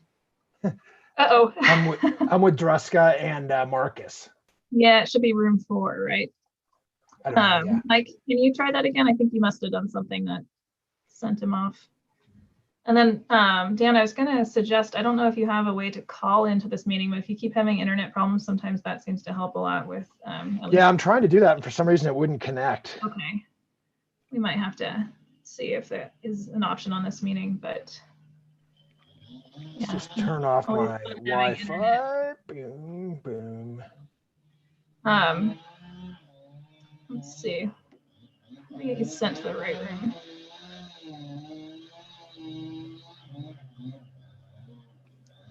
I tried to send him to 4, and it didn't work. I think. Okay, I'm trying to connect with you guys via phone now. There we go. Yeah, I've had good luck with that when I have had really bad internet to where at least that stays logged in. Even if I got booted out, I think I kept my audio. So yeah. Maybe Pat knows how to send Dan to room 4.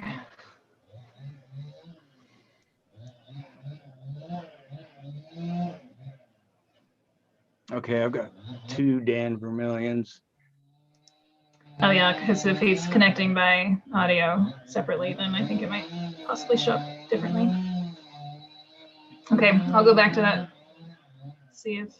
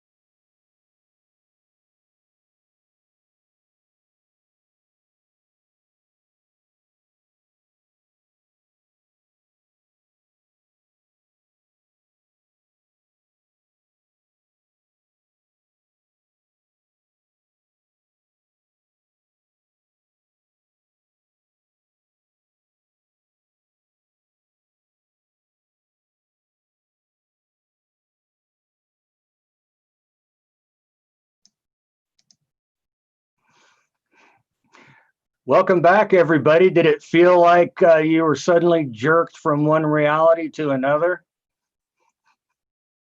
Yes. I'm sorry about that.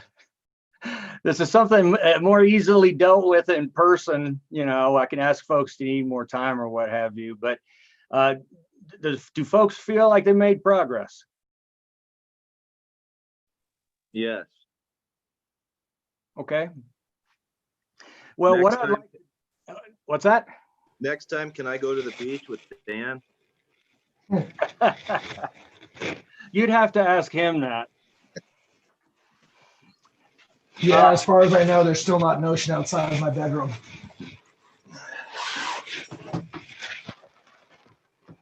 So what I'd like to do now is let's go around and whoever took notes for the last group, I'd like you to share your screen. And if you don't have that ability, I can try and set it up. So let's group one. If whoever took the notes there could go ahead and share your screen, and then I'd like somebody from group one to go ahead and talk us through the discussion and the thought process that took place. I think we're group one. Does anybody else think they're group one? It didn't say on your breakout room? Maybe. All right. Let's just say you are.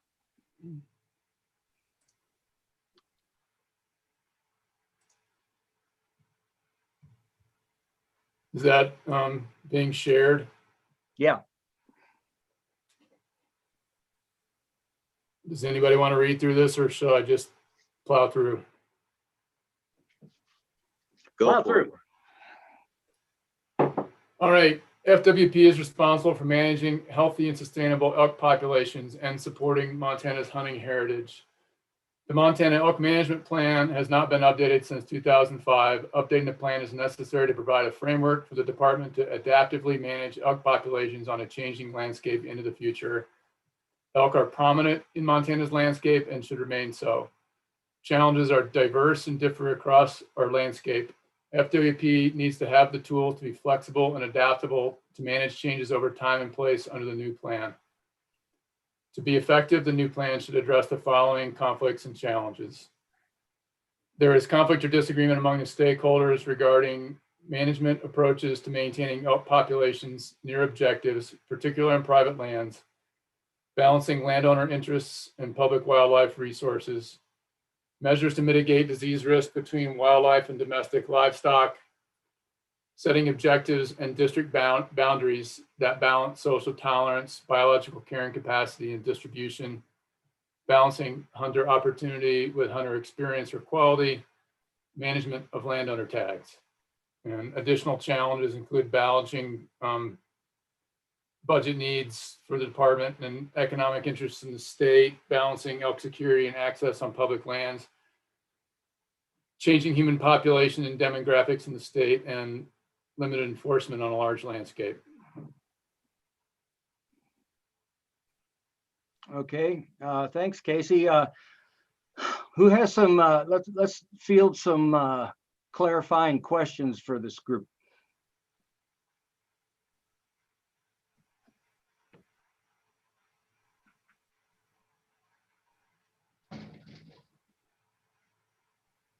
I'll throw out one. I'm not sure what you guys meant by management of landowner tags. What is the disagreement or conflict about those? Whether or not we should have them or not. Okay. So that makes it a little bit more clear. So there's disagreement about issuing tags to landowners instead of hunters. Is that what you're getting at? My personal would be, and we didn't discuss this fully as a group. Like you said, we run out of time. Ed had mentioned that I think it was Utah and a couple other states give out landowner tags to do with what they see fit. And there would be an objection to guaranteed landowner tags. Okay. Okay, Casey, do you have the ability to edit that? Sure.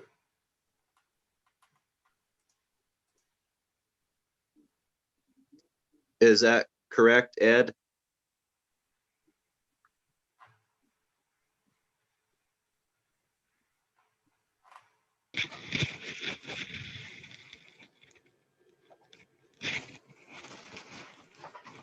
So would you like more clarity, Mike? Is that what you're thinking? Well, yeah, I just, so you're going to want people to understand this that aren't necessarily. Or if landowner tags or tags should be tags should be allocated to landowners and how they're distributed or transferable. I mean, it's kind of it's more or less acknowledging that this is an area that there's large disagreement on, and ranging from whether they should exist at all to they should be transferable and basically a commercial commodity that they're used in other states that we don't allow here. Okay. So Casey, Mike? Oh, go ahead. No, go ahead, Ruska. Well, my question is, so I hear talk all the time about landowner tags. Is that something from a sportsman's viewpoint is a bad thing? I think from some, like from a public trust view of wildlife, the commoditizing of wildlife is a problem for people. It's not necessarily like the existing structure. It seems to be workable. It's a compromise basically that allows access to tags for landowners that offer hunting opportunity. That seems like a fair trade. I mean, this is my personal view, but that's not how everybody sees it. So is it basically though the same thing? So remember when 313 by the park, it used to be that if you had X amount of land in 313, you got one of those bull permits that was in that late hunt. Does the hunting community object to that? Or is it just like if you got that tag and you sold it? I mean, I don't think there's going to go ahead, Dan. I think that what I would tell you is, at least in my experience, is that it's, there are examples and there are opportunities like the 454 agreements they were talking about where they've been using them up in the 411, 20, on the south side of the Snowies there. I think the real issue is that I think it's like a lot of things. It's a couple of things that we're going to talk about in this conversation that it is kind of, at least in my experience, is a non-starter for a large component of the sporting community. And that is only because they feel like at that point, FWP and through extension them lose management input as it relates to managing the elk and feel like it's not very fair. Okay. Can I just add one thing to that? I think we're talking about maybe two different things. There's what Montana currently does where we compensate, good landowner relations by allocating some tags. And then there's a management model where a certain percentage of those tags that would normally go to the public go to the landowner, and the landowner distributes them versus the department. And that is usually what the sporting or hunting community typically pushes back against. Does that help clarify your question, Dreska? I think so. It's a management style more than anything. So as long as FWP is managing the tags and they aren't basically subletting them out to the landowner to manage, it's acceptable then? Again, we're talking in real general terms because every hunter is going to have a different opinion, like Casey said. But that's fine. Yeah, I think we're all on the same page. Okay. Well, and I think the other part that, at least in my recollection, and department biologists can talk more about this, is in states where it's been used pretty heavily, say Colorado, some parts of Wyoming or like Utah, it has not been effective in getting elk numbers down. What it does do is provide some commercial funds to offset the impact of elk on a landowner, but has not overall addressed the large, the concentration of ungulates and the increasing population, because most of the time, those landowner tags go only for bulls. And people are going to pay for bulls.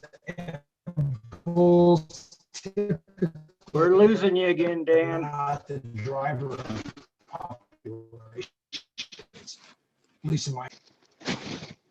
Okay, thank you. So let's finish that editing real quick there. I was thinking, and I'm going to make suggestions from time to time. It's not to put words in your mouth, but just what I'm hearing. So how landowner tags are or Defined. I'm sorry. Defined. Just put in there to revisit the whole issue of landowner tags. How should landowner tags be issued, and if so, should they be transferable? Is that what I'm hearing? Yes. Correct. Okay.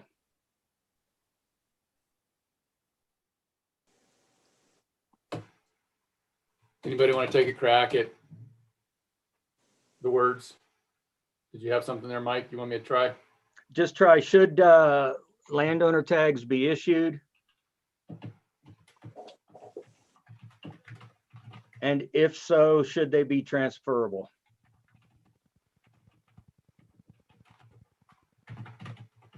Now, again, I'm not trying to put words in your mouth, but is that what I'm hearing? Am I hearing that correctly? I think so. Okay. Yes, that's what we meant as a group. That's how I felt as a group, part of the group. I just think it's important that they get talked about what the outcome is, who's to say. It just needs to be Yeah, well, on the agenda. if it's part of the issue, it belongs, right? So other questions, thoughts people have looking at this groups?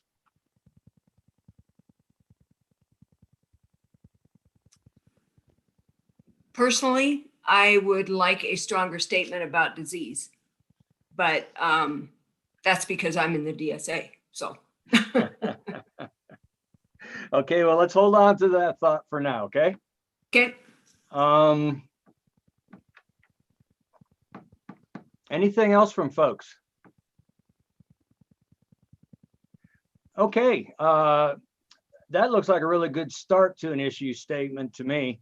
There may be some things that need to be clarified about, for example, and I'm not saying we should do it now. For example, what does it mean to balance landowner interests and public wildlife resources? There are some specific issues there, okay, that is probably clear in everybody's head but mine. So being clear about, well, what is the problem? What is this balancing act between what landowner interests and what do you mean by public wildlife resources? You see what I'm saying? Yes, but we try to just get everything that people are concerned about on paper in a way that starts the conversation. Oh yeah, no, this is great.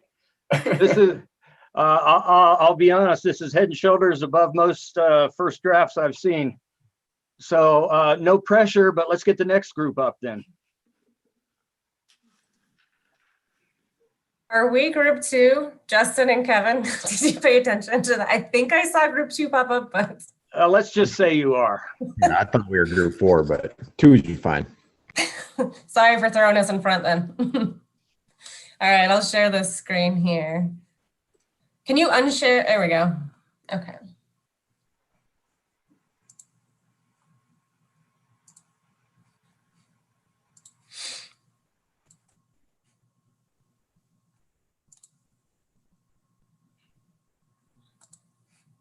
Are you able to share? There we go.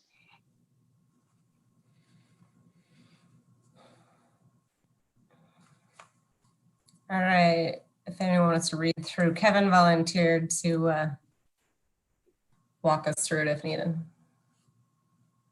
All right, I guess I'll just read through it. Can everybody hear me? Yep. FWP is responsible for wild elk management and ensuring our hunting heritage. FWP works with partners such as private landowners, federal agencies, and other organizations to ensure healthy elk populations and provide a continuum of recreational opportunities. FWP has begun the process of updating the statewide elk management plan. We recognize that managing elk is complicated and involves a variety of stakeholders. Elk stretch out across the state in a variety of ecosystems, from the Missouri Breaks to heavily timbered mountains. Management of elk requires recognition of commonalities among stakeholders and issues where stakeholders differ in values and opinions. Example of some commonalities among stakeholders. Value, there is a value of elk somewhere on the landscape. Or value, the elk have a value. Working across land ownerships is necessary. The how is in the disagreement. Elk hunting is a natural resource that funds a high proportion of FWP activities. Updating management plan to reflect current values. Elk is a part of Montana. Elk are a part of Montana's cultural history. Elk incite emotion. Differences among stakeholders and challenges. Objectives, population and harvest, access to elk for hunting, private land depredation, overcrowding of hunters and other users, competition for outdoor areas. Predator, there we go. Let's see, now where am I at here? Oh, predator management, such as lions and how that influence elk management objectives. Hunter conflicts, archery versus rifle hunters, technology advancements and how that affects efficiency of finding / harvesting elk. Non-resident versus resident, hunter versus landowner conflicts. FWP is responsible to consider all stakeholder input before implementation. An elk management plan should best represent those differing values and perspectives.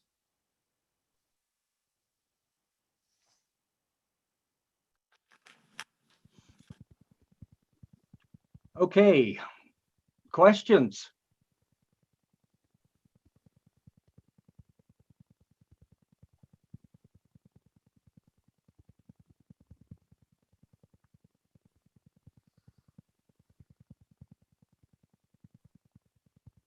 Again, everybody's being too nice.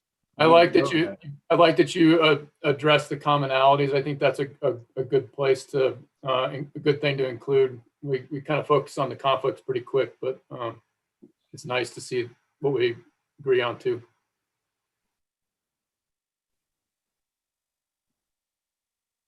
It was definitely easier for our group to come up with differences than the commonalities. We had to think a little harder about that. My favorite commonality is an elk incite emotion. That was mine too. I forget who said that, Kevin or Justin. I forget who it was, but that was my favorite one.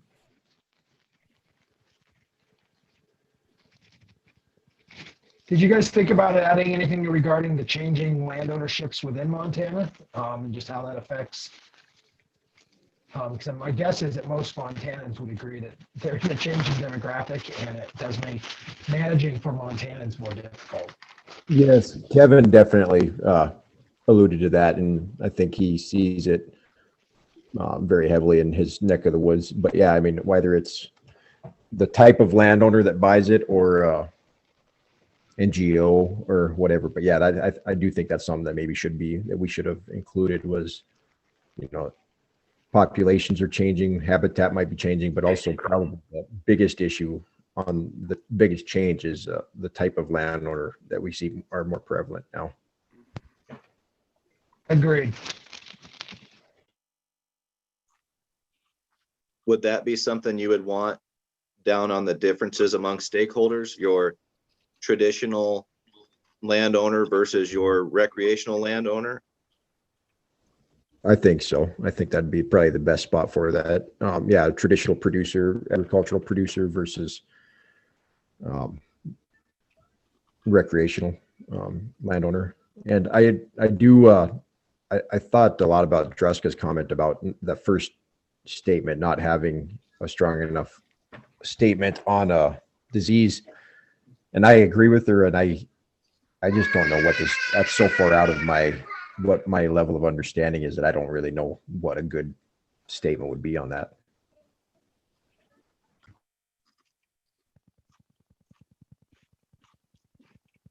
Other questions or thoughts?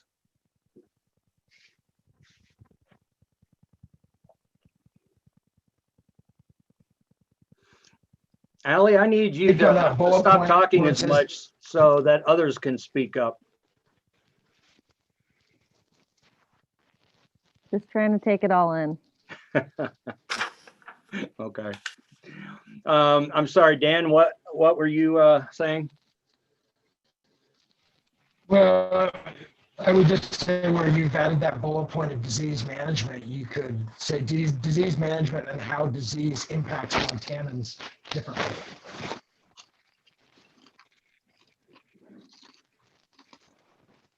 Yeah, thanks, Dan. Disease management, I know we can define that in 100 different ways. And I know Mike mentioned this earlier, to be descriptive and define and be specific about these, what the issues are, the challenges. I think that's certainly one aspect of it that should be recognized. That's you stole my thunder, Carrie. I think you're exactly right. Okay, this is a really good job of naming things. Okay, disease management is an issue, but in future drafts, you're going to want to explain, succinctly what you mean by that. All right. If we'd have had 45 minutes, I think we could have.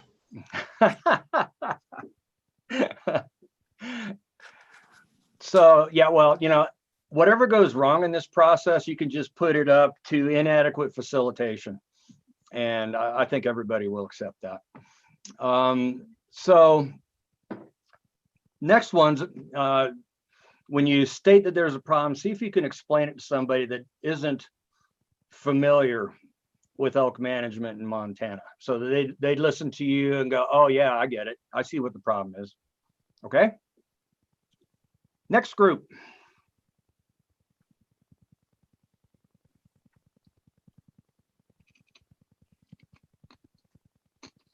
Were we group 3, Joel?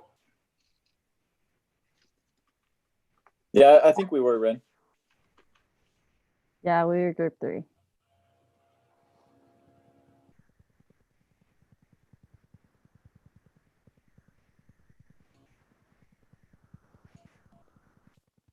Everybody see that? Yep. Well, the good thing is I wrote it down so Joel gets to read it off. So. All right, here we go. So we came up with some parts of an issue statement here. So Montana Fish, Wildlife, and Parks is responsible with input from the citizens group to put together an updated elk management plan. Fish, Wildlife, and Parks has an obligation to stakeholders of elk management in Montana, and stakeholders include resident hunters, non-resident hunters, private landowners, and public land managers. Elk habitat quality is an important factor in elk management. Invasive noxious weeds, forest management, varying climatic conditions, and carrying capacity for ungulates and livestock need to be included in the upcoming elk management plan. FWP needs to ensure diseases prevalent such as brucellosis and chronic wasting disease are addressed in the elk management plan. And elk management strategy on private land needs addressed, such as the shoulder season hunting, coordinators to bridge private land ownership with willing hunters. They need to consider elk distribution in each district, especially in over objective regions. And that was in regards to the discussion earlier that distribution was perhaps a bigger issue than population.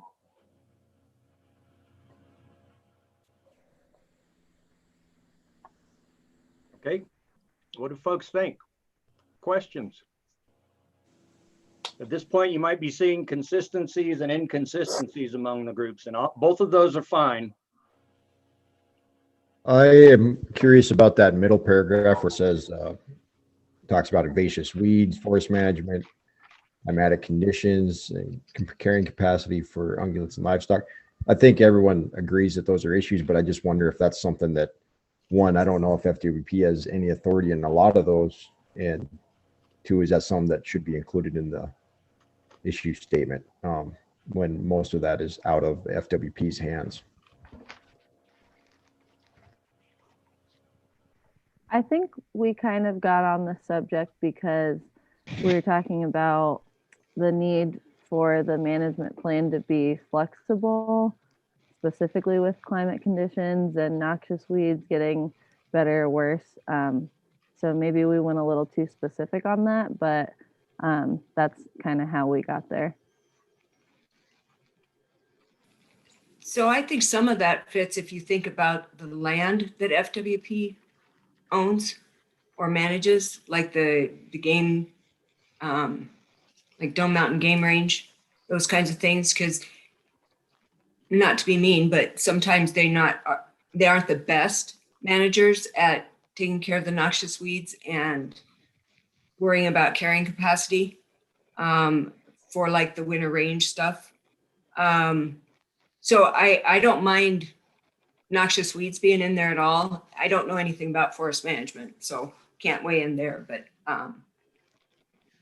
Well, I think those are important factors. And I think they, if you're looking at it from the lens of maintaining maximum flexibility in the elk plan, all those are conditions that we know are going to change over the next few years for however long this elk management plan is in effect. So, tying those things to a constant need for the commission, the department to continually check in on these elk management units, I think makes good sense. I do know there's a statute that specifically precludes, at least there used to be, FWP from commenting, and actually weighing in on, like, say, grazing leases on Forest Service and stuff. They're really reluctant to do that.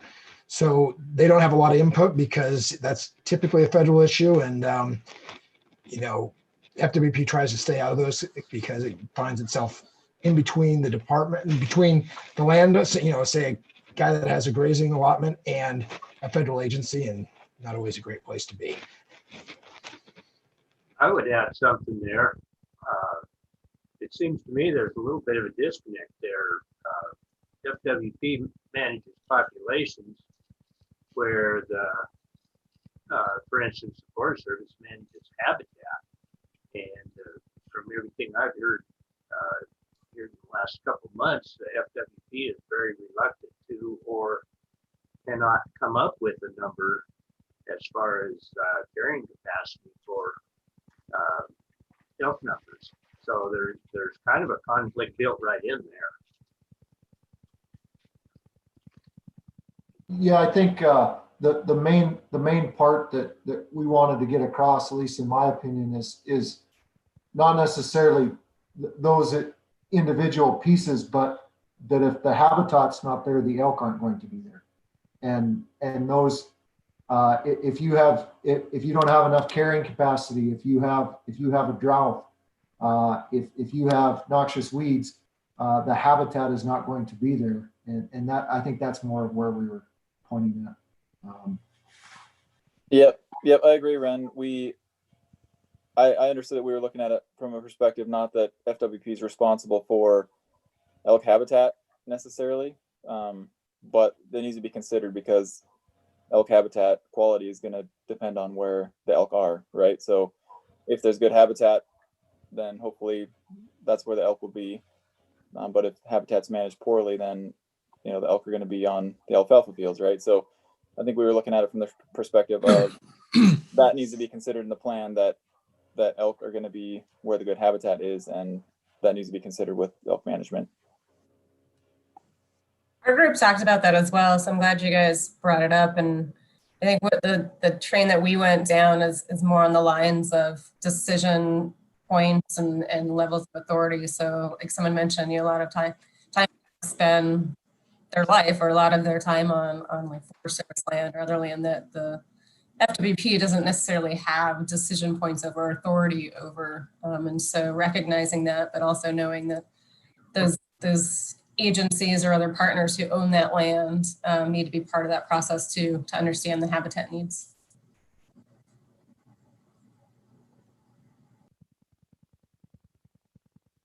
Good discussion, folks. Other thoughts or questions? Just wanted to add something, maybe hopefully not getting us off task, but as far as the invasive noxious weeds, that also could go into access as well. If somebody drives into my yard and there's spotted knapweed and leafy spurge falling off their vehicle, I'm not going to want to grant them access where I have where I don't have those weeds.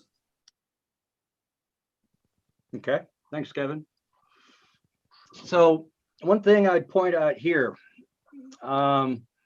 these are fine. I'm seeing a lot of the same things and some new ideas in here. Just in terms of presentation, okay? When we think about what we're doing here, we're starting off by defining the issue, and then we'll go to the guiding principles where we'll start defining, if we solve this problem perfectly, what will we accomplish? Okay, and so the first one is, here's the problem. The second one is, here's what it would look like if we solved it. So when you look at the last three paragraphs there, are they stating what the problem is, or are they already saying, here's the solution?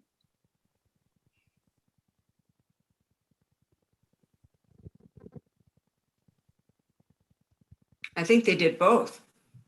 They stated habitat's the problem, and then they talked about what types of habitat need to be fixed or managed. Okay. Other thoughts? Well, I think that last paragraph. Dan, I'm sorry, you're breaking up again. My experience, if you're a landowner who provides public access.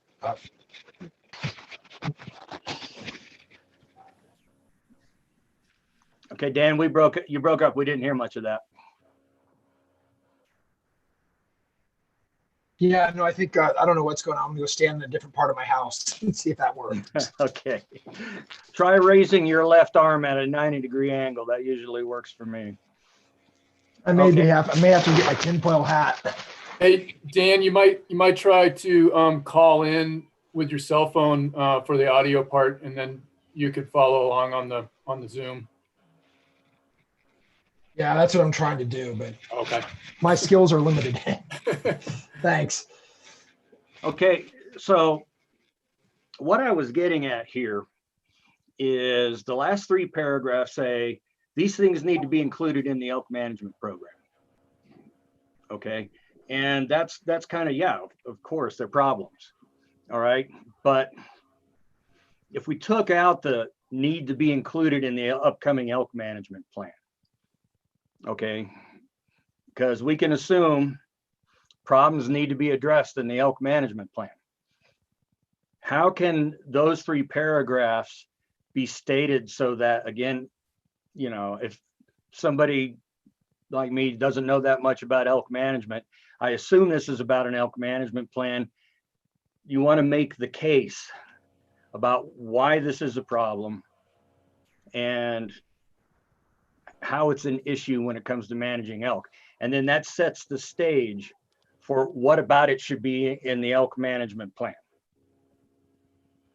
Does that make sense? Yeah, that's probably my fault, Mike. We were just spitballing. I didn't listen to directions very well in terms of lining out just the issues. So I just kind of wrote it down as it came across. No, so. That's fine. That's fine. I'm not criticizing at all. So all I'm trying to do is get folks to be thinking about the differences between the issue statement and the guiding principles we'll come up with later. So other thoughts?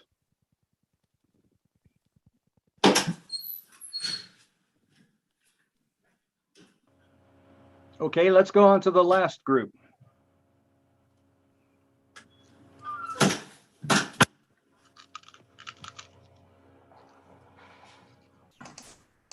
That would be us. We had a little bit of technical difficulty, so we don't have all of our points down here, and I tried to do the best I could at typing them up from memory, so bear with us. Oh, let's see. I think this is... Yeah, I think we need an education on how you type in Word and then share it on your screen. How's that? Everybody see that? Yep. Okay, cool. And Dreska, fill in the gaps from the notes that you took as I go along here. Okay. We started out by saying that elk are an iconic species in Montana. It should be managed for the benefit of all Montanans. FWP is responsible for supporting the continuation of Montana's hunting heritage. Evolving environmental factors impact elk distribution and management.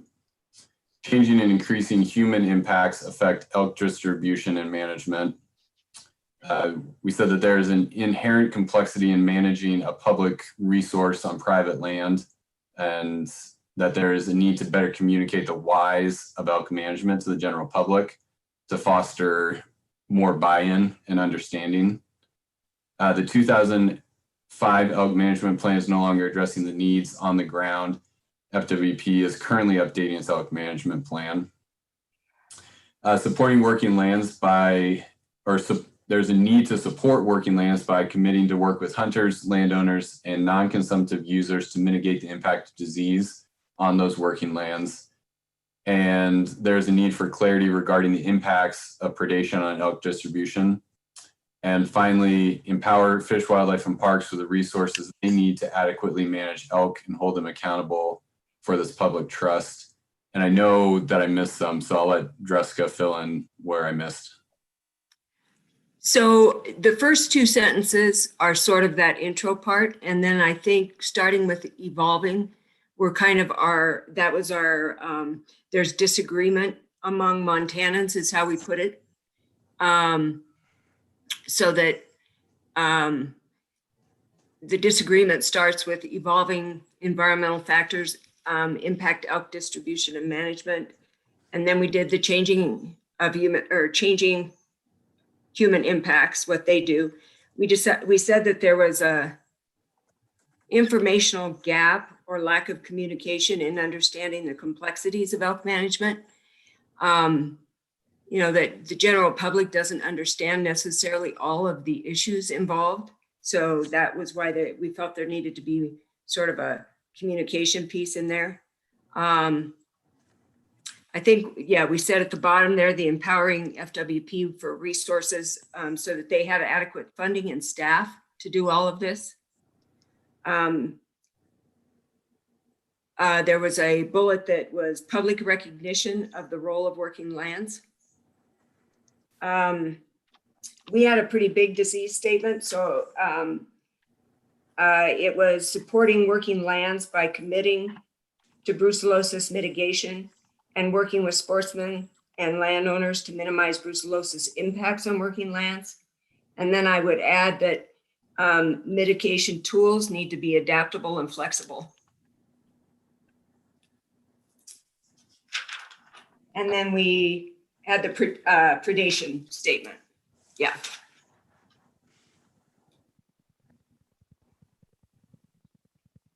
If it helps, we could type this up in a better format and have it for next time or something, if it matters.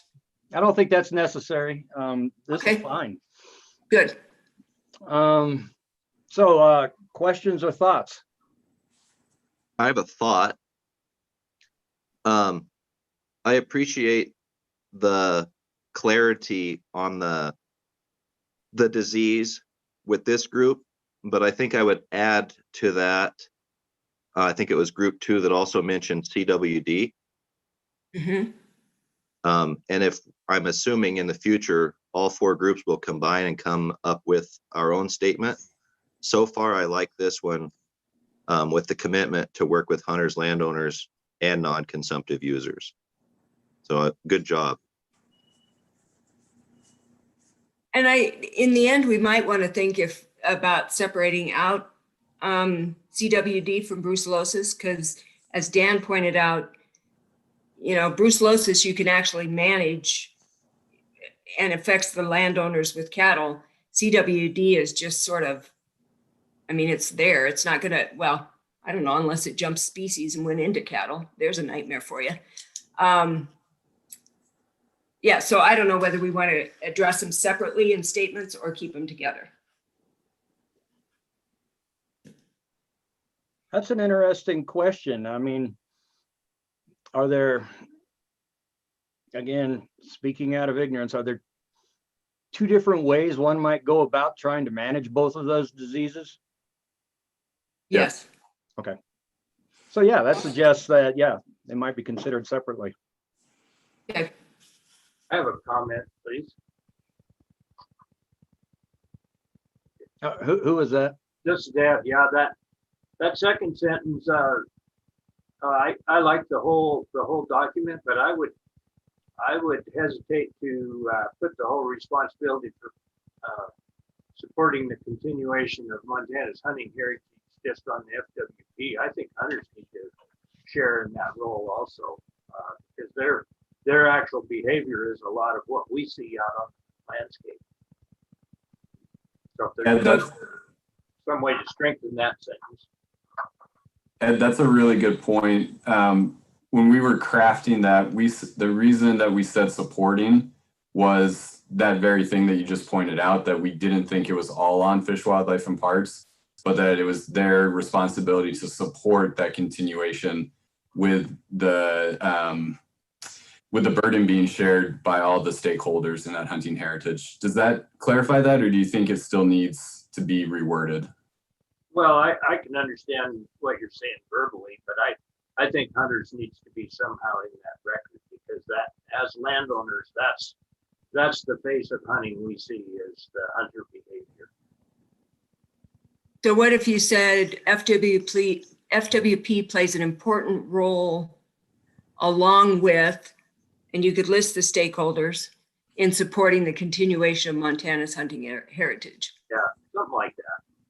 I just have a problem with FWP bearing that burden alone. Gotcha. Agreed. Good point.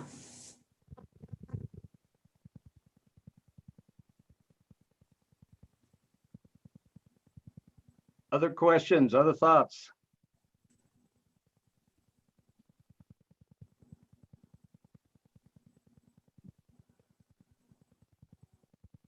Okay. So Marcus, if you could unshare your screen. I was going to start playing solitaire. That's what I've been doing most of today. So,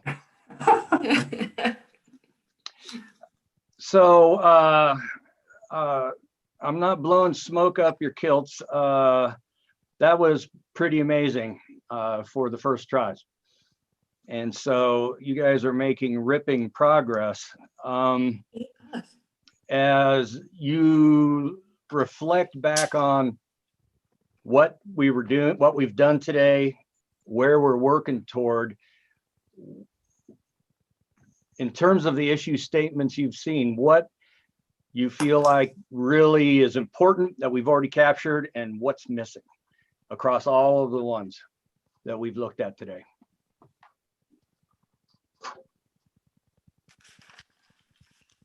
Something that I heard, I think, but so at least once, I think one person in the entire group said, but I didn't see it in writing unless I missed it, was that the importance of creating a plan that is flexible or gives flexible tools to adapt. As we know, even if it's a 5-year plan, things change so quickly. But we all talk about making sure it was a flexible plan or having flexible tools and adaptive tools. But I'm not sure it was in writing anywhere, including our group's plan. So. It was. We got it. Okay, I totally missed it then. But yeah, I think maybe that was one that maybe wasn't emphasized as much as it was on paper as it was discussed. we actually talked about it quite a bit in our group because we wanted to make sure that there was a reaction from FWP as things changed, and we didn't know if we needed to codify that into a mandatory review in 10 or 15 years, or if we just said they need to be flexible, they need to be adaptable, and they need to be responsive. And we put that in our preamble. And I guess to Mike, to your point of being specific, maybe it's worth lining some thoughts about that at some point in these discussions. We can say, what does flexibility mean? Giving them legislative flexibility, regulatory flexibility to make those changes, sometimes in an emergency situation or with different levels of authority, just or at least recognizing that it needs to be a little more specific and explain what we mean by that. I hereby surrender my facilitation responsibilities to you because you're a step ahead of me. But no, that's exactly right. So when you say a plan needs flexibility, all right, that kind of needs to be followed by the thought because, all right. So if somebody doesn't understand the Montana landscape and the complexities of trying to do a one size fits all management approach, you need to explain to them, well, why do we need flexibility in this program? So when we come back to look at these again tomorrow, all right, I want folks to take a look at these things and say, what in here, when we say this is an issue, how can we say this is an issue because? And spell it out so that, somebody from South Dakota could look at it and go, oh, that's a problem. Okay. And seriously, Carrie, we'll talk after this. You can put me on your paycheck or your bills. Yeah, on my exorbitant paycheck. So yeah. Other thoughts looking over all four of those drafts today? I might take another try. Can you guys hear me? Oh, yep. Yeah. Yep. No, I just would follow up on what was just being said about, I think if you think back on that Idaho presentation this morning, they said their elk plan had last been updated in 2015. Next update was due in 25, and they were already working on it next year. I would encourage us, as somebody who was on the commission for 12 years, to put some pretty direct language in there, directing the department to consistently, like when we look at permit allocation, they're not permits, but like, say for the Beaverhead Big Hole rules, we put in a mandatory 5-year review by the commission and the department. And I would really encourage, to the extent we can, to, because things that get so darn busy, and it's elk take up 90% of the department and the commission's time when it comes to hunting. So it's a really important document that it reflects the demographic changes occurring on the landscape and just the habitat changes and everything else.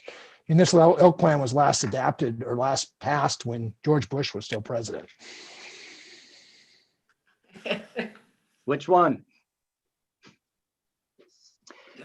Very fair question. So, so if I understood you correctly, Dan, I'm going to agree with you mostly. But let's save the clear direction part for when we get to the guiding principles. Okay. So sounds good. Yep. We will need to define a problem in a way that the clear direction makes sense. Okay. So Mike, sounds good. One question I had about all of the different things we've put together. Does anybody feel like we need to specifically address like landowner agency conflicts or landowner sportsman conflicts? I can't imagine why not. If that's part of the issue, and if you believe it is, then it is.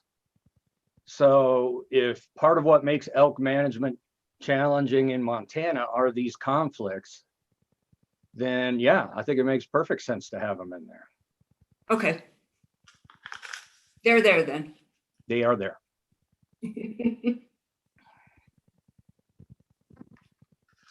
Druska, I think that would be one that I would rather state in the affirmative that we as a committee would hope to be providing the department with recommendations that will help improve trust between the department and landowners and sportsmen, rather than to, I don't know, that's just one that seems like there's not as much value in identifying or poking on Right. distrust, but whether trying to build a better approach. So my only concern is if we say, let's build a better approach, we better be specific on what that, I mean, what are the tools for that approach? Because boy, we all mean well and then it falls apart. So you are both exactly right. I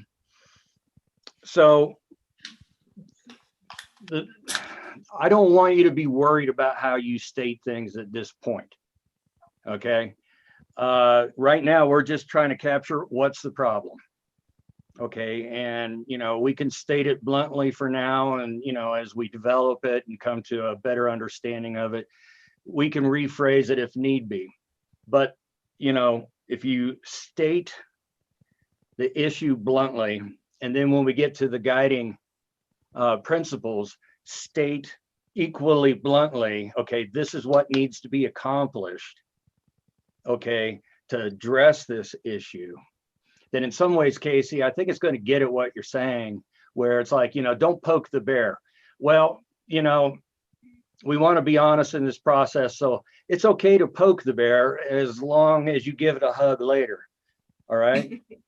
Well, in that case, then I think there might be a couple things that might be missing. I would say what we would be looking to find out what the things that have caused the distrust, so things like transparency and decision making, and some of those things that we need to be encouraging to do better, would address those. So maybe that's something we need to be more specific or add language to.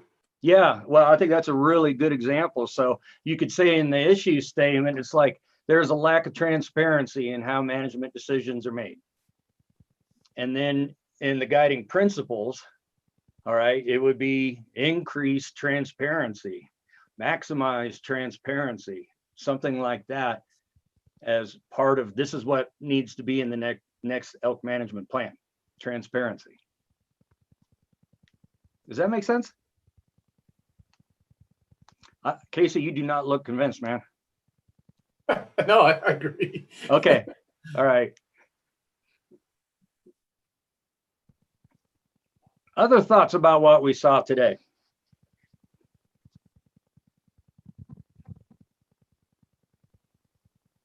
I guess I'd just comment on the when we're talking about relationships, I guess it's pretty hard to spell out in some kind of a plan how we're going to address landowner sportsman relationships, because that varies so much with personalities, both of landowners and sportsmen.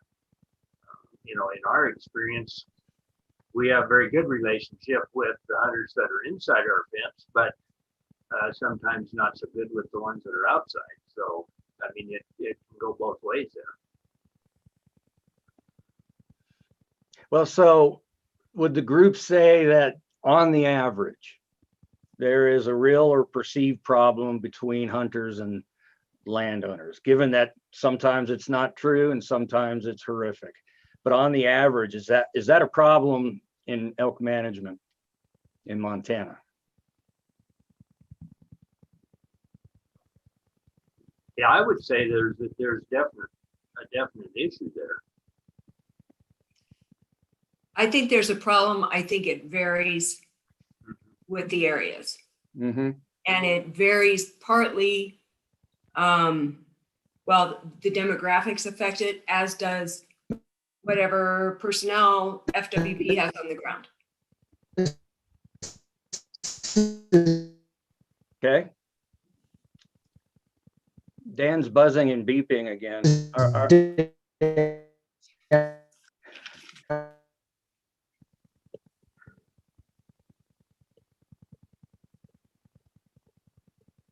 I'm sorry, Dan, we're not picking up anything.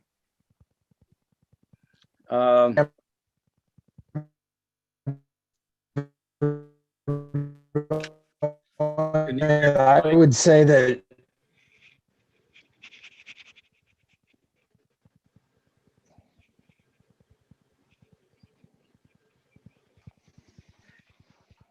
Okay, still not hearing anything, Dan. I'm sorry.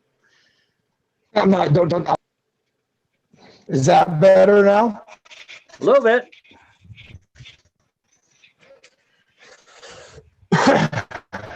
Okay, well, good. I can't even remember now what I was going to say, so nor what I said. But anyway, I went to a different part of the house. Now we're losing you.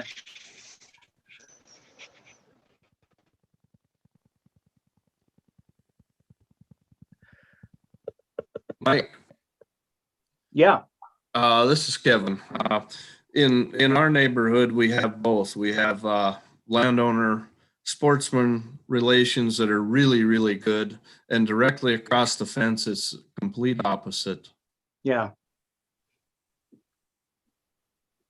Yeah, but I would gather that you think that it is a widespread enough problem that the group needs to consider that in its recommendations.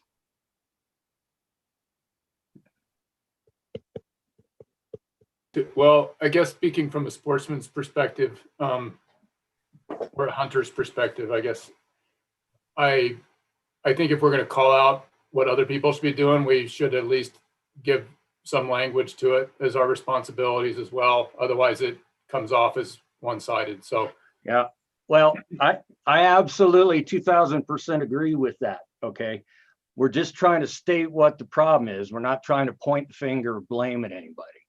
And so if that means there's a conflict, it means we need to fairly state what both sides of the conflict are. All right. And do it in a way that, you know, it's like, okay, we're just being honest here. We're not poking our finger in anybody's eye.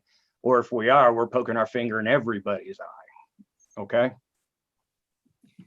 So Mike, if the perception out there by some people is that for 50 weeks out of the year, you lobby against me and what works for my working land operation and what helps me stay afloat. And then for 2 weeks, you want to be my best friend. That's not going to work. So I hear that kind of message from time to time, or you see signs where if you belong to X, X, and X, don't ask to hunt here. Yeah. Yeah. Well, I mean, those sound like issues to me. I mean, those sound like kind of unhealthy relationships. Yep. And so, you know, these differing perspectives are part of the issue. And it's not saying that one perspective is right or the other is wrong. It's just saying we have these conflicting perspectives, and that's part of the issue. Mm-hmm. I think that's fair. Casey, what do you think? my mouth is full. I'm sorry. No, I agree. I mean, I guess it just kind of comes down to being more explicit in our issue statement so that the responsibilities are shared all around as well as the blame. So, yep. I think that brings up a really good point. The perspective of every single one of you needs to be represented in this problem statement. Okay. That's not saying that any one of you are right or wrong, but it needs to represent all of you. And again, it costs you nothing to let other people's perspectives be represented, but they should be represented fairly and without judgment. But, you know, if we miss something, and I'm not saying that anything is, you guys know what's really critical more than I do, but let's say this landowner hunter thing is just uber critical.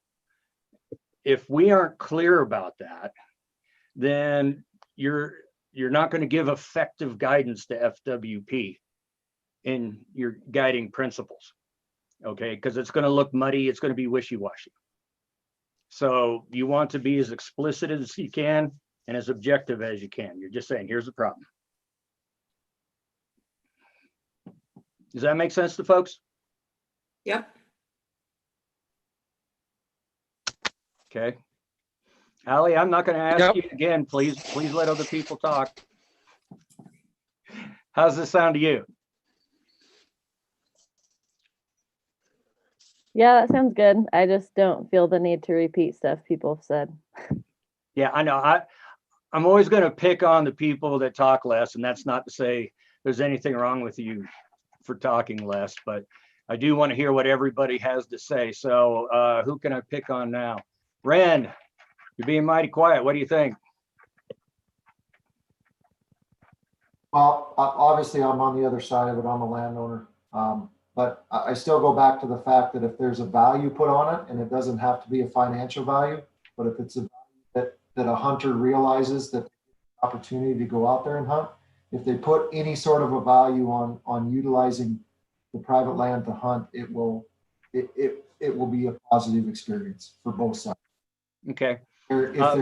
So what do you think about the whole thing about making sure that the perspective of the landowner and the perspective of the hunter are both equally included in this issue statement, given fair weighting?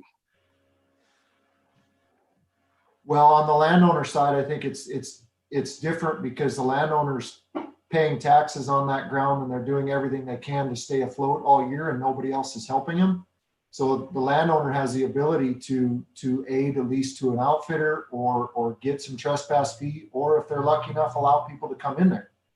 Oh yeah, I understand, but I'm asking you not to just represent that perspective, but as part of this group, does it seem reasonable to you to allow the perspective of hunters that might differ from the landowner to be included in this issue so that we understand what the issue is?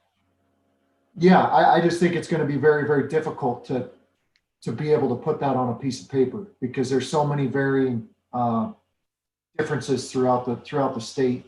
In my opinion, it would be very, very difficult to put that on paper and to put that on FWP's lap to say you have to ensure that landowners and hunters get along. I think that's going to be extremely hard to put something on paper. I think we can definitely write it down. I don't know how you ever enforce it or FWP that they have to ensure that landowners and hunters get along. Okay. That's my opinion. Let's save that for later, but I want you to keep us honest on that, okay? Yeah. So if we're getting wishy-washy, and it's not just about landowners and hunters, but any of these issues, if we're getting wishy-washy or we're not giving concrete feedback to FWP, then, we're not accomplishing anything through all this hard work. And I agree, from what I've heard, a lot of these things sound like, boy, they're messy, and they're messy in different ways in different places. So that is a big part of this problem. But please keep us honest on that, because not just for the landowner's perspective, but for all of these perspectives, we're having to live in reality here. And you want to be effective in what you're recommending to FWP. You don't want to give them meaningless guidance. Who else can I pick on? Everett, what are you thinking? I think there's a lot of repair that can be done for hunter and landowner relationships. I think what Ren's talking about, how you articulate that, might be difficult, but if there's not some kind of consensus towards a working together, I ultimately think we're gonna both lose what we love. And so I would like to see whatever efforts we can put towards really fixing and repairing some of those relationships. And again, I don't know right now how we might direct FWP to necessarily do that, if nothing else, to work with NGOs of some type to further that end. Okay. Joel, what do you think? In regards to landowner sportsman relationships No, just specifically, or just in the general? issue statements we've worked on today. What are your thoughts coming to the end of the day? I think like you, Mike, I was really impressed with what groups came up with, and I think we're off to a great start. I was just trying to think of additional issues that we might have missed, and I couldn't really think of anything. But I guess maybe I'm a little worried that, I guess if we do miss something and we may not realize it until we're working on the guiding principles, is that something we can come back to and fix up our issue statement? Yeah, absolutely. And that happens all the time. Okay, great. So we shouldn't be afraid of it.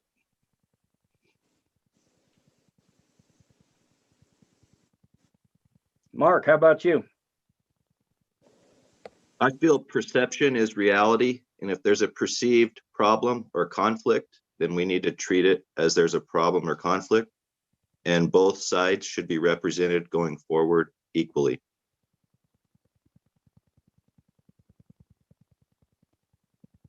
I'm going to have to agree with you on that.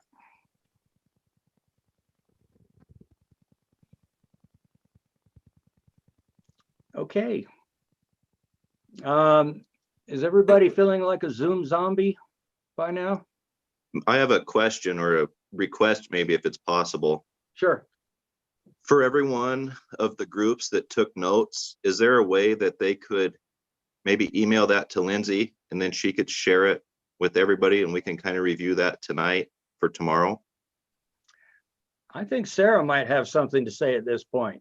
Yep, I think I managed to type all those out as you guys were showing those screens. So I have it all ready to go and we can send that out tonight. Thank you. So Mike, I know I talk a lot, so I'm not going to be the one that you're looking for at the end of the day.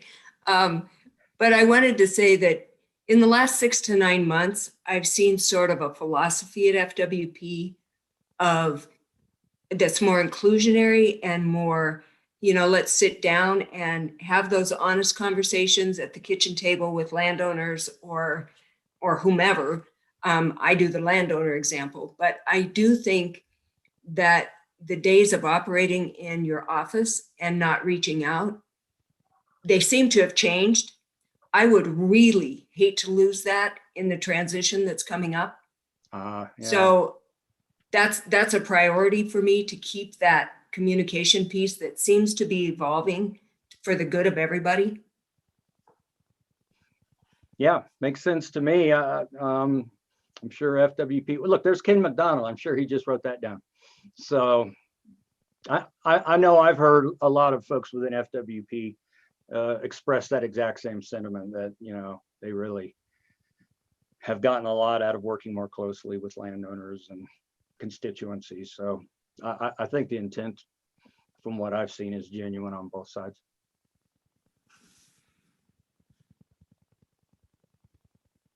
Anything else?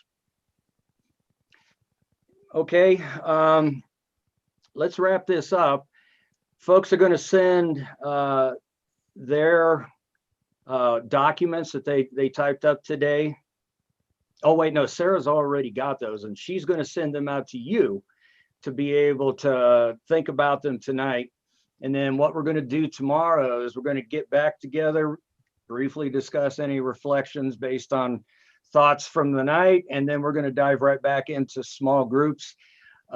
Just to be irritating, I'm going to shuffle you around to make sure that we're getting a good mix of all the perspectives in the crowd, and then we'll get right back on it tomorrow.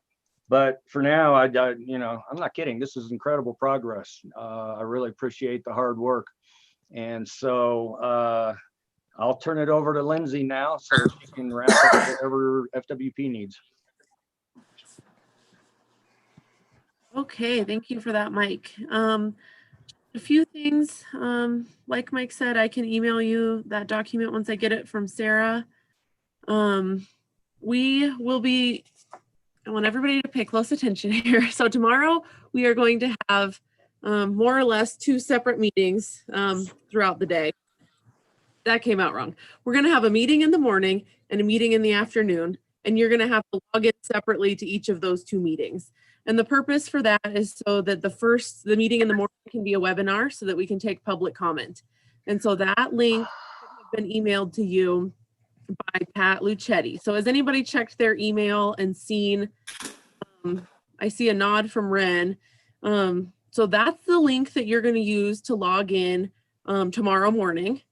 And then at lunch, we are going to re-log in using this link that we used today. And I know that's kind of confusing, but based in our virtual world, we cannot do these breakout groups if we are in a webinar. And so in order to be able to do those tomorrow afternoon, we need to get back into this. So save the link you used today, but first thing tomorrow, use that link from Pat. Is that clear? Well, yeah, and so change of plans, we won't be going into breakout groups tomorrow morning. So I'll figure something else out. Hey, Lindsay. Yep. How does this group take public comment? Are we just, is the meeting basically set up so we just listen, or are we supposed to interact with the public, or how does that unfold?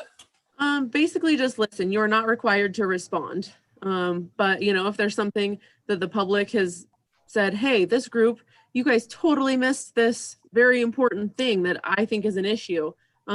It's just something more for you to consider before that issue statement is finalized. And similarly, they'll be commenting in the next public meeting as well, when we are hopefully closer to some guiding principles. So of course, when we set up those public comment periods, we didn't know where we would be in process, but it's just to take input. So you don't have to interact or necessarily respond, but if there's a question that begs a response, then that's okay too. But more or less just to make sure we're not missing anything. So great, sounds good. I'm sorry. Based on past experience, and I'm not trying to downplay how important it is for this group to hear from the public. I think it's really important. But for instance, we've got a half hour on the schedule tomorrow for public comment. And it really depends on how many people want to comment. But we want to try and make sure everybody gets an equal amount of opportunity to talk to the group. And so sometimes it's better for the group not to engage, because that can end up resulting in a conversation that it takes up a big chunk of the half hour. So that's just past experience. What you do with your public comment is up to you. I'm also going to add too, I think Ren has a question and so does Joel, but I'm also going to add quickly that the public does have the opportunity to comment on these when we propose them to the commission once the process, once your process is finalized and we have those products. So there's another opportunity there once it's complete, but we thought it might be beneficial to hear from them throughout the process. So Joel, did you have a question? Yep, I saw the email with the link for the webinar, and I noticed that it says that it starts at 8 a.m., but our agenda for tomorrow says 9 a.m. Yep, it'll be 9. So it'll start online at 8. Pat and I will probably log on around 8:15, get it loaded and streaming and whatnot. But our official meeting won't start until 9. Okay, thank you. Yep. Ren, did you have a question? No. That was my question. Okay, yep. So we will begin at 9. You can log in a few minutes early. We'll be here a few minutes early as well. So adapting to the webinar format tomorrow, I'd appreciate it if sometime this evening, everybody could look at those 4 drafts and pick one that you want to use as a foundation to build on. Okay, not to validate and say that one is it, but look at one and say, yeah, that is a good foundation for us to add and subtract from. Okay. That'll help us tomorrow get started. Okay, thank you, Mike. Thank you, everybody, for giving us your time today. We really appreciate it. I hope you all have a good evening, and we will see you tomorrow. And I will be sending you an email shortly. Also, thanks to all the members of the public who tuned in today.